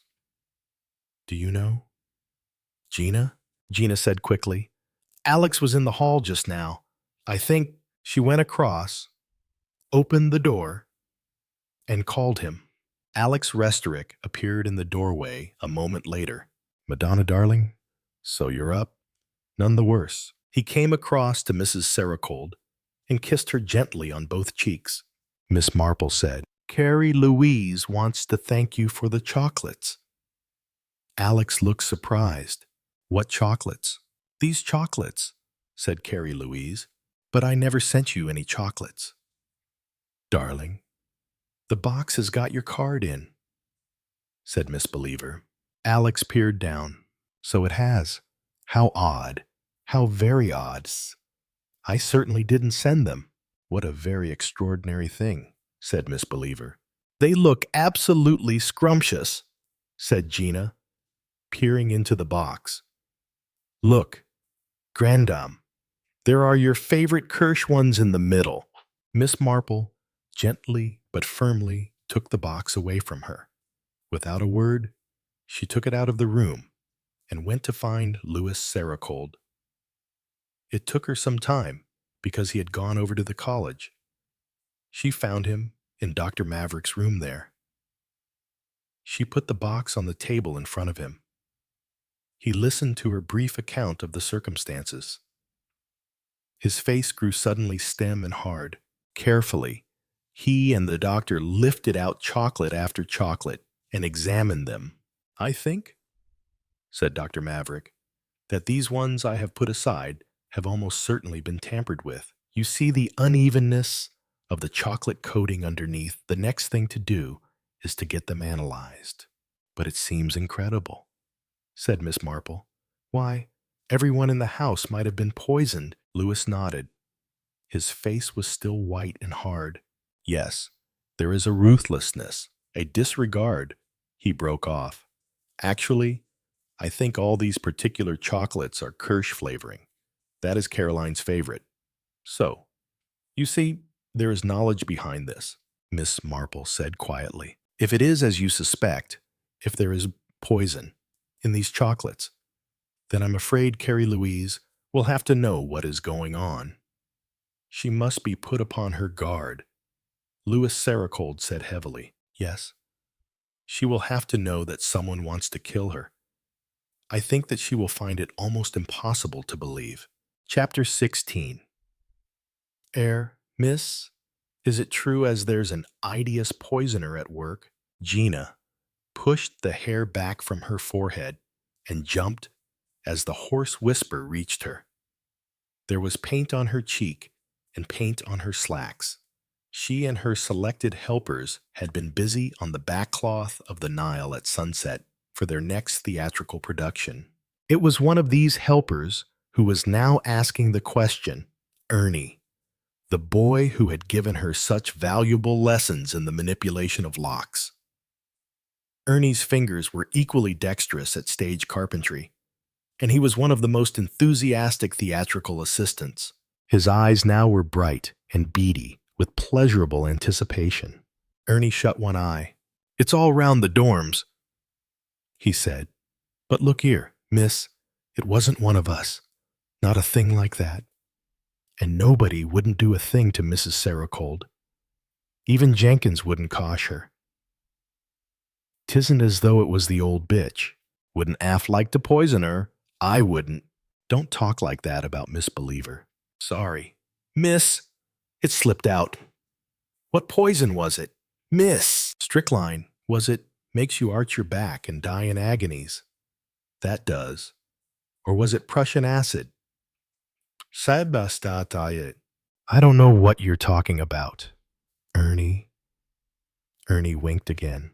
Not af you don't, Mr. Alex, it was done it. So they say. Brought them chalks down from London. But that's a lie. Mr. Alex wouldn't do a thing like that, would he, miss? Of course he wouldn't, said Gina. Much more likely to be Mr. Baumgarten when he's giving us he makes the most awful faces. And Don and I think as he's batty. Just move that turpentine out of the way, Ernie obeyed, murmuring to himself, Don't arf see life ear old Gulbranson done in yesterday, and now a secret poisoner. Do you think it's the same person doing both? What did you say? Miss. If I told you, as I know, ooh, it was done him in. You can't possibly know anything about it. Coo, can't I neither. Supposing I was outside last night and all somethings. How could you have been out? The college is locked up after roll call at 7. Roll call? I can get out whenever I likes. Miss, locks don't mean nothing to me. Get out and walk around the grounds just for the fun of it. I do, Gina said. I wish you'd stop telling lies. Ernie, who's telling lies? You are. You tell lies, and you boast about things that you've never done at all. That's what you say, miss. You wait till the coppers come round and arsk me all about what I saw last night.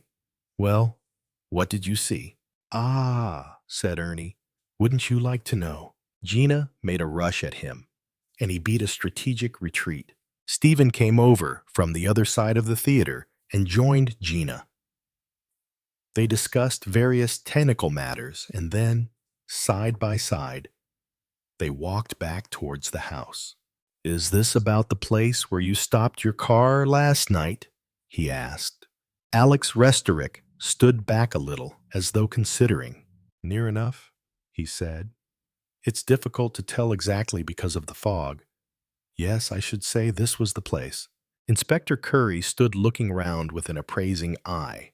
The graveled sweep of drive swept round in a slow curve. And at this point, emerging from a screen of rhododendrons, the west facade of the house came suddenly into view, with its terrace and yew hedges and steps leading down to the lawns. Thereafter, the drive continued in its curving progress, sweeping through a belt of trees and round between the lake and the house until it ended in the big gravel sweep at the east side of the house. Dodge it, said Inspector Curry. Police Constable Dodgett, who had been holding himself at the ready, started spasmodically into motion. He hurled himself across the intervening space of lawn in a diagonal line towards the house, reached the terrace, went in by the side door. A few moments later, the curtains of one of the windows were violently agitated. Then Constable Dodgett reappeared out of the garden door and ran back to rejoin them, breathing like a steam engine. 2 minutes and 42 seconds, said Inspector Curry, clicking the stopwatch with which he had been timing him. They don't take long, these things, do they? His tone was pleasantly conversational. I don't run as fast as your constable, said Alex. I presume it is my supposed movements you have been timing. I'm just pointing out that you hack the opportunity to do murder. That's all. Mr. Restorick, I'm not making any accusations as yet. Alex Restorick said kindly to Constable Dodgett, who was still panting. I can't run as fast as you can, but I believe I'm in better training. It's since having the bronchitis last winter, said Dodgett. Alex turned back to the inspector. Seriously, though, in spite of crying to make me uncomfortable and observing my reactions, and you must remember that we artistic folk are oh so sensitive. Such tender plants. His voice took on a mocking note. You can't really believe I had anything to do with all this. I'd hardly send a box of poison chocolates to Mrs. Saracold and put my card inside, would I? That might be what we are to think. There's such a thing as a double bluff. Mr. Lesterick? Oh, I see. How ingenious you are. By the way, those chocolates were poisoned. The 6 chocolates containing Kirsch flavoring in the top layer were poisoned. Yes, they contained aconitine. Not one of my favorite poisons. Inspector, personally, I have a weakness for curare. Curare has to be introduced into TLAA bloodstream. Mr. Restorick, not into the stomach. How wonderfully knowledgeable the police force are, said Alex admiringly. Inspector Curry cast a quiet sideways glance at the young man. He noted the slightly pointed ears, the un-English Mongolian type of face, the eyes that danced with mischievous mockery. It would have been hard at any time to know what Alex Restorick was thinking. A satyr, or did he mean a faun? An overfed faun? Inspector Curry thought suddenly. And somehow there was an unpleasantness about that idea. A twister with brains. That's how he would sum up Alex Restorick. Cleverer than his brother. Mother had been a Russian, or so he had heard. Russians, to Inspector Curry, were what Boney had been in the early days of the 19th century, and what the Huns had been in the early 20th century. Anything to do with Russia was bad in Inspector Curry's opinion, and if Alex Restorick had murdered Gulbranson, he would be a very satisfactory criminal. But unfortunately, Curry was by no means convinced that he had. Constable Dodgett, having recovered his breath, now spoke. "I moved the curtains as you told me, sir," he said, and counted 30. "I noticed that the curtains have a hook torn off at the top. Means that there's a gap. You'd see the light in the room from outside." Inspector Curry said to Alex, "Did you notice light streaming out from that window last night?" "I couldn't see the house at all because of the fog. I told you so." "Fog's patchy, though sometimes it clears for a minute here and there." "It never cleared so that I could see the house, the main part. That is, the gymnasium building close at hand loomed up out of the mist in a deliciously unsubstantial way. It gave a perfect illusion of dock warehouses, as I told you. I am putting on a Limehouse ballet, and—" "You told me," agreed Inspector Curry. "One gets in the habit, you know, of looking at things from the point of view of a stage set, rather than from the point of view of reality. I dare say. And yet a stage set's real enough. Isn't it, Mr. Restorick?" "I don't see exactly what you mean, Inspector." "Well, it's made of real materials. Canvas and wood and paint and cardboard. The illusion is in the eye of the beholder, not in the set itself. That, as I say, is real enough. As real behind the scenes as it is in front." Alex stared at him. "Now that, you know, is a very penetrating remark, Inspector. It's given me an idea. For another ballet—" "No, not for another ballet." "Dear me. I wonder if we've all been rather stupid." The inspector and Dodgett went back to the house across the lawn. "Looking for footprints," Alex said to himself. But here he was wrong. They had looked for footprints very early that morning and had been unsuccessful because it had rained heavily at 2 a.m. Alex walked slowly up the drive, turning over in his mind the possibilities of his new idea. He was diverted from this, however, by the sight of Gina walking on the path by the lake. The house was on a slight eminence, and the ground sloped gently down from sweeps of gravel to the lake, which was bordered by rhododendrons and other shrubs. Alex ran down the gravel and found Gina. "If you could black out that absurd Victorian monstrosity," he said, screwing up his eyes, "this would make a very good Swan Lake, with you, Gina, as the Swan Maiden. You are more like the Snow Queen, though, when I come to think of it. Ruthless, determined to have your own way, quite without pity or kindliness or the rudiments of compassion. You are very, very feminine, Gina, dear."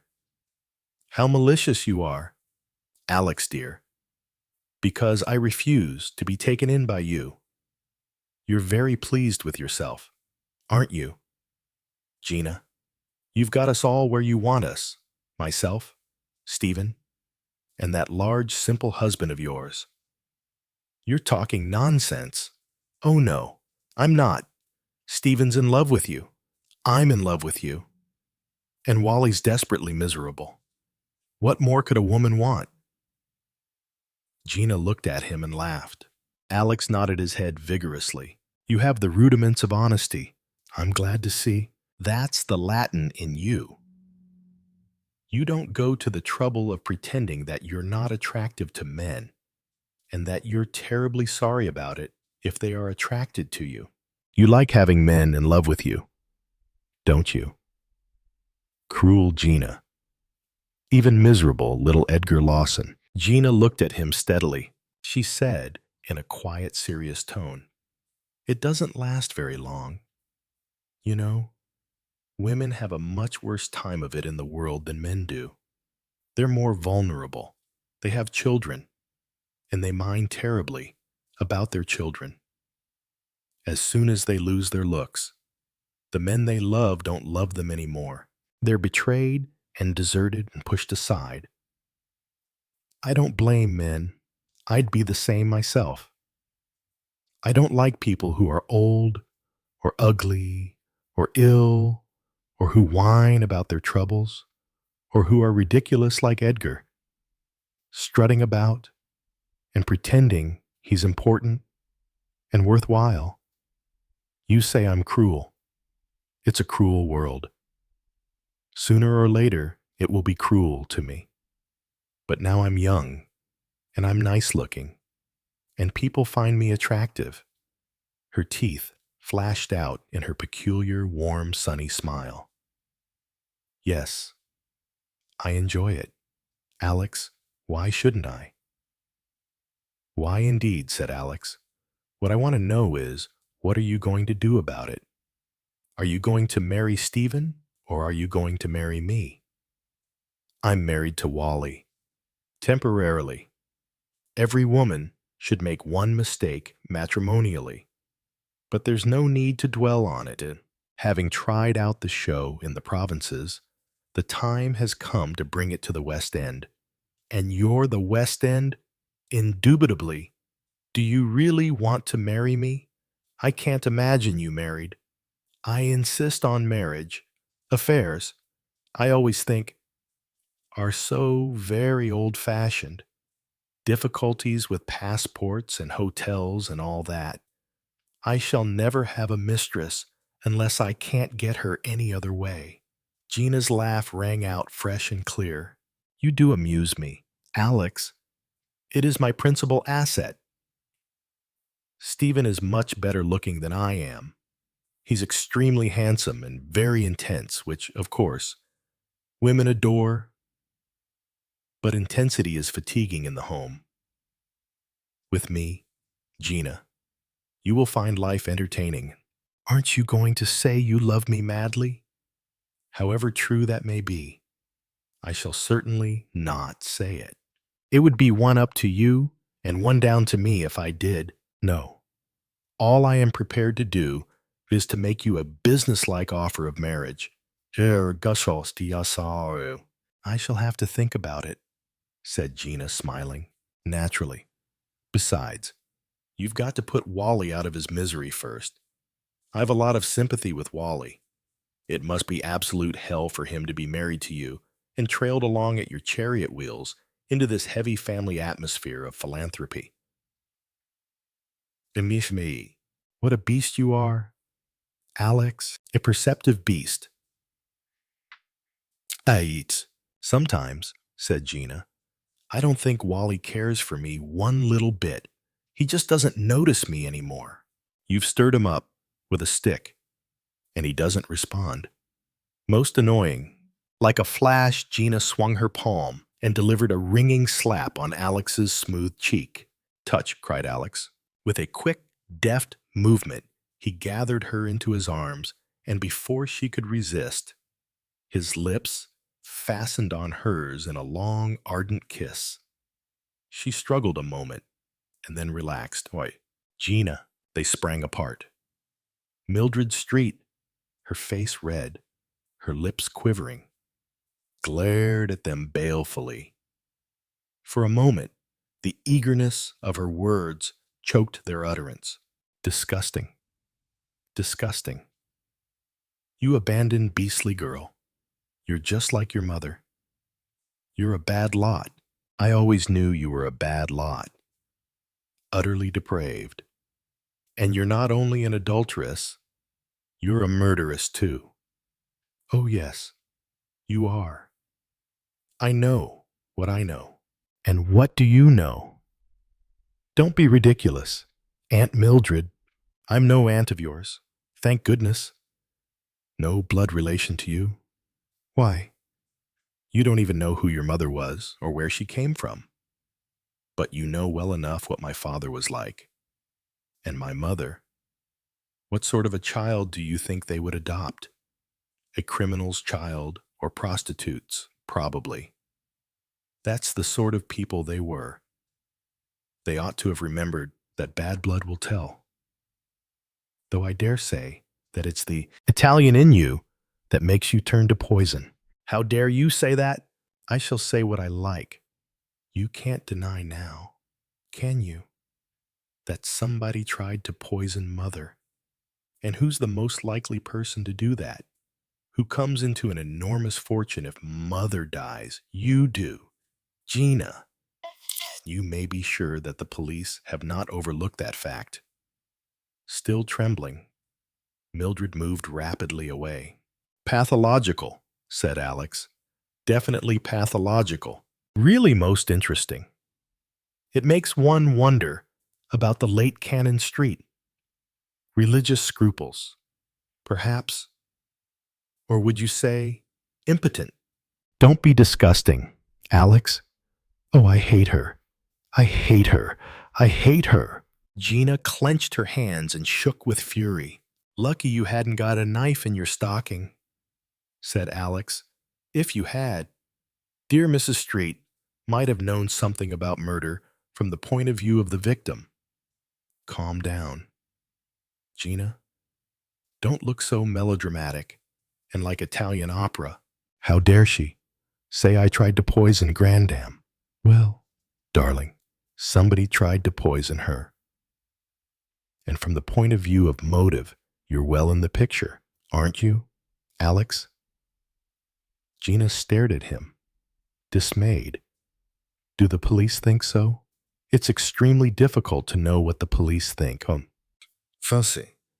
They keep their own counsel remarkably well. They're by no means fools, you know. That reminds me. Where are you going?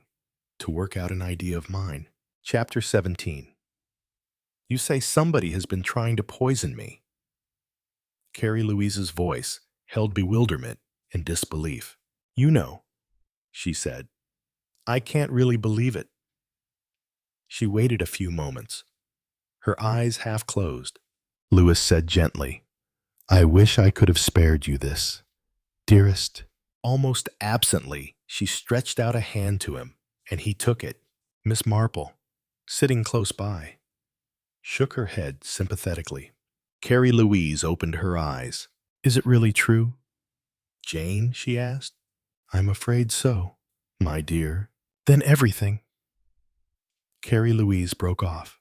She went on. I've always thought I knew what was real and what wasn't. This doesn't seem real, but it is. So I may be wrong everywhere. But who could want to do such a thing to me? Nobody in this house could want to. Kill me. Her voice still held incredulity. That's what I would have thought, said Louis. I was wrong. And Christian knew about it. That explains it. Explains what? Asked Louis. His manner, said Carrie Louise. It was very odd, you know, not at all his usual self. He seemed upset about me, as though he was wanting to say something to me and then not saying it. And he asked me if my heart was strong and if I'd been well lately, trying to hint to me, perhaps. But why not say something straight out? It's so much simpler just to say it straight out. He didn't want to, 'Cause you pain. Caroline. Pain. But why? Oh, I see. Her eyes widened. So that's what you believe. But you're wrong. Louis. Quite wrong. I can assure you of that. Her husband avoided her eyes. I'm sorry, said Mrs. Saracold after a moment or two. But I can't believe anything of what has happened lately is true. Edgar shooting at you. Gina and Stephen, that ridiculous box of chocolates. It just isn't true. Nobody spoke. Caroline Louise Saracold sighed. I suppose, she said, that I must have lived outside reality for a long time. Please, both of you. I think I would like to be alone, Miss. I've got to try and understand. Miss Marple came down the stairs and into the great hall to find Alex Restorick standing near the large arched entrance door with his hand flung out in a somewhat flamboyant gesture. Come in, said Alex happily, and as though he were the owner of the great hall. I'm just thinking about last night. Louis Saracold, who had followed Miss Marple down from Carrie Louise's sitting room, crossed the great hall to his study and went in and shut the door. Are you trying to reconstruct the crime? Asked Miss Marple with subdued eagerness.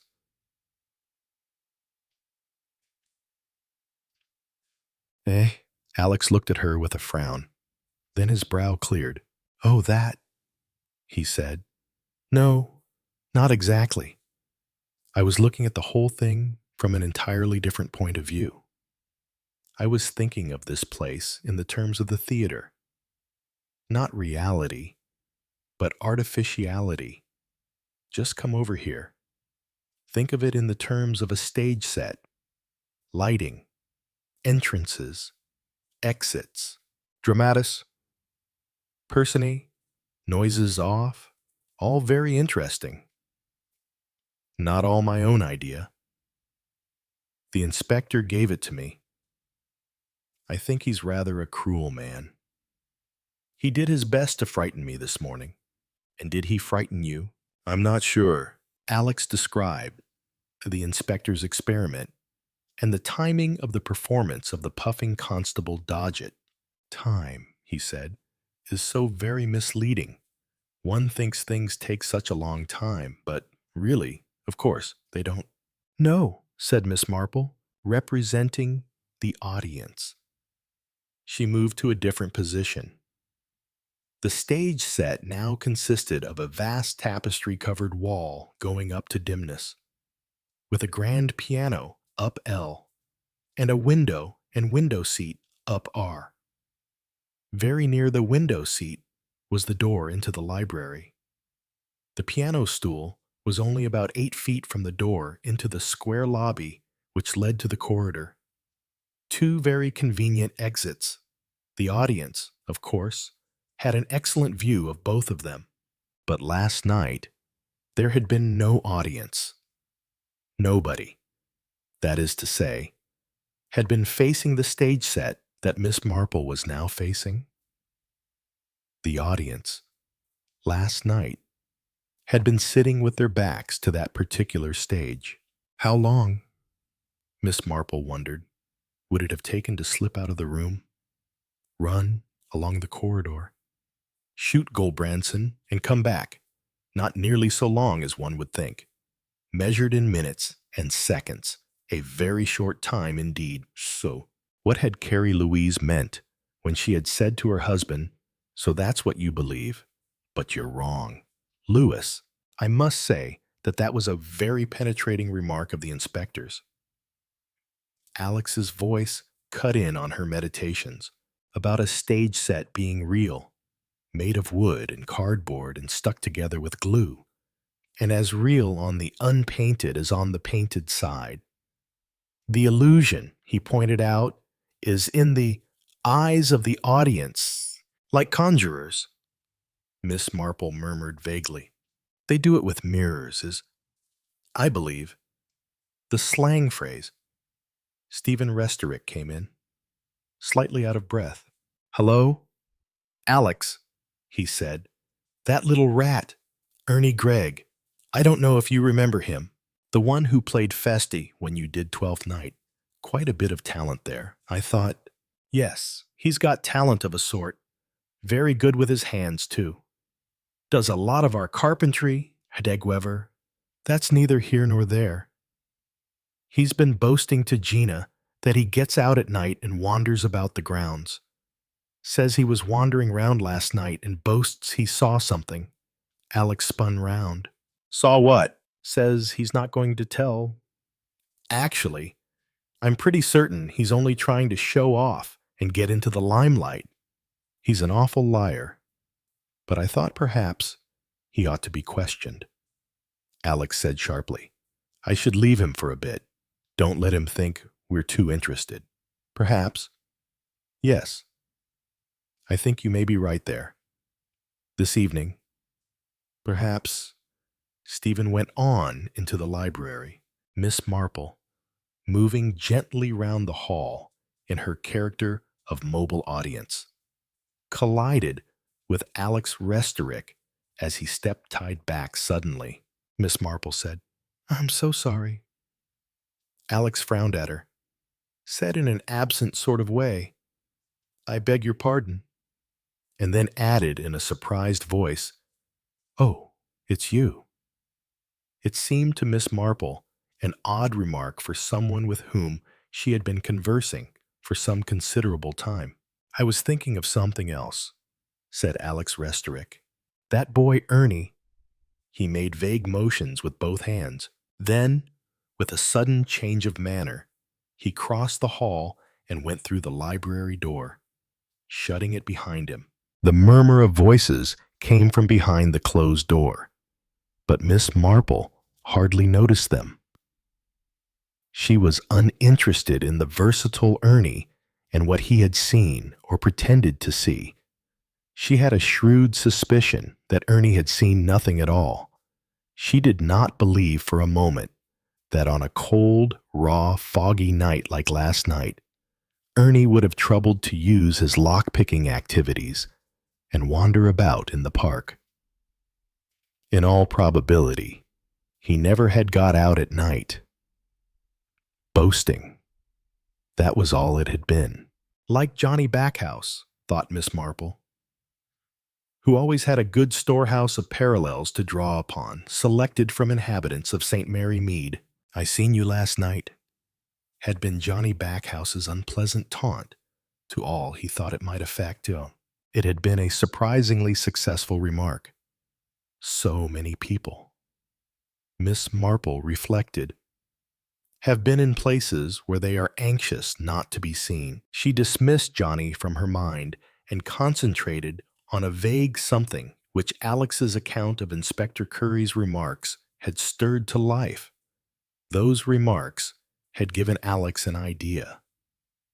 She was not sure that they had not given her an idea. Too, the same idea or a different one. She stood where Alex Restorick had stood. She thought to herself, "This is not a real hall. This is only cardboard and canvas and wood. This is a stage scene." Scrappy phrases flashed across her mind. Illusion in the eyes of the audience. They do it with mirrors, bowls of goldfish, yards of colored ribbon, vanishing ladies. All the panoply and misdirection of the conjurer's art. Something stirred in her consciousness. A picture, something that Alex had said, something that he had described to her. Constable Dodgett puffing and panting. Panting.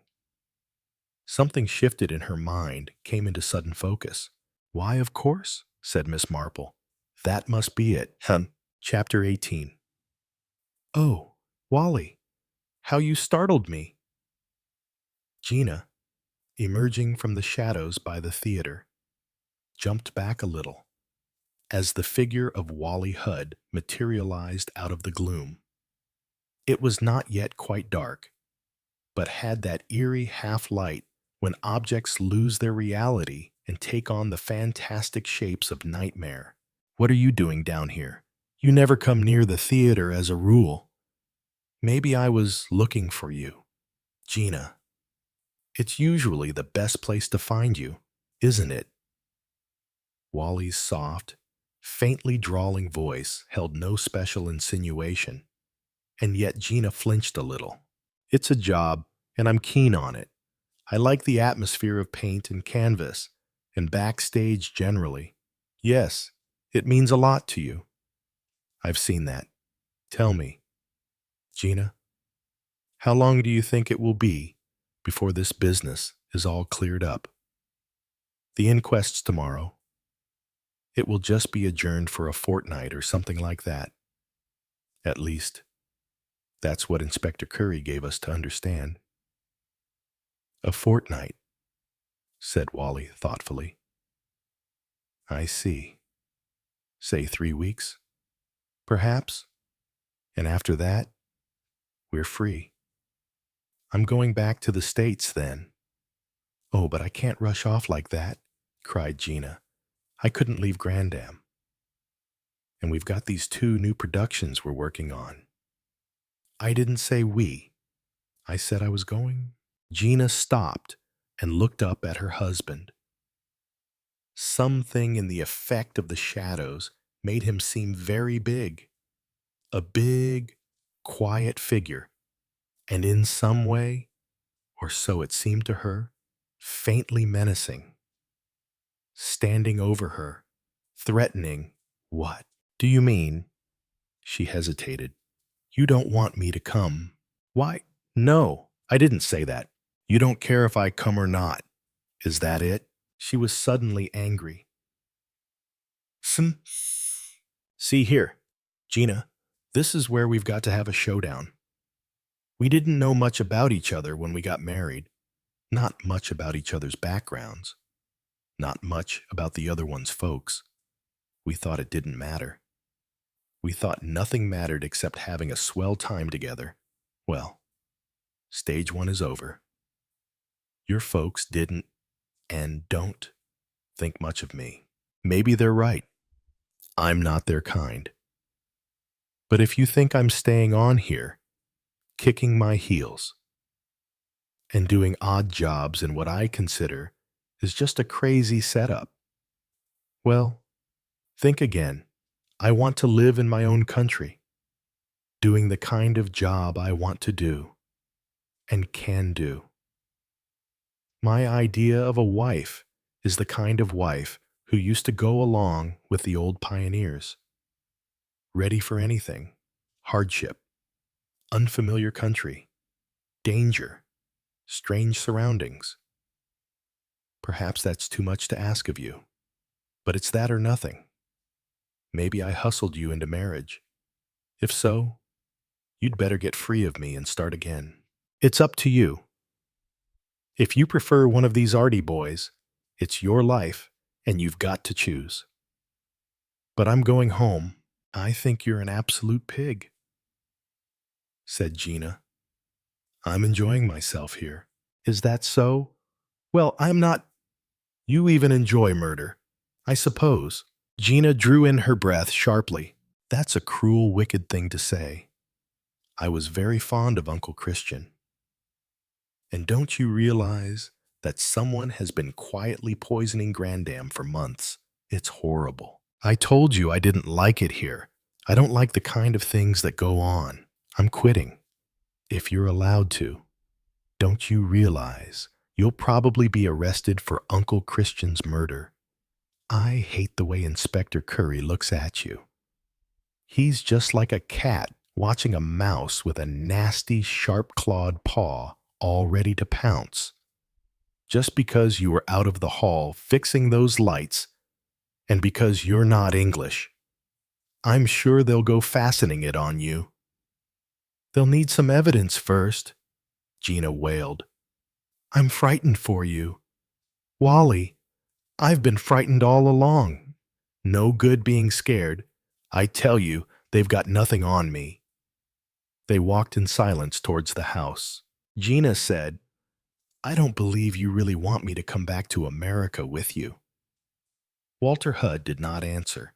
Gina Hudd turned on him and stamped her foot. I hate you. I hate you. You are horrible, a beast, a cruel, unfeeling beast. After all I've tried to do for you, you want to be rid of me. You don't care if you never see me again. Well, I don't care if I never see you again. I was a stupid little fool ever to marry you, and I shall get a divorce as soon as possible. And I shall marry Stephen or Alexis and be much happier than I ever could be with you. And I hope you go back to the States and marry some horrible girl who makes you really miserable. Fine, said Wally. Now we know where we are. 2. Miss Marple saw Gina and Wally go into the house together. She was standing at the spot where Inspector Curry had made his experiment with Constable Dodgett earlier in the afternoon. Miss Believer's voice behind her made her jump. Tom, you'll get a chill, Miss Marple, standing about like that after the sun's gone down.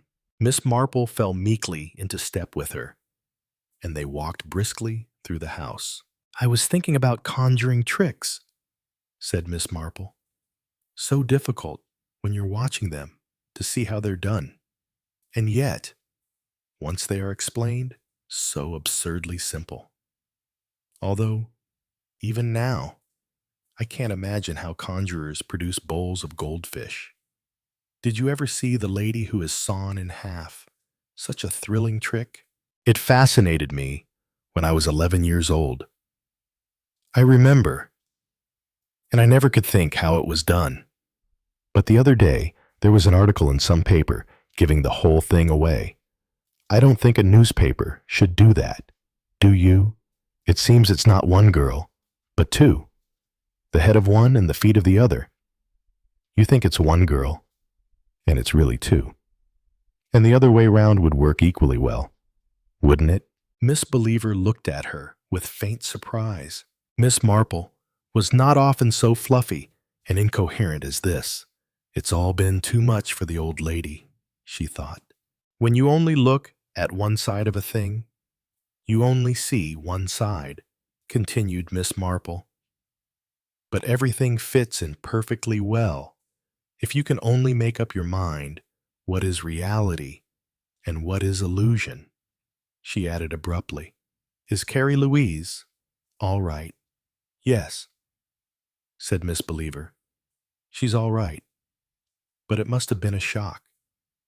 You know, finding out that someone wanted to kill her. I mean, particularly a shock to her, because she doesn't understand violence.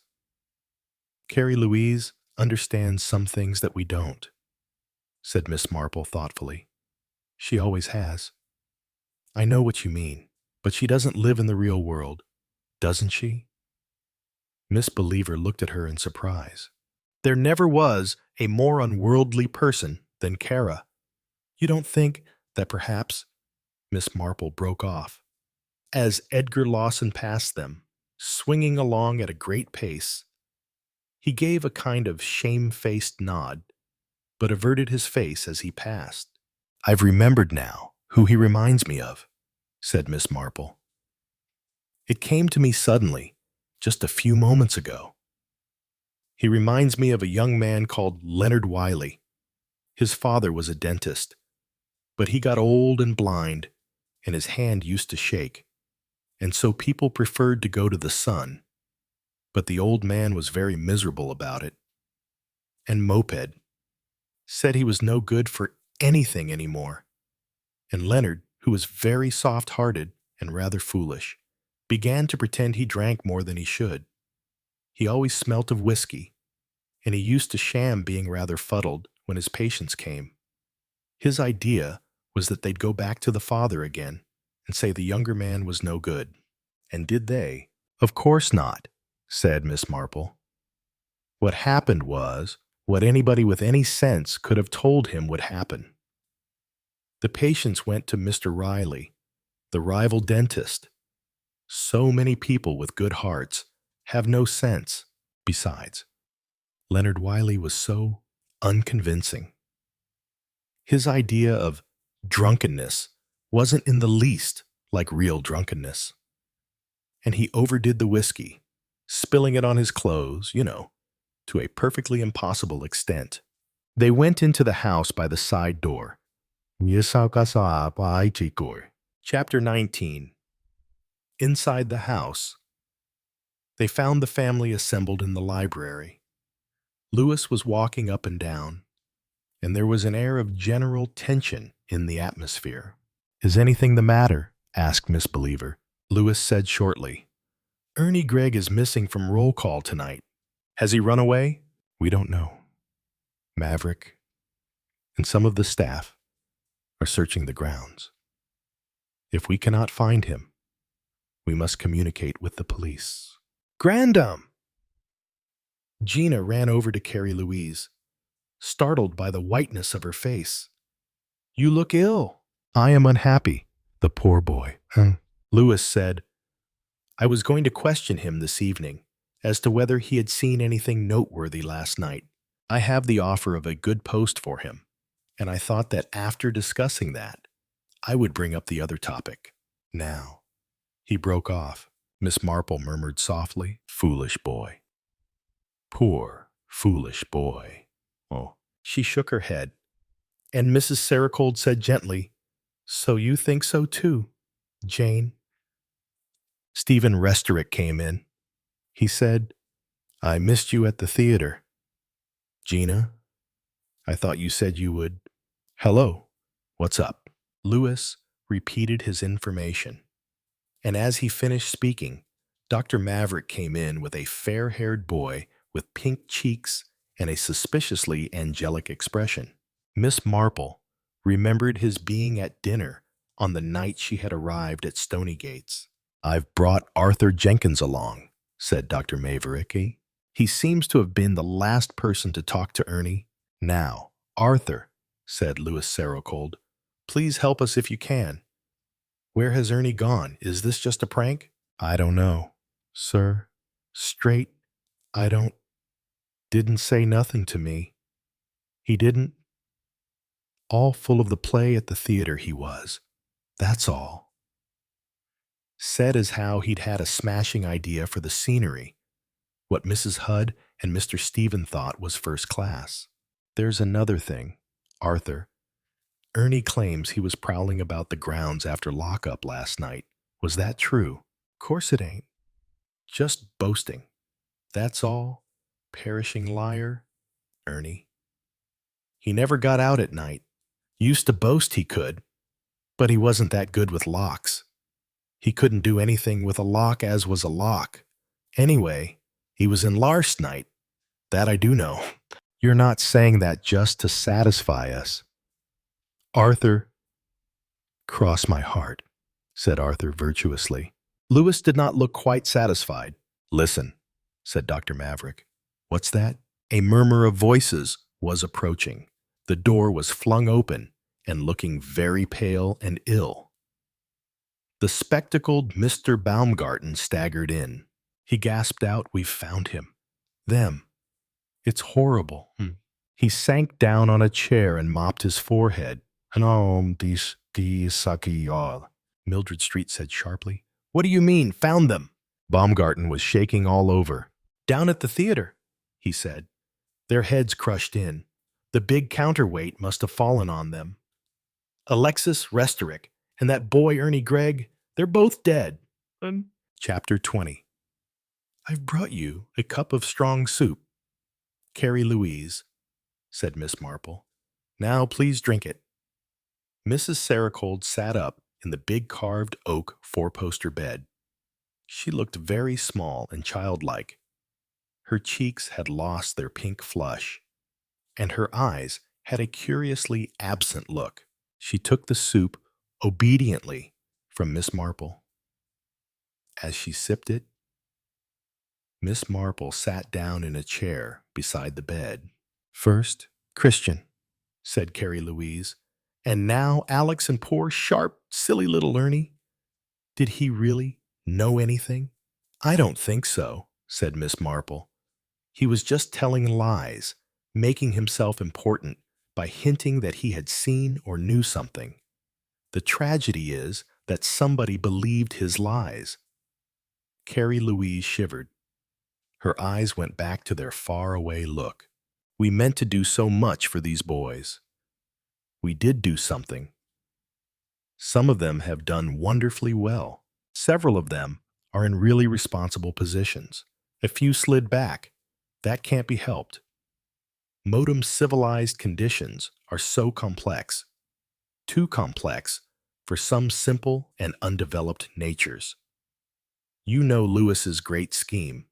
He always felt that transportation was a thing that had saved many a potential criminal in the past. They were shipped overseas, and they made new lives in simpler surroundings. He wants to start a modern scheme on that basis, to buy up a great tract of territory or a group of islands. Finance it for some years. Make it a cooperative, self-supporting community, with Yves Rion taking a stake in it, but cut off so that the early temptation to go back to cities and the bad old days can be neutralized. It's his dream, but it will take a lot of money, of course, and there aren't many philanthropists with vision now. We want another Eric. Eric would have been enthusiastic. Miss Marple picked up a little pair of scissors and looked at them curiously. What an odd pair of scissors, she said. They've got 2 fingers holes on one side and one on the other. Carrie Louise's eyes came back from that frightening far distance. Alex gave them to me this morning, she said.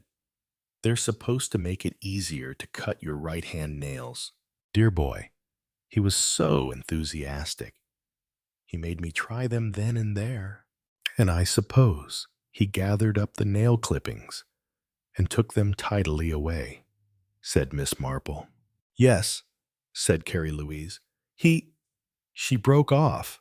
Why did you say that? I was thinking about Alex. He had brains. Yes, he had brains. You mean that's why he died? I think so. Yes, he and Ernie. It doesn't bear thinking about. When do they think it happened? Late this evening? Between 6 and 7 o'clock, probably. 'Cause after they'd knocked off work for the day. Oh, yes. Gina had been down there that evening. An ex-Tally Hud, Stephen, too, said he had been down to look for Gina. But as far as that went, anybody could have Miss Marple's train of thought was interrupted. Carrie Louise said quietly and unexpectedly, How much do you know? Jane? Miss Marple looked up sharply. The eyes of the 2 women met. Miss Marple said slowly, If I was quite sure, I think you are sure. Jane? Jane Marple said slowly, That do you want me to do? Carrie leaned back against her pillows. It is in your hands. Jane, you'll do what you think right. She closed her eyes. Tomorrow, Miss Marple hesitated. I shall have to try and talk to Inspector Curry, if he'll listen. Chapter 21. Inspector Curry said rather impatiently, Yes, Miss Marple? Could we, do you think, go into the Great Hall? Inspector Curry looked faintly surprised. Is that your idea of privacy? Surely, in here. He looked round the study. It's not privacy I'm thinking of so much. It's something I want to show you. Something Alex Restorick made me see. Inspector Curry, stifling a sigh, got up and followed Miss Marple. Somebody has been talking to you, he suggested hopefully. No, said Miss Marple. It's not a question of what people have said. It's really a question of conjuring tricks. They do it with mirrors, you know. That sort of thing, if you understand me. Inspector Curry did not understand. He stared and wondered if Miss Marple was quite right in the head. Miss Marple took up her stand and beckoned the inspector to stand beside her. I want you to think of this place as its stage set. Inspector, as it was on the night Christian Thrilbranson was killed. You're here in the audience looking at the people on the stage. Mrs. Sarah Cold, and myself, and Mrs. Streeday, and Gina, and Stephen. And just like on the stage, there are entrances and exits, and the characters go out to different places. Only, you don't think, when you're in the audience, where they are really going to. They go out to the front door, or to the kitchen. And when the door opens, you see a little bit of painted backcloth, but really, of course, they go out to the wings, or the back of the stage, with carpenters and electricians. And other characters waiting to come on. They go out to a different world. I don't quite see, Miss Marple. Oh, I know.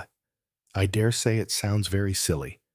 But if you think of this as a play, and the scene is the Great Hall at Stony Gates, what exactly is behind the scene? I mean, what is backstage? The terrace, isn't it? The terrace and a lot of windows opening onto it, and that, you see, is how the conjuring trick was done. It was the trick of the lady sawn in half that made me think of it. The lady sawn in half. Inspector Curry was now quite sure that Miss Marple was a mental case. A most thrilling conjuring trick. You must have seen it. Only not really one girl, but two girls. The head of one and the feet of the other. It looks like one person and is really two. And so I thought it could just as well be the other way about. Two people could be really one person. Two people really one. Inspector Curry looked desperate. Yes, not for long. How long did your constable take in the park to run to this house and back? 2 minutes and 45 seconds, wasn't it? This would be less than that. Well under 2 minutes. What was under 2 minutes? The conjuring trick. The trick when it wasn't two people, but one person. In there, in the study. We're only looking at the visible part of the stage. Behind the scenes, there is the terrace and a row of windows. So easy when there are two people in the study to open the study window. Get out. Run along the terrace those footsteps Alex heard. In at the side door. Shoot Christian Gulbranson and run back. And during that time, the other person in the study does both voices so that we're all quite sure there are two people in there. And so there were most of the time, but not for that little period of under 2 minutes. Inspector Curry found his breath and his voice. Do you mean that it was Edgar Lawson who ran along the terrace and shot Gulbranson? Edgar Lawson, who poisoned Mrs. Saracold. But you see, Inspector, no one has been poisoning Mrs. Saracold at all. That's where the misdirection comes in. Someone very cleverly used the fact that Mrs. Saracold's sufferings from arthritis were not unlike the symptoms of arsenical poisoning. It's the old conjurer's trick of forcing a card on you. Quite easy to add arsenic to a bottle of tonic. Quite easy to add a few lines to a typewritten letter. But the real reason for Mr. Gulbranson's coming here was the most likely reason. Something to do with the Gulbranson Trust. Money. In fact, suppose that there had been embezzlement. Embezzlement on a very big scale. You see where that points to just one person. Inspector Curry gasped. Louis Saracold, he murmured incredulously. Louis Saracold, said Miss Marple. Chapter 22, part of letter from Gina Hudd to her aunt Mrs. Van Rydock. And so you see, darling Aunt Ruth, the whole thing has been just like a nightmare, especially the end of it. I've told you all about this funny man Edgar Lawson. He always was a complete rabbit, and when the inspector began questioning him and breaking him dower 6, He lost his nerve completely and scuttled like a rabbit. Just lost his nerve and ran. Literally ran. Jumped out of the window and round the house and down the drive. And then there was a policeman coming to head him off. And he swerved and ran full tilt for the lake. He leaped into a rotten old punt that's moldered there for years and pushed off. Quite a mad, senseless thing to do. Of course.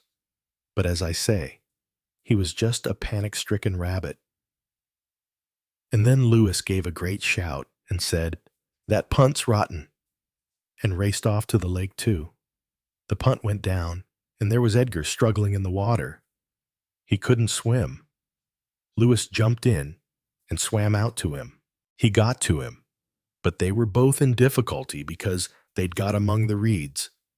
One of the inspector's men went in with a rope round him, but he got entangled too, and they had to pull him in.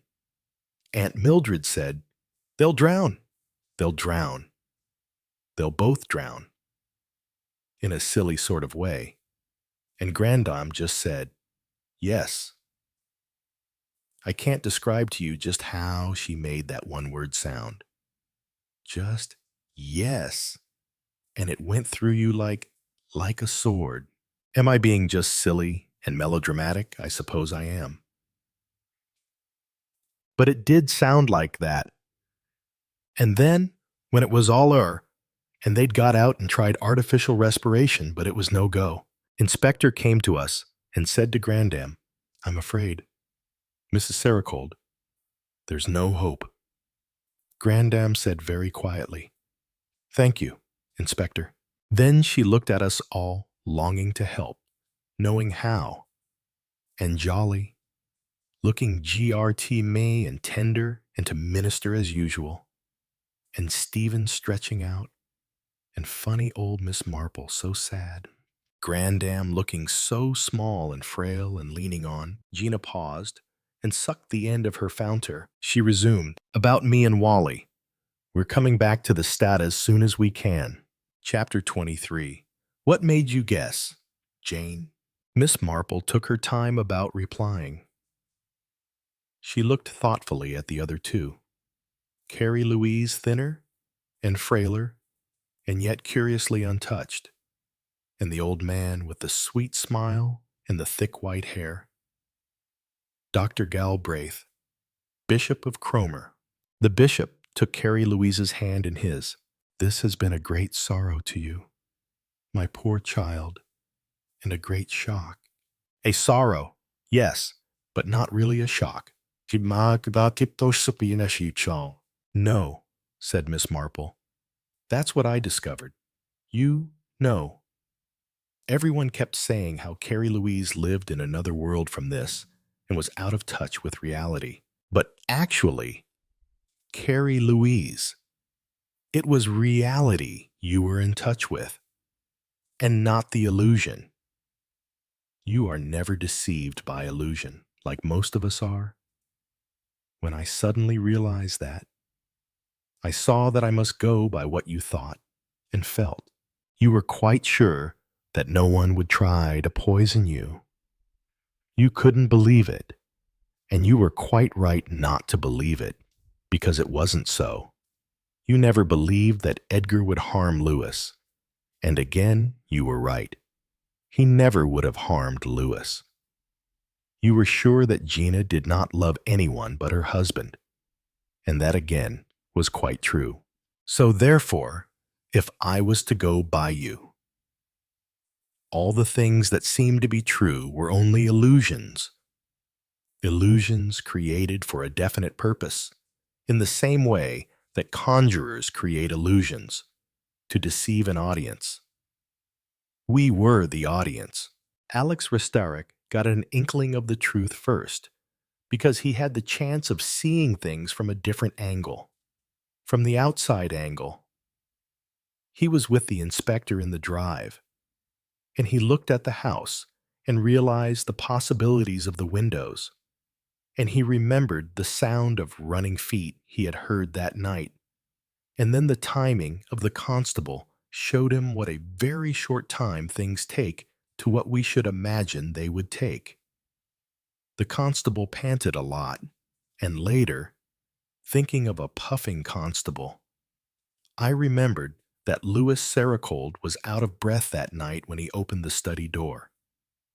He'd just been running hard, you see, but it was Edgar Lawson that was the pivot of it all to me. There was always something wrong to me about Edgar Lawson. All the things he said and did were exactly right for what he was supposed to be. But he himself wasn't right, because he was actually a normal young man playing the part of a schizophrenic, and he was always, as it were, a little larger than life. He was always theatrical. It must have all been very carefully planned and thought out. Louis must have realized, on the occasion of Christian's last visit, that something had aroused his suspicions, and he knew Christian well enough to know that if he suspected, he would not rest until he had satisfied himself that his suspicions were either justified or unfounded. Carrie Louise stirred. Yes, she said.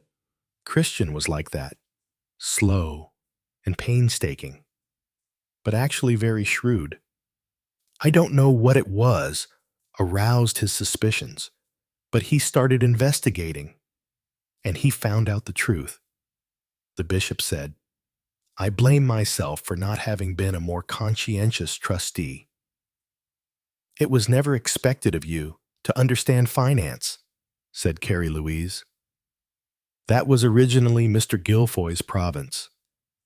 Then, when he died, Louis's great experience put him in what amounted to complete control. And that, of course, was what went to his head. The pink color came up in her cheeks. Louis was a great man, she said, a man of great vision, and a passionate believer in what could be accomplished with money. He didn't want it for himself, or at least not in the greedy, vulgar sense. He did want the power of it. He wanted the power to do great good with it. He wanted, said the bishop, to be God. His voice was suddenly stem. He forgot that man is only the humble instrument of God's will. And so he embezzled the trust funds, said Miss Marple.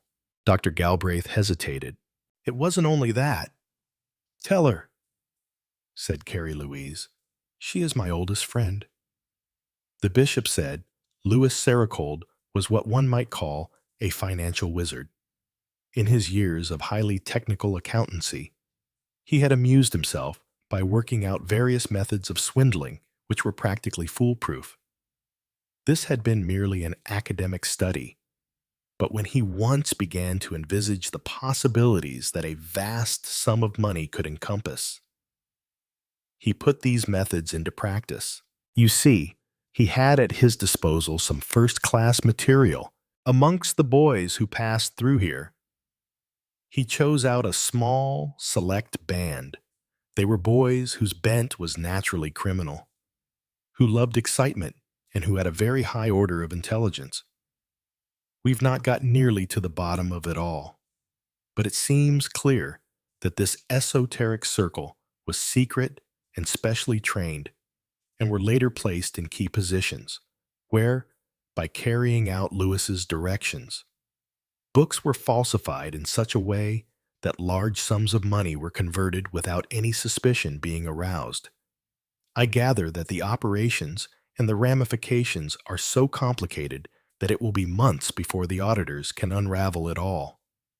But the net result seems to be that under various names and banking accounts and companies, Louis Sericold would have been able to thus dispose of a colossal sum with which he intended to establish an overseas colony for a cooperative experiment in which juvenile delinquents should eventually own this territory and administer it. It may have been a fantastic dream. It was a dream that might have come true, said Carrie Louise. Yes, it might have come true. But the means Louis Sericold adopted were dishonest means, and Christian Gulbranson discovered that he was very upset, particularly by the realization of what the discovery and the probable prosecution of Lewis would mean to you. Carrie Louise. That's why he asked me if my heart was strong and seemed so worried about my health, said Carrie Louise. I couldn't understand it. Then Louis Saracold arrived back from the north, and Christian met him outside the house and told him that he knew what was going on. Louis took it calmly. I think both men agreed they must do all they could to spare you. Christian said he would write to me and ask me to come here as a co-trustee to discuss the position. But of course, said Miss Marple, Louis Saracold had already prepared for this emergency. It was all planned. He had brought the young man who was to play the part of Edgar Lawson to the house. There was a real Edgar Lawson, of course, in case the police looked up his record. This false Edgar knew exactly what he had to do: act the part of a schizophrenic victim of persecution and give Louis Saracold an alibi for a few vital minutes. The next step had been thought out too. Louis's story that you, Carrie Louise, were being slowly poisoned. When one actually came to think of it, there was only Louis's story of what Christian had told him. That, and a few lines added on the typewriter whilst he was waiting for the police. It was easy to add arsenic to the tonic. No danger for you there, since he was on the spot to prevent you drinking it. The chocolates were just an added touch, and of course the original chocolates weren't poisoned, only those he substituted before turning them over to Inspector Curry. And Alex guessed, said Carrie Louise. Yes, that's why he collected your nail parings. They would show if arsenic actually had been administered over a long period. Poor Alex. Poor Ernie. There was a moment's silence as the other two thought of Christian Gulbrandsen, of Alexis Restorick, and of the boy Ernie, and of how quickly the act of murder could distort and deform. But surely, said the bishop, Louis was taking a big risk in persuading Edgar to be his accomplice, even if he had some hold over him. Carrie shook her head. It wasn't exactly a hold over him. Edgar was devoted to Louis. Yes, said Miss Marple, like Leonard Wiley and his father. I wonder perhaps if— She paused delicately. You saw the likeness, I suppose, said Carrie Louise. So you knew that all along? I guessed. I knew Louis had once had a short infatuation for an actress. Before he met me, he told me about it. It wasn't serious. She was a gold-digging type of woman, and she didn't care for him. But I've no doubt at all that Edgar was actually Louis's son. Yes, said Miss Marple. That explains everything. And he gave his life for him in the end, said Carrie Louise. She looked pleadingly at the bishop. He did. You know. There was a silence, and then Carrie Louise said, I'm glad it ended that way, with his life given in the hope of saving the boy. People who can be very good can be very bad, too. I always knew that was true about Louis. But he loved me very much, and I loved him. Did you ever suspect him? Asked Miss Marple. No. Et aide. Carrie Louise, because I was puzzled by the poisoning. I knew Louis would never poison me, and yet that letter of Christian's said definitely that someone was poisoning me. So I thought that everything I thought I knew about people must be wrong, and Miss Marple said, but when Alex and Ernie were found killed, you suspected then. Yes, said Carrie Louise, because I didn't think anyone else but Louis would have dared, and I began to be afraid of what he might do next. She shivered slightly. I admired Louis. I admired his, what shall I call it, his goodness. But I do see that if you're good, you have to be humble as well. Dr. Galbraith said gently, that, Carrie Louise, is what I have always admired in you, your humility. The lovely blue eyes opened wide in surprise. But I'm not clever, and not particularly good. I can only admire goodness in other people. Dear Carrie Louise, said Miss Marple. Epilogue. I think Grandam will be quite all right with Aunt Mildred, said Gina. Aunt Mildred seems much nicer now. Not so peculiar. If you know what I mean. I know what you mean, said Miss Marple. So Wally and I will go back to the States in a fortnight's time. Gina cast a look sideways at her husband. I shall forget all about Stony Gates and Italy and all my girlish past and become 100% American. Our son will be always addressed as Junior. I can't say fairer than that, can I, Wally? You certainly cannot. Kate, said Miss Marple. Wally, smiling indulgently at an old lady who got names wrong, corrected her gently. Gina, not Kate. But Gina laughed. She knows what she's saying. You see, she'll call you Petruchio in a moment. I just think, said Miss Marple to Walter, that you have acted very wisely, my dear boy. She thinks you're just the right husband for me, said Gina. Miss Marple looked from one to the other. It was very nice, she thought, to see two young people so much in love. And Walter Hudd was completely transformed from the sulky young man she had first encountered into a good-humored, smiling giant. You two remind me, she said, of... Gina rushed forward and placed a hand firmly over Miss Marple's mouth. No, darling, she exclaimed. Don't say it. I'm suspicious of these village parallels. They've always got a sting in the tail. You really are a wicked old woman, you know. Her eyes went misty when I think of you and Aunt Ruth and Grandam all being young together. How I wonder what you were all like. I can't imagine it somehow, but I don't suppose you can, said Miss Marple. It was all a long time ago. The end.